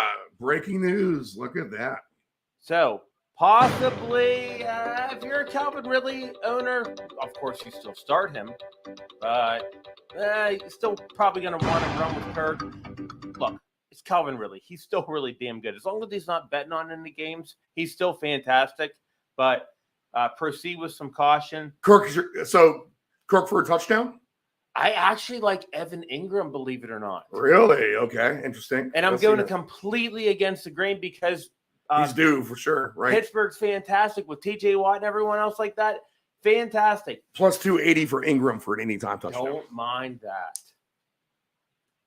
Or the fact, or this run that ETN's on. Sheesh. Oh, get in the goal! Fantastic save by. Who are these people? Luton Town. This Oh. is Luton Town and Aston Villa. Luton Town, Aston Villa. Oh, those guys. Yep. We are rooting for Aston Villa, the team in the maroon. Right now, it's every game in the EPL right now is scoreless. Actually, let me get all that up. Oh, we do have a goal. It is in the first game, Everton with the lead, 1-0 at West Ham. So that'll be an upset. Everything else scoreless. Underway, Aston Villa, Luton, which we have in the studio, Brighton and Fulham, and Liverpool, Nottingham Forest. Go Liverpool in that one. Okay, adding Ingram to this ticket. 2 touchdown scores today in this game as well, because you're going to get paid off nicely on a couple of these I was looking at. Let's see. Ridley's 15-1. Kirk's 15-1. Ingram's 30-1. Can you get on board with that, Anthony? Say again? Ingram for 2 touchdowns. 30-1? Yep. Screw it. If you put him in a round robin. Screw it. Why not? Pickens 21-1. Deontay Johnson 26-1. Let's see if he can get into the act after playing finally last week. He was questionable. He had a hamstring injury throughout the week. He's going to play. But frankly, Deontay Johnson's actually even better for Pickens because he's their de facto number 1 receiver. The Saints are up to a 2.5-point favorite in Indianapolis, 43.5. I'll let you start with this, Anthony. Go ahead. I love Alvin Kamara. He was one of the best receivers. He's one of the best 5th-round running backs I've ever taken in my life. That dude has almost more. I think he actually has Lay it down or snag 'em, yak 'em. 3 or 4 running backs in the entire NFL, and he was suspended for 3 games. He's fantastic. Now, one other thing, because I'm also a proud Chris Olave owner. If you guys did not see the news during the week, he was cited for speeding in a 35. He was going 70, and he decided to get arrested. Still going to play. This is Chris Olave. He didn't pull the Henry Ruggs, at least. He just did the speeding part. Yes, Steve, he did not do the Henry Ruggs. Thank God. If he was in Las Vegas, it might be a different story. You would think that story would learn you a little bit, though, right? About messing around like that. Right? I mean, number 1, he's really good. They're not going to get rid of him. Number 2, let's hope he learned his lesson because guess what? He's on my fantasy team. Kind of need him. All right. So, do you like the Saints here? Why do I think the Saints are going to kind of put a little bit of a beating on here? Win this game by 10 points. You got to also think what happened to the Saints in Jacksonville. They lost. And who are they playing again? Today, the Colts. Indeed. So this is going to be intriguing. Gardner Minshew back. Minshew, right? Uncle Rico mania. I don't know how he does it. I don't know what they do. And frankly, I don't even know who they throw it to. Del Grande says Jonathan Taylor still may get traded. What do you think about that? There's no – I don't think so because, number 1, Zach Moss may not play, so keep an eye out on that. He's been fantastic for them in Jonathan Taylor's absence. But if Zach Moss doesn't play, you got to go full ride with Jonathan Taylor. He's going to be their offense. Him, Michael Pittman, what's his name? The new standout receiver, Josh Downs. Yep. They still have Alec Pierce. He's not that bad. So is Moss likely not to play today? He's still questionable right now. Limited then? He was limited all week. Let me see. Let me double check to see exactly what I have. He's technically questionable right now. I feel like you could throw Taylor in an anytime touchdown parlay, minus 115. That actually may not be a bad idea. Moss will, the official report. Moss will see how his foot feels during warmups before determining whether he will play. That's all I have, unfortunately. Taylor minus 115 for a touchdown. Olave plus 155. Josh Downs plus 280. Taysom Hill plus 320. We've seen more and more Taysom Hill lately. I wonder if the leash is short on Derek Carr with Jameis Winston today, Anthony. Could you see Winston getting into the fold here? If Carr sucks enough, then yes. I don't think he's going to get benched. And if he gets benched against the Colts, he should be benched for the rest of the year.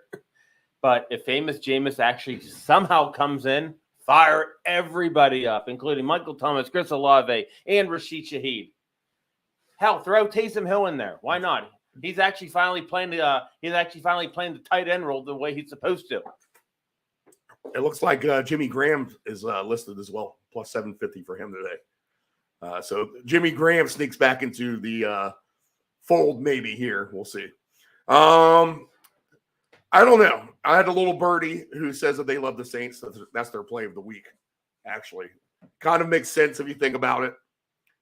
So I'm going to take a chance with these idiots again, which look at this. Look at this.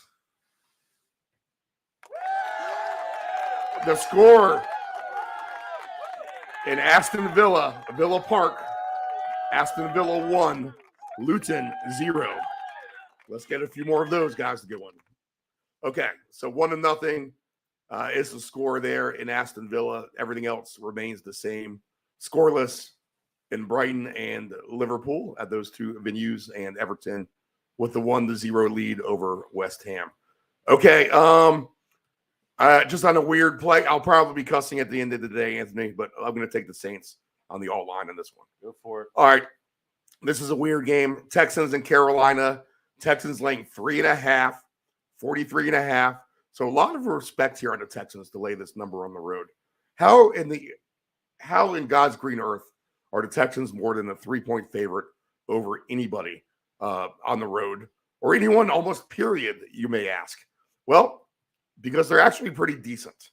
And with this is rookie quarterback against rookie quarterback here. So this is Bryce Young, right? And CJ Stroud. The conversation of who should be the higher pick. Of course, Young was the first pick overall. This could be the CJ Stroud revenge game, Anthony. And I think the Texans are the favorite on the road here for a reason. And you're seeing all these all four of these games we talked about are favorites on the road. And I almost like them all, to be honest. They're a favorite on the road for a reason. So give me the Texans. Carolina, I know they've changed play callers. They're optimistic about that. Thielen has been great. They get him the ball. I don't know. Carolina is just a better team with Andy Dalton back there, I'm convinced.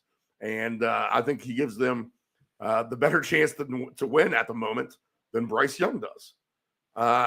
So Carolina, the one winless team on the season, they get their chance here today against Houston. But give me Stroud and the Texans. And a very well-coached D'Amico Ryans squad, decent defense here. I went down if this game plays under, so I'm going to be reluctant to play the over here. But I'm not going to be shocked if the Texans win this by double digits. What are your thoughts here? I think the Texans absolutely smoke them. Carolina's just not a good team, and Bryce Young is just, let's put it this way, he was a lot better in Alabama. The Saints-Texans is an interesting popcorn parlay, where you parlay the normal line and then you just kind of keep climbing through the roof with the alternate line. The Texans to be honest. Just, and the weather's going to be fine in Charlotte. The weather's fine down here. We're not too far away from there. It's not that bad. Now they are going to get Miles Sanders back. They are obviously going to still spell him with Chuba Hubbard, their backup running back. It's just a mess. I mean, if you're going to play any props with Carolina, of course, Adam Thielen, he somehow is incredible. Actually, I'm looking at Thielen's stats right now. He is actually the 7th highest ranked wide receiver in the entire league right now, which is insane.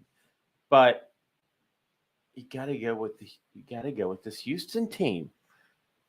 I can't explain them either. Their running game sucks, but this Stroud guy's pretty damn good. And by the way, Tank Dell, remember Nathaniel Dell, Tank Dell from Houston? He's playing today, boys, and he's coming in hot. 24-1 for Tank Dell for 2 touchdowns. There's a few running backs who need to get off the snide to kind of get it in the end zone and have some success. Damian Pierce is one of them. Do we see him get back into the act today? He's plus 650 for 2 touchdowns. Just about even money, it looks like, for one. Let's see. He is Yep. Even money plus 100. Tank Dell plus 260. Nico Collins, you love him, plus 190. There's Thielen at plus 220. Pay attention to Dalton Schultz. I feel like he's a tight end who's on the rise here in the NFL. He's being used as well by Stroud. In fact, I would maybe even look at a Dalton Schultz alternate receiving number for yards, to be honest, today, Anthony. Well, if you're looking at Dalton Schultz, here's his last 3 games. Yep. Three for 42 and a touchdown, 7 for 65 and a touchdown, 4 for 61 and a touchdown. Wow. He's 3 in a row. Plus 290 for 60 yards today. So maybe put him in that little McLaurin receiving parlay that we will try to assemble. I like that angle with Schultz in the tight end. Carolina's not super great on defense. And I just think the Texans kind of have their way with them here. I think I bet this last night. I'm going to have to go back and look. I'm going to have to go back and look at a lot of things here when we get off the air, to be honest. We had a fun night last night, right? We got to look at a lot of things that we did. Oh, boy. At least you got some sleep. And I need a bath. Let's see here. Next game on the board. Fucking damn it. Let's see here. Okay, Rams and the Cowboys. 6.5, 45.5. I just think this is a fantasy fiesta, man, to be honest. Same game, parlay it up. Whatever you want to do. I love all the receivers. I like the Rams receivers better than the Cowboys overall as a unit. But CeeDee Lamb is the man too as well. Let's see. Dak will play well at home today, but I think Stafford gets his points as well, Anthony. I can see these teams trading punches here for a while. And while they do, 45.5, I don't think it's going to be high enough. We have a real chance to have some exciting games on the slate. But of all the ones we've talked about, this is the one that's going to stand out for the most scoring to me so far. So Rams, Cowboys, it's a green light on all the props. For me, anytime touchdown scorers today, Cooper Kupp is plus 145. That is a fantastic number to throw him in our player one that we have assembled. Right now, I got A.J. Brown, Evan Ingram, who I'll probably want to choke by the end of the day for grouping him with these guys, Jonathan Taylor, and Cooper Kupp. So Kupp at plus 145 today. I love me some Tutu Atwell. You know that, plus 420 for him. Higbee's plus 360. He's bound to start scoring after signing that contract. You got to figure. Puka is plus 185. Where's Tony Pollard? I said that about Najee Harris. Tony Pollard has done somewhat of a disappearing act to me as well. He was better with Zeke almost. Minus 195 for him. CeeDee Lamb plus 140. Jake Ferguson, we talked about tight end stock going up. Jake Ferguson's in that category as well of good tight ends in the NFL who's, Schultz came from the Cowboys and he was used well, and now Dak uses Ferguson well. So what do you got on this one, Anthony? I know you're going to have some good tidbits for us here. Everything really. And it's very, very upsetting because Pollard hasn't scored since week 1 against the Giants where he scored 2 touchdowns. But he's still heavily involved. Ever since CeeDee Lamb had a little tiff with McCarthy, his targets has skyrocketed. But it's only been 1 game. 7 for 117. He didn't score, but 7 for 117, not too shabby, right? Now they're playing at home in Jerry World. I'm actually not too upset, and I'm not too worried about CeeDee Lamb. As far as the Rams, let me look at this. What did Kupp do? And it's funny you bring up Tutu Atwell because Kupp, he only got 2 receptions for 29 yards. Still got 7 targets. And by the way, that catch that Tutu scored on, Stafford threw it to Kupp. Right. So it's just one of those things. I understand the Atwell case on this, and you know what? To be that honest, he could get. He's just a Haz Hakeem. He just kind of sneaks up in there and scores. Haz Hakeem, right? That guy. But even with Puka, guess what? It's like he's a Cooper Kupp too. 8 receptions for 154 yards on 12 effing targets. You've got to be joking me. It's amazing. 7 weeks ago, you're like, who is this? And now people are complaining he doesn't get the ball enough. I have seen trades in so many fantasy leagues with what was the one that I saw? It wasn't Jamar Chase. Crap. Not Lamb. I've seen Jalen Waddle getting traded for Puka straight up. I've seen Devontae Smith getting traded for Puka straight up. And guess what? That's not a bad trade. And it's crazy because he wasn't even on the radar. He was going undrafted in like 3% of the leagues. It's unbelievable. He's like a Cooper Kupp too. So, look, I don't know what's going to happen with Stafford. All I know is, or with these two receivers, all I know is Stafford's going to throw it to both of them. What I've been more intrigued on is the running backs. And what is with the Rams in always elevating Darrell Henderson from the practice squad? I swear, McVay and Belichick must have little secret calls every other day. Because who's the guy that they keep dropping and adding? Malik. Malik Cunningham or whatever his name is. Yeah, they drop him, then they add him, then they drop him, then they add him. Darrell Henderson did pretty good last week. 18 carries, 61 yards, and a touchdown. And he caught a couple balls. I'm going to fire him up again. I would be tempted to take Stafford's passing yards today as well. Maybe even Dak's. I think both of these teams are going to score and probably through the air a lot. But for 325, you're getting 4.5 to 1.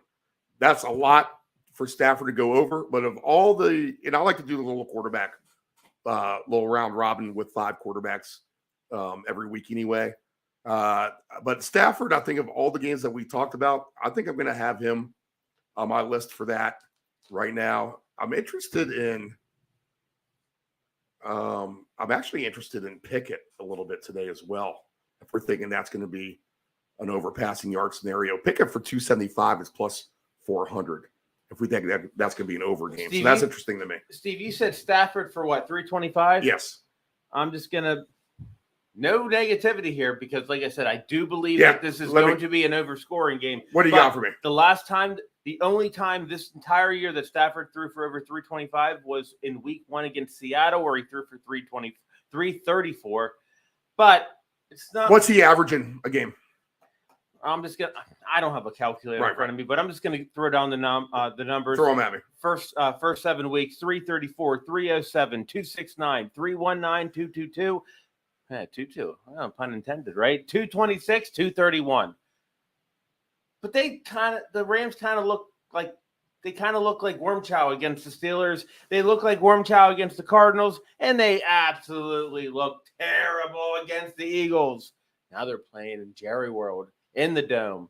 No weather. No nothing with that at all. Is 6.5 too light for the Cowboys? I'd rather just not.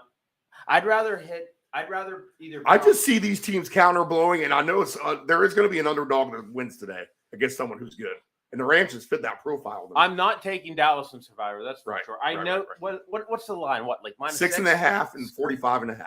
And to be that honest, the Cowboys should win. They're a better team. But guess what? Why are the Rams so good? What are they doing that the Cowboys aren't? And you know what? Because also, since I played Dallas in my Survivor against Arizona, I refuse to play them ever again. I will not bet anything with any lines. It's going to be nothing but scores and props. Let's see what Dak's done. Steve, what's your line on Dak? Dak for his passing yards? Mm-hmm. I was interested in that one too, to be honest, because of the points. So he's paying decent. 300 for him is plus 390. And there's a good reason why. 325 is plus 700 because he doesn't throw for that money. His highest total passing yards this entire year. Right. 272 against the Chargers last week. Wow. Even against San Fran, 153. No, 250 is plus 110. I think that's fair, actually. That's much more. Plus 275 is at 210. I'd rather get a higher inflated number. Yeah, I don't think Dak's going to. This could be his best passing game of the year, though. It actually could be. This could be that one outlier where you take advantage of the plus number. Right. That's what we're doing, is taking chances here, too. I'm Because going to trust Stafford for those yards than rather than and Dak. not just that, but who else? I mean, I know they just got Brandon Cooks, but I mean, he's been absolutely abysmal. Four receiving, four catches for 36 yards. Granted, he got a touchdown. Hip hip hooray! But even against San Francisco, 1 catch for 7. Against New England, 4 for 27. Against Arizona, 2 for 17. They got to get Brandon Cooks involved somehow. And that's it. I know they have Jake Ferguson as well, but sheesh. It's CeeDee Lamb, Tony Pollard, or nothing. Hopefully Dak can figure it out today. And I'm hopeful too. Another road favorite where you're just like, how the hell is this team a favorite on the road? But they are. The Falcons are at the Titans. Over under now, 35.5 in this game. The Falcons with a top 3 defense now in the NFL, if you didn't know that. So that's a good, interesting little nugget for sure. And we talked about fire sales. Tennessee fits the candidate for that role as well. Well, the Falcons are a favorite on the road here. You kind of get taken back by that a little bit. Like, how is that possible to be a favorite at Tennessee? Well, to me, that probably says that they win. That's why they're a favorite. And for the things that I just mentioned, the Titans are a team, and I love Vrabel, but the shelf life on this, the way that this team is constructed right now, the shelf life is about over with, to be honest. I mean, we're talking about a team who was in the AFC Championship game here just a few years back. But the Falcons on the road, Anthony, and Desmond Ridder, do you trust here? Who cares about Desmond Ridder? Isn't this a revenge game with Arthur Smith and the Titans? Oh, is this a revenge game with the coaching staff? All right, so how does this play out? I have no idea. All I know is the Titans stink. They just told Derrick Henry yesterday, hey, we're not going to trade you, although I still don't believe it. I don't believe that. by the way, didn't they tell A.J. Brown the same thing before they dealt them to the Eagles? Right. So I'm not completely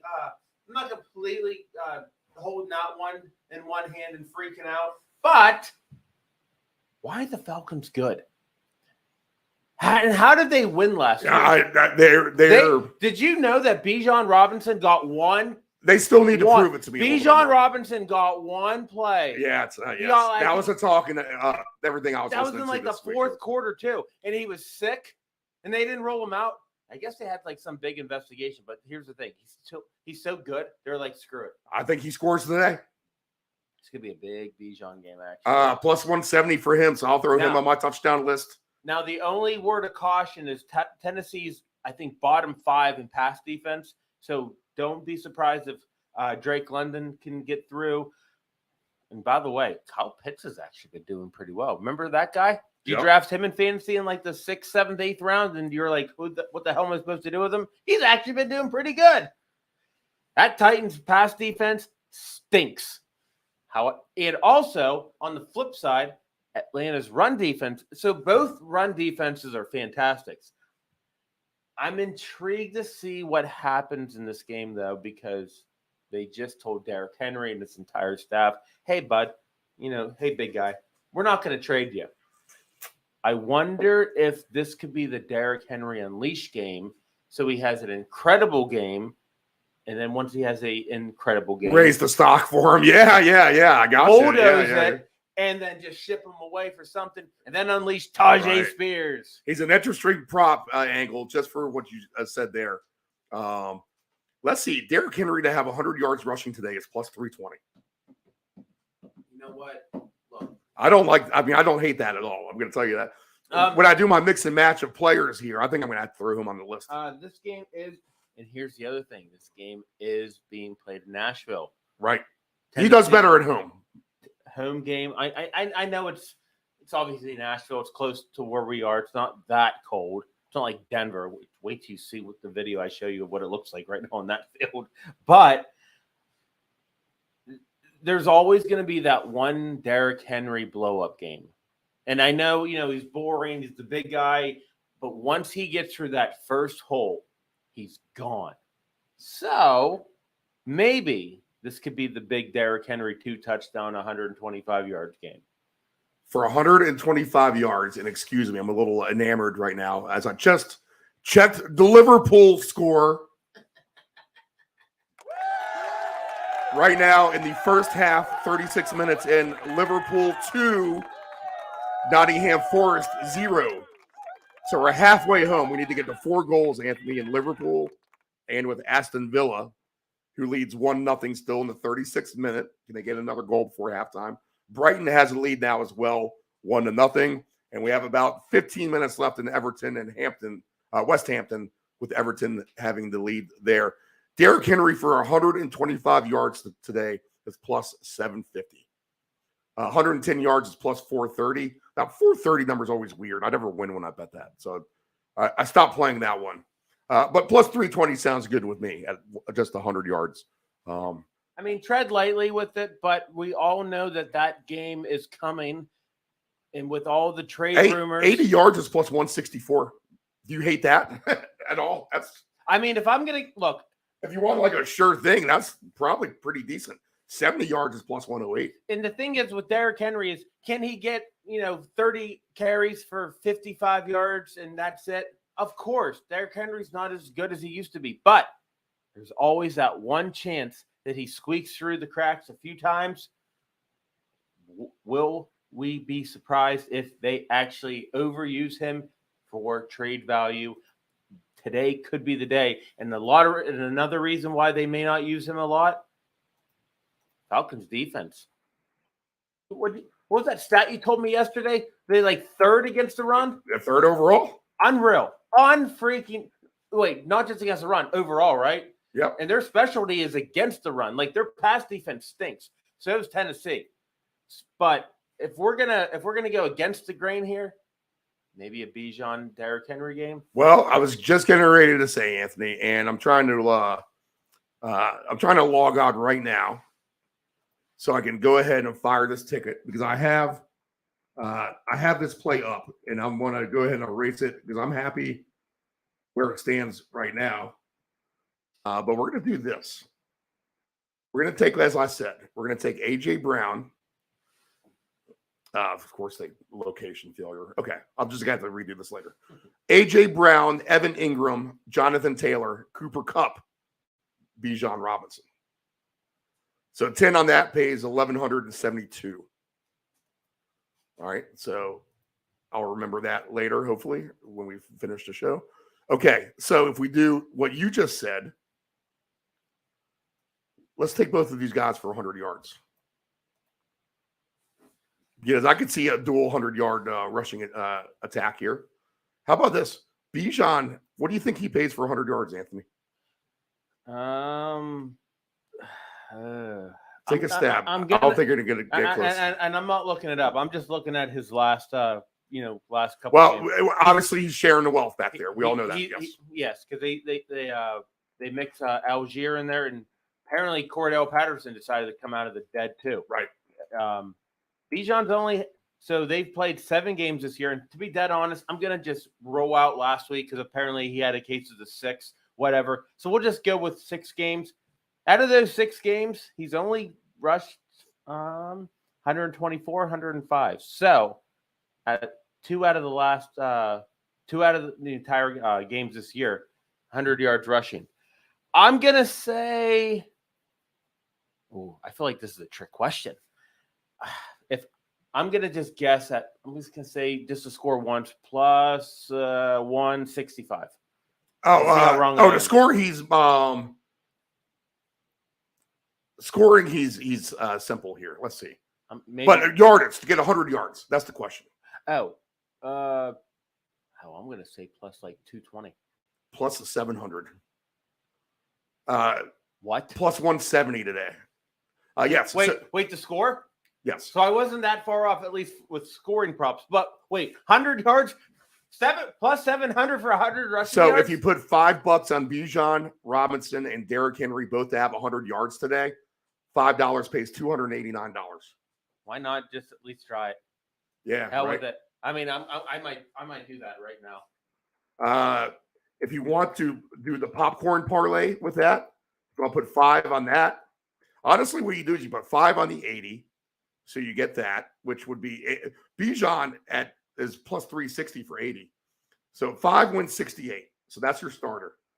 Do 80 yards. Do the 100 for 5. That pays 289. for 110 each. And that's the max they'll go with Bijan. But 110 each, you can do that, and it pays $580 now. Almost double the money just to get those 10 extra yards. If you want to keep Bijan at 110, because you can't pump him up anymore, they'll let you pump Henry up to 125. $5 pays $1,121. So that's Bijan for 110, Derrick Henry for 125 yards rushing. So let's mix and match a bunch of those as we go through today. And you know what? That gives us a good reason to put the Falcons and the Titans on the little guy. Great. Now we have to watch the Falcons. Yeah, now we have to watch it. Yes. Now we have to watch it. Great. Now we have to watch it. Run the ball more. Run the ball more. The least exciting play in football. Okay, so maybe a running back fest there in Tennessee. So I like that. This is a game I have nothing for you. I'm not going to lie. The Jets and the Giants. The Jets -3. 34.5 is the over-under, the total. I think just for craps and giggles, we'll take the alternate over in all these low games that are right around mid-30 and just hope for the best.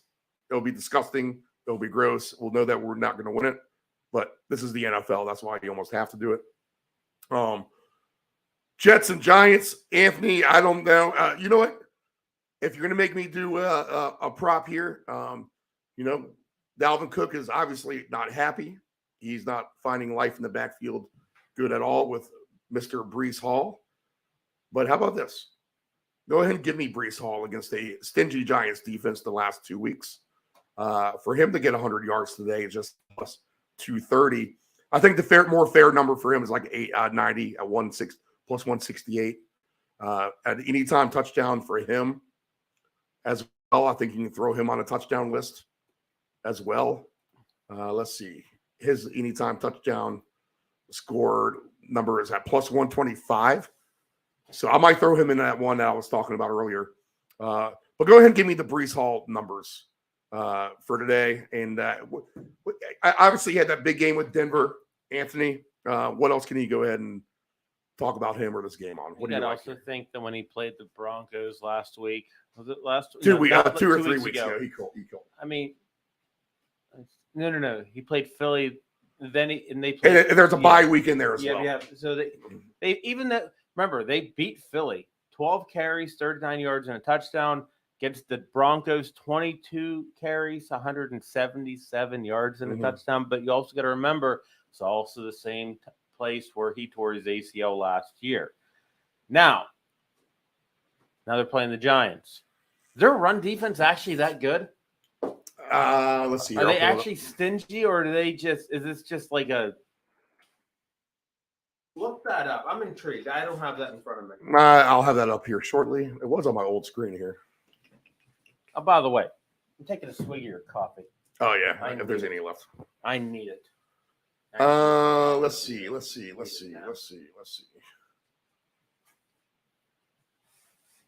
right. There's no paint on it, so you're good. I might even wearing a stupid hat. Let's see here. It's the worst hat ever. The Giants. Where are they on my list? They are. Well, them and the Jets are both middle of the pack. All right. They allow 137 yards rushing a game, which is actually not good. That's pretty bad. And here's why I'm bringing this up. Dalvin Cook has been the squeaky wheel. There's been rumors of he wants out. He's not getting the ball. I'm not saying Dalvin Cook's going to go off or anything. He's going to have 100 yards rushing, but why not throw him for maybe like 40 yards? Dalvin Cook. I'm sure he's plus something, right? Alternate, even 25. If you get to like 25, maybe like a plus something. I would like him more as a receiver. I don't have him for any alternate rushing props. He has 13.5 rushing yards straight up. 13.5 rushing yards. I'm not. That's pretty simple, right? That's easy. I mean, obviously, the whole point of this. He's ranked just ahead of Tyrod Taylor. Actually, Tyrod Taylor is favored to have more, 22.5. I mean, the whole point. Zach Wilson's 11.5, and Dalvin's 13.5. What does that say? That's crazy. It's called We're Not Watching It. Right. It's called We're Not Watching It. But if you are a Giants fan or a Jets fan or a New York fan, even though you guys are playing in stupid New Jersey, whatever, if you want to do some kind of straight bet, obviously that's not what this show's about. But if you want to do... No, we like the straight bets. Yeah, if you want to give me Sherlock one bet of the day, that's easy, right? You could be home and halfway through the first quarter. All it takes is one 20-yard rush from Dalvin. That's all it takes. One big run. All right. I like it. I like the angle. I really do. Not just that, but everybody acts like Dalvin Cook is like some washed running back. Did you see what he did with Minnesota last year? He was the man. Look what the running back hell, Cam Akers, what's his name? Madison. Oh my God, they're abysmal. Dalvin Cook's still pretty damn good. Here's the problem. Breece Hall's better. Move on. The Patriots could be in for a long afternoon in Miami. Now, I've been the biggest Patriot hater on the show because of their performances. Like I said, if you bet all the unders on them all year long, you're making a fortune until last week when I took the Bills against my own team. And the Patriots made me pay the price. You know, never bet on your own team, right? Or against your own team. But I don't have an issue doing that. You actually could make a lot of money betting against the New York Mets. Let me tell you that. So the Dolphins minus 8.5. 46.5 here with the Patriots in town, who played them tough in that Sunday night game. Now, injuries are the question for me here at the wide receiver. I'm assuming everyone's a go, Anthony. Everyone's a go, including Tyreek Hill. I told Dave Del Grande Tyreek Hill should be the NFL MVP, although they gave it to quarterbacks. Is he the best player in the league to you? Hill? Yes. He's definitely the best offensive player. That's for damn sure. And I'm stoked because I have him for the most receiving yards in the entire NFL. I got him at 10-1. Hey, that's a runaway, right? Literally. I mean, I'm not trying to gloat because, you know. Is that the casino ticket? Yeah. Oh, so you'll have fun catching that. Hey, fingers crossed because you never know. How much did you put on it? I think I did. Remember, just the casino stuff, but it was 10-1. I think I just put like $11 on it. But you know what? What? There's nothing more satisfying than when you go home and hang out with your parents and you have that little piece of paper and you give it to the nice gentleman or lady and they give you $100. So I did the same thing with Justin Jefferson. And then your dad's all happy too when you cash it out. Oh, there's nothing more satisfying than when my dad says, Anthony, I am so proud of you of what you did. This is fantastic. Tell the audience your dad's best bet of the day yesterday that he was gloating about. He called me yesterday to brag about, SMU, who were 28.5-point favorites yesterday, and he was actually sweating that they would lose. Pretty sure they won 52-3. But thank God the money line at minus 28,000. Yeah, he bet the money line on them. Right. And he called me to tell me how much he was sweating because who was SMU even playing? Were they the Mustangs? Yeah. Oh my God! What? Yeah. So Anthony's dad's play of the day was the SMU money line, which he probably just on the tops or something. He probably spent $2 to win $2.30. So he got a chance. 23 cents. He rest $2 to win like a quarter. He got a chance. Not even that. He got a chance to buy a nice big old 5-pack of Wrigley Spearmint. That's what he got a chance to do. Can you imagine being the ticket taker and taking that bet back on the ticket? This just gave him a gum. Sir, let me go get a dime in the back from my boss out of his pocket. I'll be right back. Oh, I love it. No, $1,000, a little literal dime. Oh my God. What 10 cents. What a conversation. Okay. Patriots and Dolphins. Any chance here that I don't know. Somehow this is a sneaky game to me. The Dolphins at times do not look like the superstar team that they are. Like Carolina made them look immortal there for a few minutes before they got their doors blown off, right? Philly humbled them well last week. Buffalo game, a nice beatdown. The Patriots are getting healthy too. Now they're missing Gonzalez and Judon. They won't have those guys back. But overall health, better. I don't know. The Dolphins defense isn't that great. 46.5 may be too low here. This might be the over game, Anthony, to be honest. I don't know. Give me your thoughts here. Can the Patriots hang with the Dolphins, or you think this is a complete whack job, 38-0 style? Or can this be a fun game where maybe the Patriots kind of pull it out in the end, like 38-34 or something crazy like that? I'm worried about this game for a few reasons. Number one, New England just came back and beat Buffalo and Josh Allen, the great Josh Allen, of course. But they were in Foxborough. I could make a case for every over today, to be honest. Keep going. Hold on, let me just double check something real quick. Hang tight. All right, we're good. Look, New England's it's still Bill Belichick, right? But something about this team is a little iffy. Now, they played Buffalo tough, and they obviously beat them. But the Bills are kind of vulnerable. And you saw how you even saw that with the Bills against Tampa on Thursday night. And they were at home, and they still found a way to almost screw this game up. Miami's different. And I know they lost to the Eagles, but it was actually really close. Was it 17-17 in like the middle of the third quarter? Yeah. Then there was that crap penalty, and then Jalen Hurts did his thing, and A.J. Brown, blah, blah, blah. I'm not saying Miami sucks. I'm not saying New England sucks, although they are kind of underwhelming. But here's the big thing. Miami just came up. They just came back from a loss. New England's coming back from one of their biggest ones of the year. What does New England do very, very not good? Play in Miami. Right. Not in Foxborough. Miami by everything. This, by standards, though, usually that's in September, right? This is that a little bit, maybe not as bad in Miami weather-wise today. In fact, it's been beautiful there. Let me actually look up Miami weather. Yeah, you go for it. I'm the bad weather man. Let me run some numbers by you, though.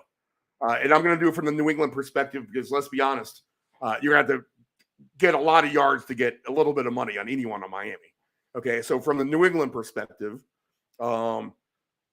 Mac Jones, 250-plus yards, which I think is a completely fair game, is plus 168. So if you're going to do something like the Dak Prescott, 250 yards, Mac Jones, 250 yards, there's a few of these guys I think you can put in for 250 yards and parlay them all together. So Mac's one of them. I'll throw in that today. He just looks a little better to me, which is kind of weird and painful to say, considering I've been killing the guy. This is a fun one I've been liking to do too. So for 2 passing touchdowns, he's plus 172. For 3, plus 750. Which, does he get 3 passing touchdowns? I don't know, because I think Ramondre Stevenson actually gets a touchdown today as well. They need to get him back into the act, get him going again if they have any chance to salvage the season. So I will look at Mac yards. I will look at Ramondre Stevenson at plus 170. Throw him on my touchdown list. Well, it's a green light for all the Dolphin guys today. I think there are chances out there on the Pats end as well. And I haven't said this all week. I haven't even looked at it. But, man, this 46.5 sure does seem a little light as far as receiving yards go. Or as far as over or under total points go. Jalen Waddle to get 70 yards plus 124, 80 yards plus 182. Tyreek just to get to 100 yards is plus 110. 150 yards is where he'll pay off at plus 490. I think it's a green light for everyone. This could be a fun game, Anthony. So go ahead and give me your thoughts here. It's going to be a fun game. 80 degrees in Miami. Hill's healthy. Waddle's healthy. Mostert's, I believe Mostert's healthy. Everyone's healthy. They're playing against the Patriots. Miami just hold on. What? Why is Reagan calling me? Is there a reason why Reagan's calling me? He wants to watch football. Answer. Hold on. I'm going to answer him, and he's going to be on the podcast. Reagan, you are now on the podcast with Anthony and Steven. Where are you? Come in Steven's place and look at my face because you are going to go, what the F happened to you last night? Hey, listen, we're riding bikes. We're trying to get some Miltons. Some what? Hang on. Just come inside, Reagan. We'll talk to you in a minute. Reagan, I don't know what kind of milk duds you're talking about, but just get in your house get in here and come say hi, and let's do a shot, and then we will go on our merry way. All right? Good deal. Okay. All right. Anywho, I don't know what he was. That is, by the way, that is my ex-roommate. I love him. He's from my hometown. He's riding his bike with his wife right now. So they might swing by, say hi. I'll go track him down. We'll so go track him down. It's a green light for Dolphins and Patriots, right? Green light for Dolphins. And oh, by the way, there's one little trinket that you haven't brought up yet. What's that? It's a revenge game for a certain tight end for the Hunter Henry revenge game. No, Mike Gesicki. Mike Gesicki for the Dolphins. Revenge. And he scored last week. I like it. I do not mind Mike Gesicki in a revenge game matchup against his Well, Miami just Dolphins. take it for an anytime touchdown if that's the case. And he's going to pay good, plus 440 today. All right, last of the 1 o'clock games. Anthony, you start with this, and I'll go see what it is. I was going to say, Green Bay and the Vikings. The Vikings a slight favorite. You've been to Lambeau Field. You know the atmosphere yourself. Let's see here. Take it away. It's over under. I can see this being an over game too. But go for it. Let me put the hat on and make myself look a little bit hey, bud. Hold on. Hey, Mr. Reagan. How are you? Gonna give me a handshake? You give me a high five?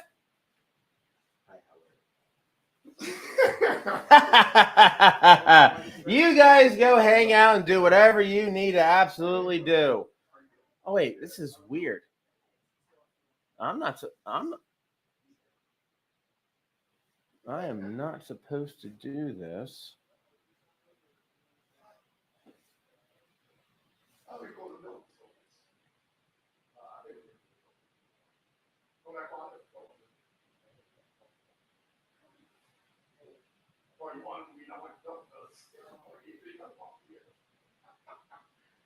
Oh, that's cool. No, I've never even been there. That's what I heard. Oh, by the way, stay tuned real quick. I'm not sure exactly if we're on a pause. I know we're talking with Reagan right now. He just stopped by. I'm looking up a couple things with this Green Bay, Minnesota matchup. So hang tight real quick. We're going to find out. Stevie, you just came back. You're the co-host, or I'm the co-host. You're the actual host. Man, I need a nap. I need a nap bad. Oh, do I need a nap? Oh, yeah, Steve, run the show. I'm starting to lose it. Okay, Anthony. I'm going to make a case for an over in this game as well. Do I do this with every game every week? Make a case for the over. Anyway, it really is going to be up to the Packers. I could see the Minnesota actually winning this game because they have good momentum as well. Another road favorite here. They're a favorite on the road for a reason, which means they'll probably win. But, Green Bay's let me down. They're one of my more disappointing teams on the season to me. But I think they can put up a decent effort here today. But I could see this 27-24, something like that. 31-24 Minnesota, maybe. Something like that. I don't know. What's your best prop here? I like Addison for a touchdown. Addison for a touchdown. Dubs for a touchdown, possibly. But let me take a peek. I want to look at Christian Watson's status right now. He is, because remember, he had that scare because we all thought he was actually going to tear his ACL last week against the Broncos. As of now, he's playing. There is no issue right now. It's a full go. Same thing with Aaron Jones, although I will proceed with caution with Aaron Jones. Remember, he kind of wasn't 100% last week as well. And he only got 8 carries for 35 yards. He only got 3 receptions for 22 yards. They're easing him in. I will not be surprised if this could be the Aaron Jones week. Let's see here. How about Jordan Love? 250 yards passing for him, plus 198. Now, he's been terrible. You have no reason in the world to take him. But if you're taking Mac Jones, you might as well take you said Jordan Love as well. You said 200 yards, right? 250 yards is plus 198. All right. 275 is plus 390, and that's the shot you would have to take. All right, so let's go 7-1 for 300. Let's go through his numbers: 245, 151, 259, 246, 182, and then 180 against. So he's had some duds for sure. Well, it's weird because but he's had some okay ones. It ones. was against the Broncos. No, this is in Lambeau. It's against a division rival. They just got off a huge win against the 49ers. Did they score? Halftime. Oh, okay. Coming out from halftime. But hopefully they score fast. I'm avoiding this just because I am a Packer fan. I don't know if this is going to go over or not. I guess it's just going to be the Aaron Jones show to me and the Jordan Addison show to me, because I don't know who to start. I mean, maybe you can throw in Romeo Doubs. If you're looking for tight end help, Luke Musgrave, he's still questionable right now because he got waxed last week against the Broncos. That was the guy who got suspended. Addison's 60.5 just for his receiving yards straight up. How much? 60.5. 60.5. So if you take him for 100 yards plus 360 today. Might as well, because frankly, with Justin Jefferson still being on the IR, he's pretty much. I love Addison's. He's filling in, and KJ Osborne's not doing what he needs to do. I know Hawkinson, he is playing, but he was banged up, so who knows how hurt he really is. It's gonna be Jordan Addison. It's gonna be Jordan Addison all day. So I will not be upset with you throwing in for him to get over 100 yards. Because I love the Gesicki angle. I love that. I feel like I got a touchdown guy every game now, and what I'm going to have to do is probably do take them all in round robin, just like the 5s or the 4s or something like that. You know what I'm saying? Because it'll be an expensive bet if you round robin 8 guys. No. But chances of 4 of them are going to hit out of the 8, though. I mean, that's. Now, granted, Addison's only gotten over 100 yards once this entire year, and that was against 49ers last Monday night. But he's still heavily targeted. 6 targets, 5, 8. Now, granted, he had 1, but I think he got banged up that game. Then 9, 5, and then 10 against San Francisco. So it's going to be Addison all day. All right, let's get to the 4 o'clock games. Man, Anthony, we're going good in depth here. Good, because the faster we get through this, the faster I get to go take a nap. Yep. All right. So we'll try to get you out of here in a few minutes. Let's go through the 4 o'clock games. I don't like much here. I'm just going to leave it at that with Cleveland, Seattle. So maybe this is the game we don't talk about too much. But Seattle, Cleveland will be a no play for me, except I'll take these crazy low over-unders and just take them all over just for the heck of it, like I said, on a very, very, very tiny wager. So this game included there. What else do you have here? Anything, Anthony? The only thing I have is I was looking at Jerome Ford. He got banged up last week against the Colts. He's going to go through a pregame warm-up before the Browns decide whether he's available to play. But honestly, if you have better options, use them. At this point, I mean, if you have Kareem Hunt, might as well. But I mean, Deshaun's not going to play. I don't know what the heck's going on with him. He had migraines, then he had a concussion, then he had a shoulder injury, then he had a wrist injury. I don't know what the heck's going on with Deshaun Watson. All I know is they are going with the XFL stud PJ freaking Walker.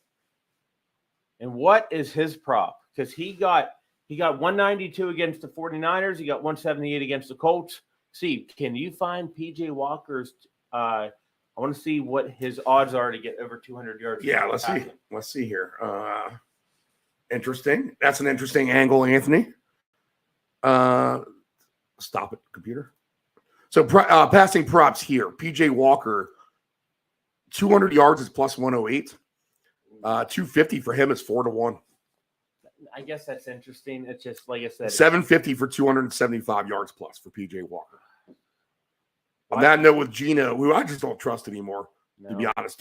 Are you off the Geno bandwagon? I'm not off the Geno bandwagon. He's obviously not what he was last year. Yeah, it's a step back. Yeah, but he still does what he needs to do. I mean, he's like a game manager. He's not what he was last year. But I mean, look, just the last couple weeks. Actually, you know what? Geno Smith is so unpredictable. Just last week, 219. The week before, 326. The week prior to that, 110. So, and this is why I'm not going to watch this. And the Browns are the team that kind of will give you a 110er. That's for sure. Why do I see Miles? What's the Miles Garrett sack today? Let's see. He's minus 180 to record a sack. I think that's a lock. to be honest. I think that's a lot. Zadarius Smith plus 146 for a sack. As far as injuries are concerned, Metcalf's in full go. Tyler Lockett, I know he was questionable. We have a goal. Go ahead, Anthony. Lockett's going to play. I mean, pending some crazy warm-up that he screwed something up, he's going to play. Smith-Njigba, he's going to play. And Jake Bobo, remember him? He scored last week. He did pretty damn good. My other question with the Seattle offense is Kenneth Walker going to play or is he not? I love me some Kenneth Walker. Is he questionable? He was. Wow. Okay. Right now, he doesn't carry an injury designation. He's their whole team right now to me. He's literally their whole team to me. Not just that, but he also didn't score last week. Did we? I'm pretty sure we bet him to score 1 and 2, right?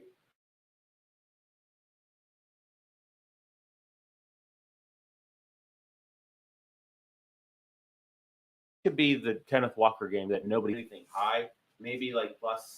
Kenneth Walker for 2, which is always an option for me, to be honest. If we do, we're going to have a 4 o'clocker. Yeah. So, and this is something on the game. It's all about Kenneth Walker plus 650. Actually, yeah, that's actually a good number. Considering who he's going against, I think at least they didn't make him a 3-1 or something stupid like that. You know. Mm-hmm. We have a goal, as mentioned a second ago. It is now Aston Villa 2, Luton Town 0. 5 minutes here into the second half. Liverpool still leads Nottingham 2-0. So we're halfway home on both of those, Anthony. So 2 more goals each for Aston Villa and Liverpool. Basically double their leads against these bottom feeders, and we'll cash home a ticket. Brighton is up 1-0 still, and it looks like Everton did beat West Ham. I'll have to get a final on that here in a second. But for me, it's Kenneth Walker or nothing, and that's it here. Okay, next game. 49ers and Bengals.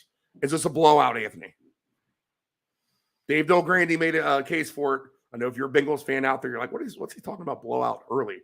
Out of nowhere. Well, Del Grande makes a good case for it. This is just a good get-right game for the 49ers. And quite frankly, the worst offense in the league is Cincinnati, rankings-wise, and top 6 or bottom 6 defense. So that is all the ingredients to be a bad team. And this might be a tough spot here for Cincinnati going into San Fran. Beautiful weather there. They'll be fine with weather. But, Anthony, did the Niners get right here against Cincinnati? I don't think it's going to be a blowout. I think it's going to be a very ugly game. You're looking at a 49ers team that just got humiliated on national television against the Vikings, against Kirk Cousins. But on top of that, you have a struggling Bengals defense and offense with the Cincinnati team, but they're also coming off of a bye. So they're also getting healthier. Burrow with the calf injury, T. Higgins with his ankle injury. I'm curious on how this is going to go. This looks like one of those win ugly games, but I do believe I think what we got. San Fran's minus 4.5. I don't think it's going to be a blowout. I'm pretty sure, Steve, by the way, it was 5.5 yesterday. So this line is actually,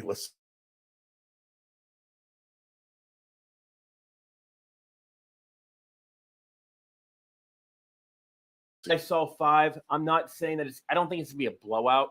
Now, could it happen? Of course it could, because now Brock Purdy's cleared the concussion protocol. But I just think this is going to be one of those ugly games. By the way, all these 4 o'clock games are going to suck. Joe Burrow over today, 245.5. Purdy, 239.5. I don't think I have an alternate passer in this game. I think I'll lay off it. You don't even know if Purdy's going to make it through the game, to be honest here. McCaffrey has the touchdown streak. It's almost like they're going to have to try to give him one no matter what. I like Del Grande's angle of taking Ayuk for a touchdown, Kittles and McCaffrey, the trio of those 3. Because that pays well. That pays like 11 or 12 to 1. And then I think if you take Kittles for 2 and the other guys for 1, it's 100 to 1 and 75 to 1 if you take Ayuk for 2, Kittles and McCaffrey for 1. So I'm going to lean on San Fran and the props there, and I think they can. I think they can handle Cincinnati. I like Del Grande's ankle. It's just a bad spot for Cincinnati. It just is. Ayuk hasn't scored since week 1, but frankly, the last he's on a do list. We shall say. 57 yards, 76, 58, and then 148 against Arizona. I mean, count me in, and I want to at least sprinkle a little bit of Ayuk in there when I can. All right, Arizona hosting the Ravens. 9.5 points for the Ravens, the favorite on the road, 44.5. Anthony, you've been pretty good and keen on the Cardinals when they're competitive. You're like, watch out. So give me a reason to be optimistic here. Do you like the home team underdog? Kind of. You think about what happened with Baltimore in that absolute bloodbath they did against the Lions, right? And then what?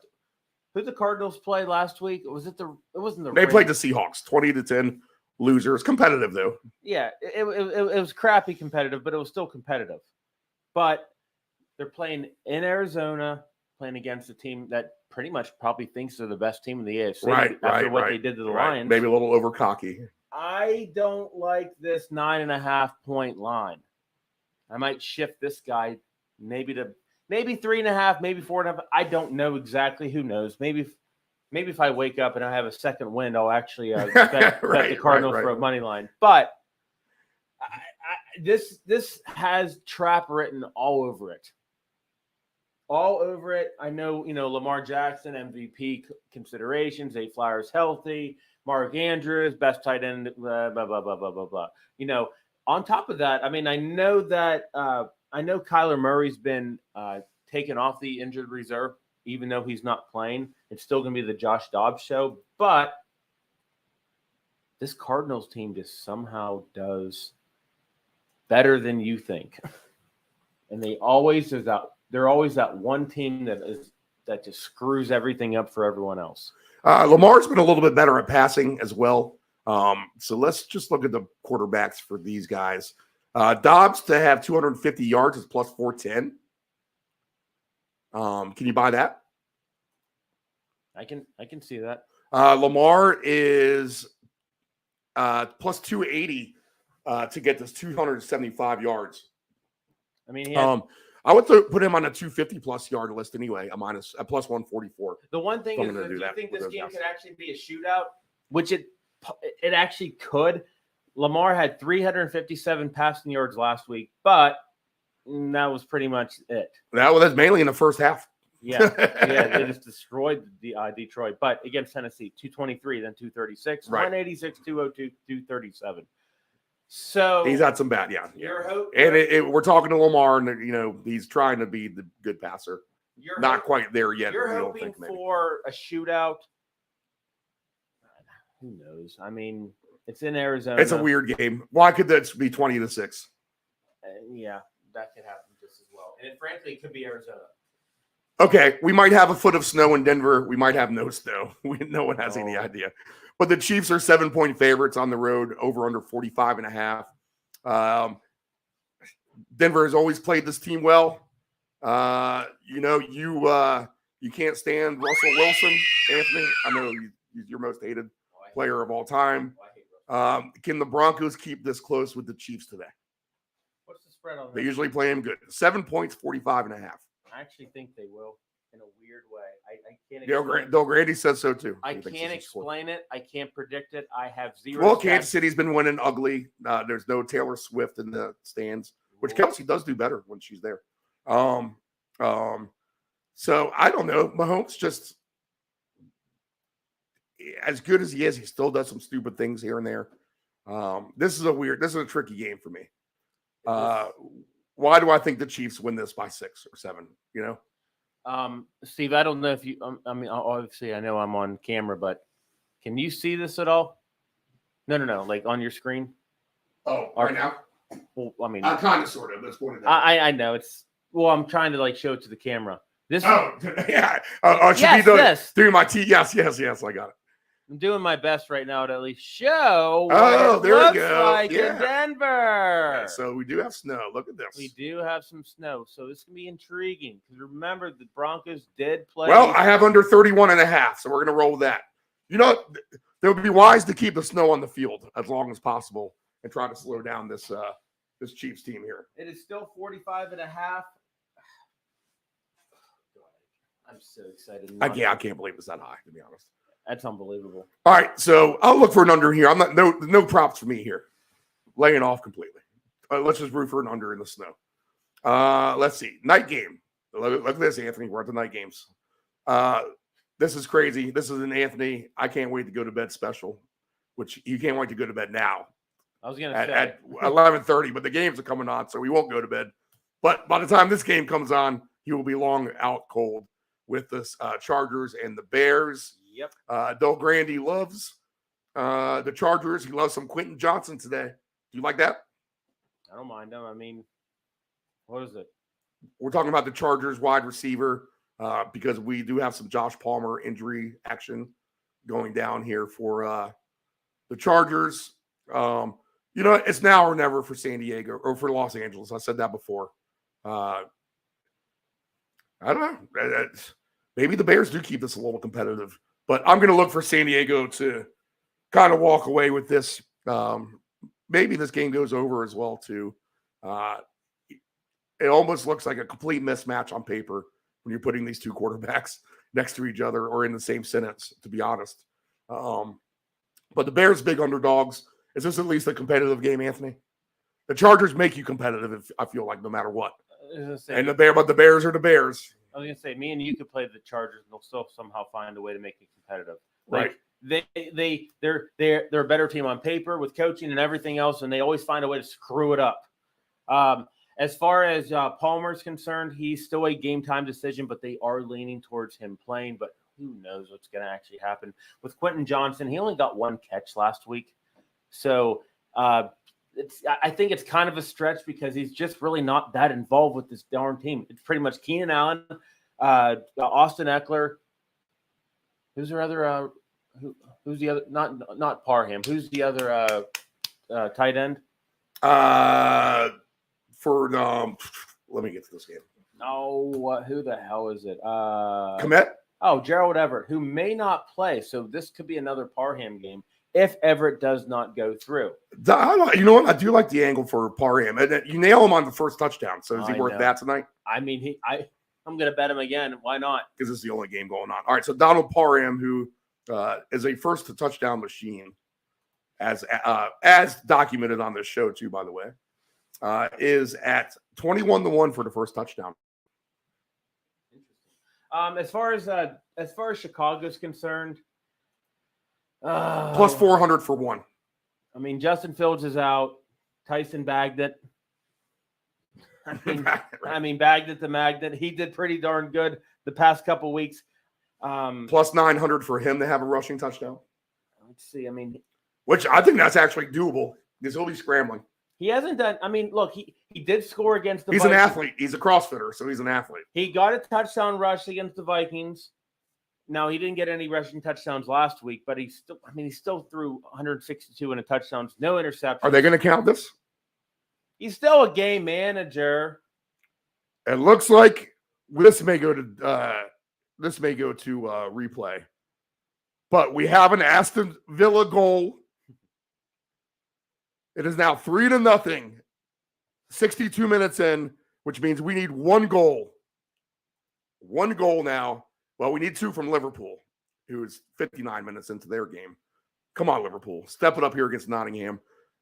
In this remainder of this parlay of super blowouts that include Arsenal, Aston Villa, and Liverpool. But Aston Villa doing their share here. They can get the ball into the net here one more time. Okay. You know what? I'm interested in Bagnett at 9-1 for a touchdown. Why not? Tonight. On top of that, obviously, we saw what Deontay Foreman did. I mean, how he had, 3 touchdowns last week against the Raiders? 3 freaking touchdowns. He's actually the reason I lost in fantasy last week. But Rashawn Johnson's back. Remember that rookie? Yep. Remember him? Yep. Yeah. He was splitting the mix with Khalil Herbert, but once Khalil Herbert went on, do you like Johnson over Foreman? It's tricky because I think it's going to be more of a split backfield. I think Deontay's going to get the nod first, but I could see Rashawn coming in like the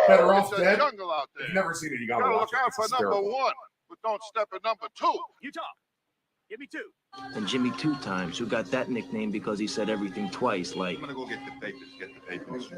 Our 2 touchdown scores. Do you remember Booger from Revenge of the Nerds? Vaguely, but yes. He's in that movie too, Yeah, which makes it vaguely, it's hysterical. It's hysterical.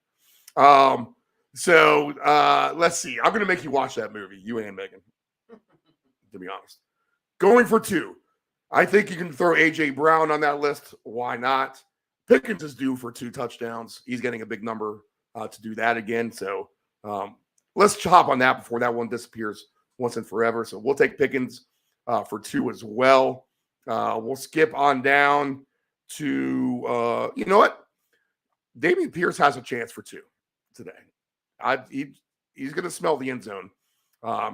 Anyone in the Rams game can get 2 touchdowns, but we'll go with Cooper Kupp to get 2 today as well. We will also go ahead and throw, I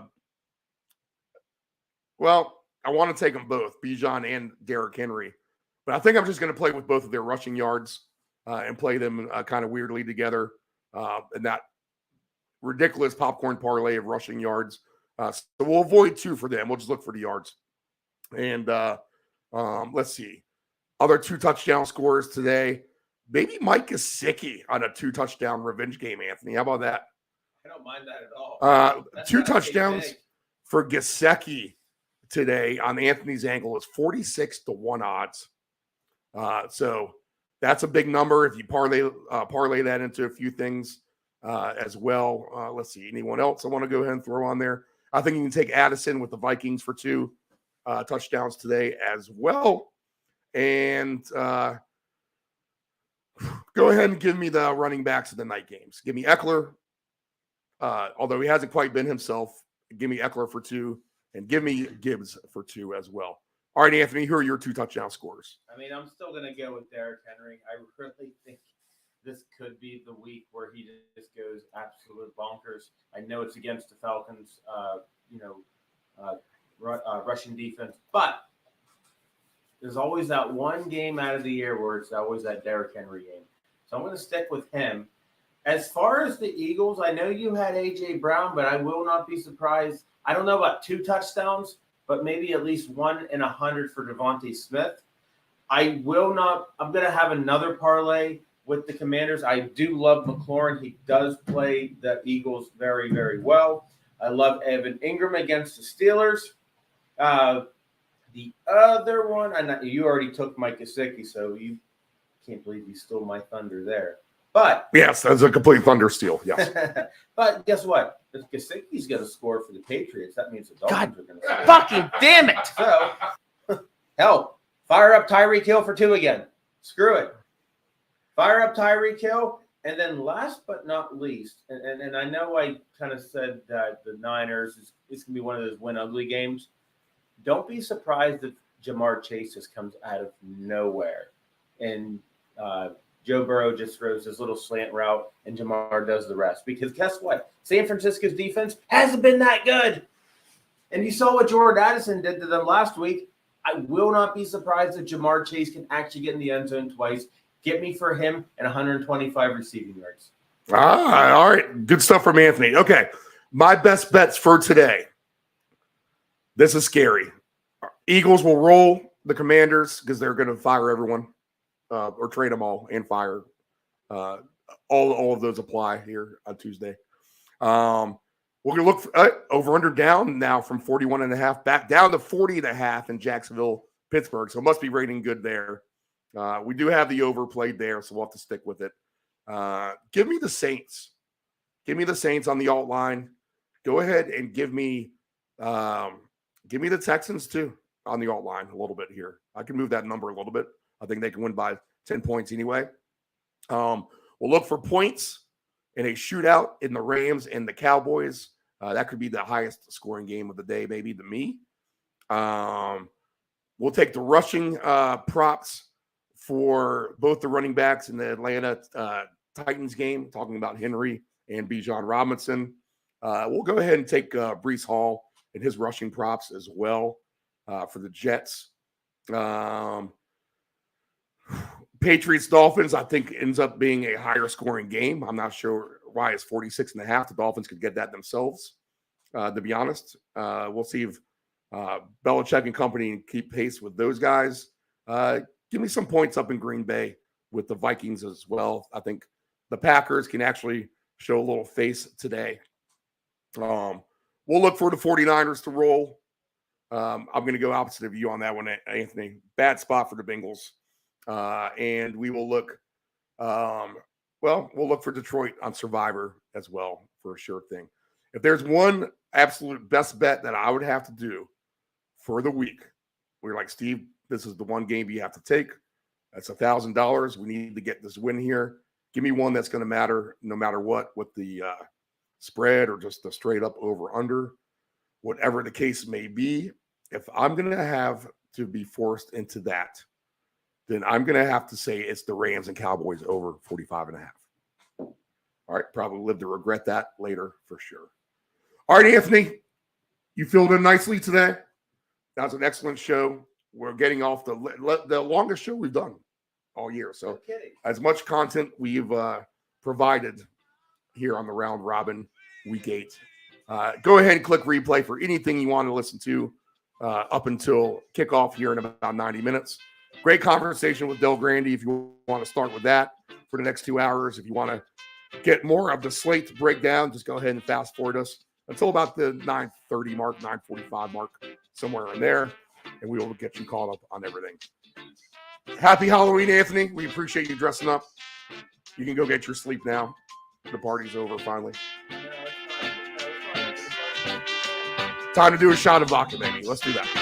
All right, guys. Good luck on your tickets. We will see you next week.